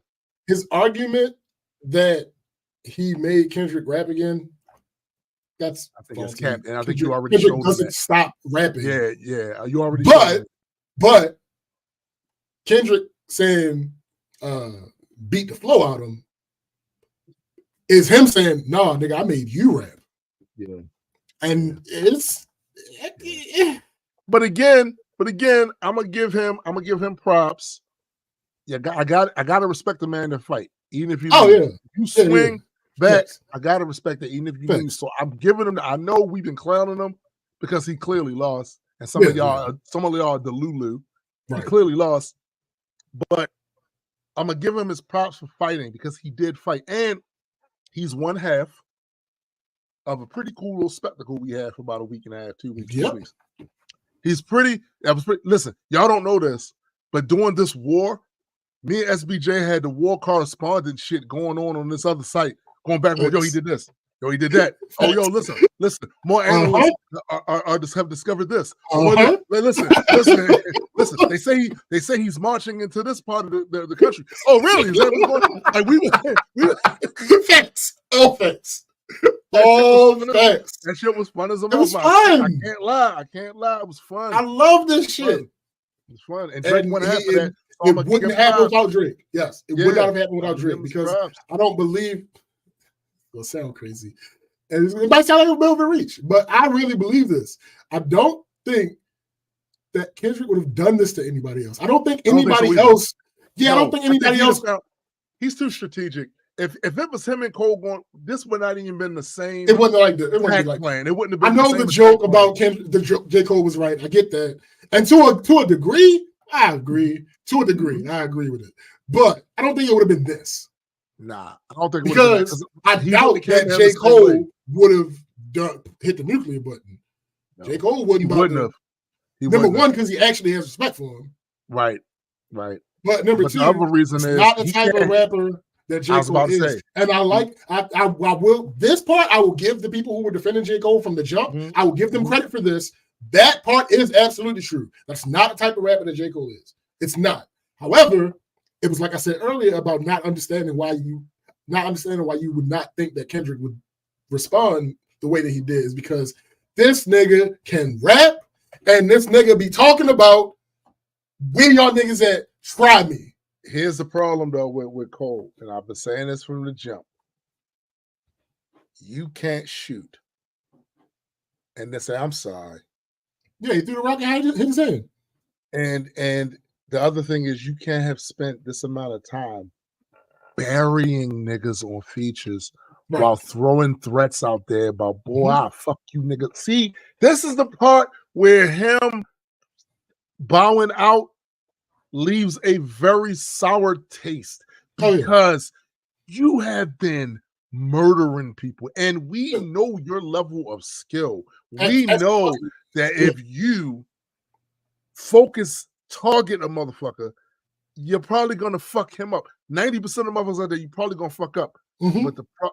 But that's fine. But had you played the stoic beforehand, had you played, I am like the dude from the TV show Kung Fu.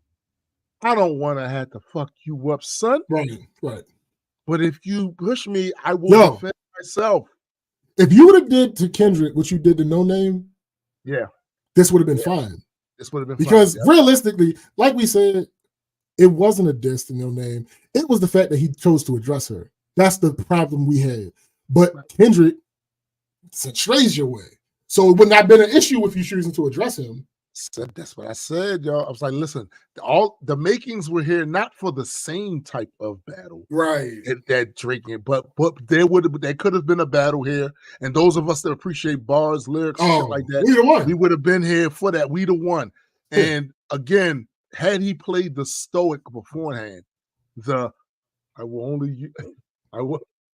only use my craft for defense. And had you did that, then I wouldn't be as hard on you for saying I apologize. But the fact is, you can't have a 3-year run of talking about how you'll fuck everybody up on the mic. To a nigga. Nah, I can't because I take it to the street. It's the same thing Joe said on the show about the shit that Drake be pulling with niggas, girls, and shit like that. He was like, let's call a spade a spade. Y'all niggas real life. In real life, y'all would not rock with that. Y'all would not rock with that. Nope. So that's how I'm looking at it with the Cole thing. If I saw a nigga that was constantly talking about, I'll buzz a nigga on the spot if he do such and such, and then some situation pops up and you actually pull a gun out and you shoot. And then after that, you come around and let the hood know, yo, could you go back and tell, I know we got this thing going. Could you go back and tell him, I ain't really mean that. I'm sorry. Nah, nigga. Nah. You're going to follow this. You're going to follow this through. You know what I'm saying? Like, you shot at him. And yeah, you may have said some things you didn't really believe. But here's the thing about battle. Niggas do that all the time. Niggas say shit they don't really believe about that other person. Yes. First of all, classic example. You stand on the other side of Tay-Rock and you're going to tell him he ass. Do you really believe he's ass? No way. No, you don't. No. You stand on the other side. You got to say it looks good and you look good saying it, right? Facts. Right? Right? And you stand across from Sue Surf and you say he ass. You don't believe that. Come on, bro. Stand across from DNA and you say he's ass. Come on, bro. But you got to say it anyway. You got to say it. And make it sound convincing. And make it sound convincing. So I wasn't mad at Cole for trying to run down Kendrick's discography because that is a dig that there's a segment of the people that believe that. I'm one of them. Now, you know what I'm saying? I'm not gonna go as far as to say boring, but it's not my favorite album. It's not your favorite, right? Yeah. So he tapped into a thought that is amongst a segment of the people, and if you want to get those people on your side in this beef, you use it. It's an attack, and let's face it, it ain't a whole lot really you can attack Kendrick with, which is the problem. Which is the problem Drake had. Right. That's the reason why he kept attacking. Yo, the first song, Push Ups, is fine. Attack everybody because everybody just attacked you. Perfect. That makes sense. Yeah. But once you get to Family Matters, nobody else has said anything about you. Yeah. Nobody else has rapped. Yeah. The only person that has rapped is Kendrick. Why are you still throwing shots at people? Nobody else has rapped. Nobody said shit. Yo, what I will never forget, I'm sorry, we have gone way over. What I will never forgive you niggas for, you OVO niggas, is fuck ASAP Rocky. First of all, I want to say that because there's a lot of shit that he's done that I don't really fuck with. Also, bro. Rihanna is a billionaire. As much as I love her music and as much as attractive as she is and all that shit, she is still a billionaire. That means she's evil. However, eat her. However, the thing that I'm maddest about you, OVO, Glizzy Gobblers, about is the fact that y'all tried to make it a bad thing that ASAP is happy with his woman and having children. What the fuck you mean? Yo, what kind of anti-human, seriously speaking, right? What kind of anti-black? Right. This is a black family, right? You fuckheads. In the same song that you are attacking Kendrick for his family not being right, you're trying to attack ASAP because he won't rap because his family being right. What? Yo, what are we talking about? Yo, listen. This is the same black family that was decimated over here.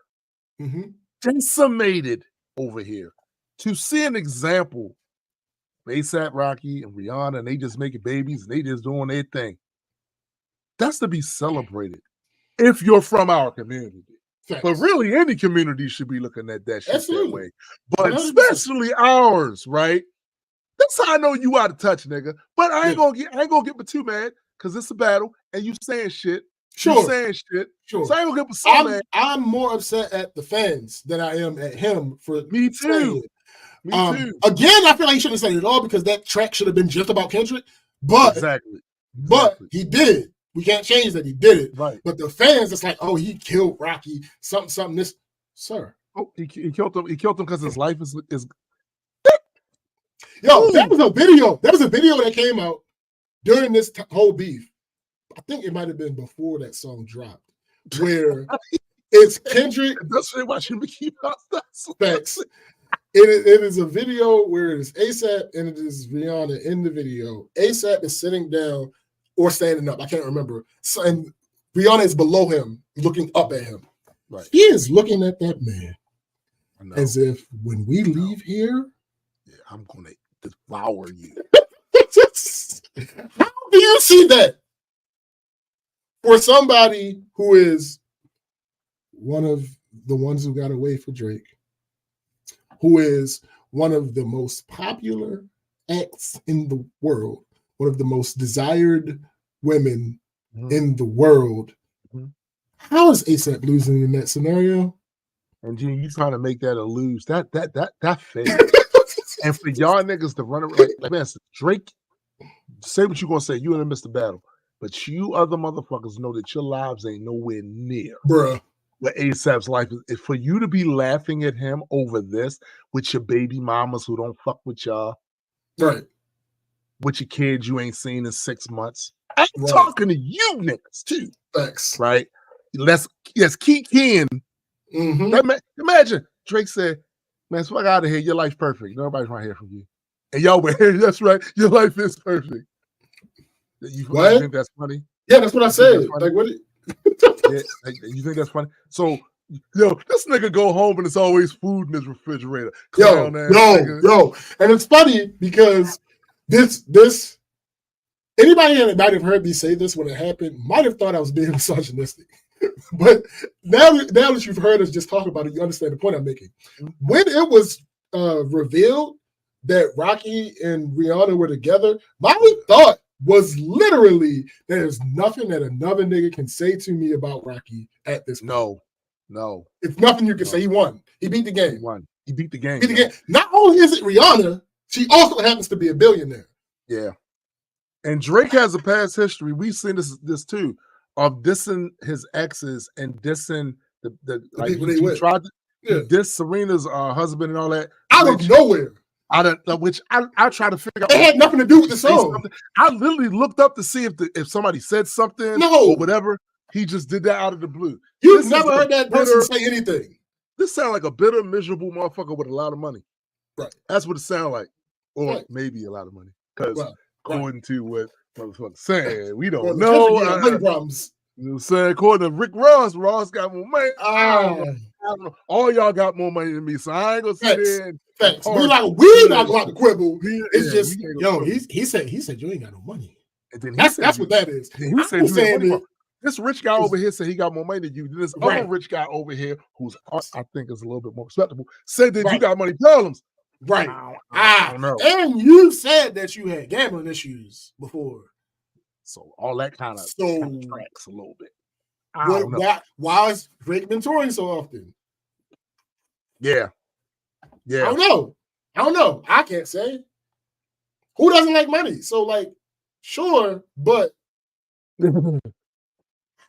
why do you need to?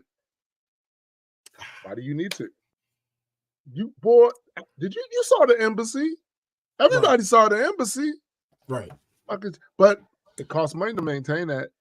So I don't know what kind of deal you got on it or what's going on with it. Did you buy it outright? Or you still paying the mortgage? I don't know what he's doing with it. But all I can tell you keep making me think of other things. Because look, you're discrediting drop Drake. This at some point. Yeah, you're discrediting Drake. So for Kendrick to say trying to strike a chord and it's probably A minor. So for those that don't know, A minor, the chord as well as the key does not have any black keys. Drake's response was B sharp. Those that don't know, nobody really calls anything on the keyboard B sharp. No. Now Flip was right. It does technically exist because of what the convention is. However, nobody refers to it as B sharp. What it is referred to as C. Mm-hmm. Well, the C chord also doesn't have any black keys. And the key of C major is just the relative major of A minor. So they have all the same keys. Then there's the obvious reference to PDF files. Yes. Also, 616 is also the main Mark of the Beast. The main Marvel. It's the main Marvel. Antichrist. Not the Mark of the Beast. Antichrist. 616. Antichrist. No, that's 666. Although it's both. Yeah, because some theologians, I've even seen it's actually 999. I've even seen that. So, but it just people right.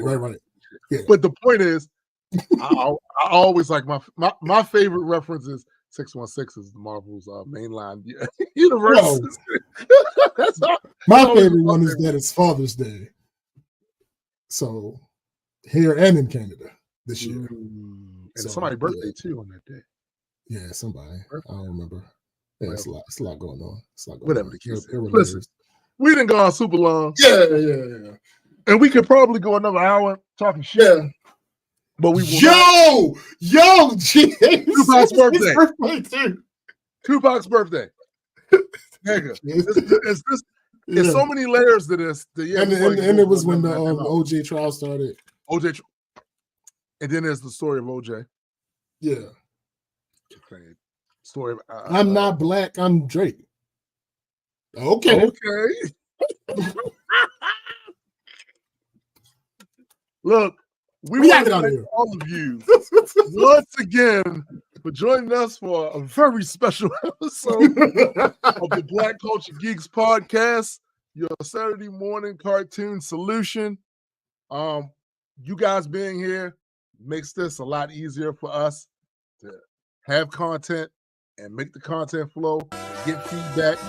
Want to show man GA popped up. And basically, we want to shout out Kendrick as well for the bop of the summer. Yeah, thank you for that and allowing us to be able to play that without bullshit. That's definitely cool. Always remember there is always music. There is always music. So check out all of our stuff on Spotify, Bandcamp, iTunes, wherever. Check out GA's music as well. Like I said, that shit is dope. That shit is crazy. Check out Graydon's music. Check out Eddie's music. Still got his stuff up on Bandcamp and shit.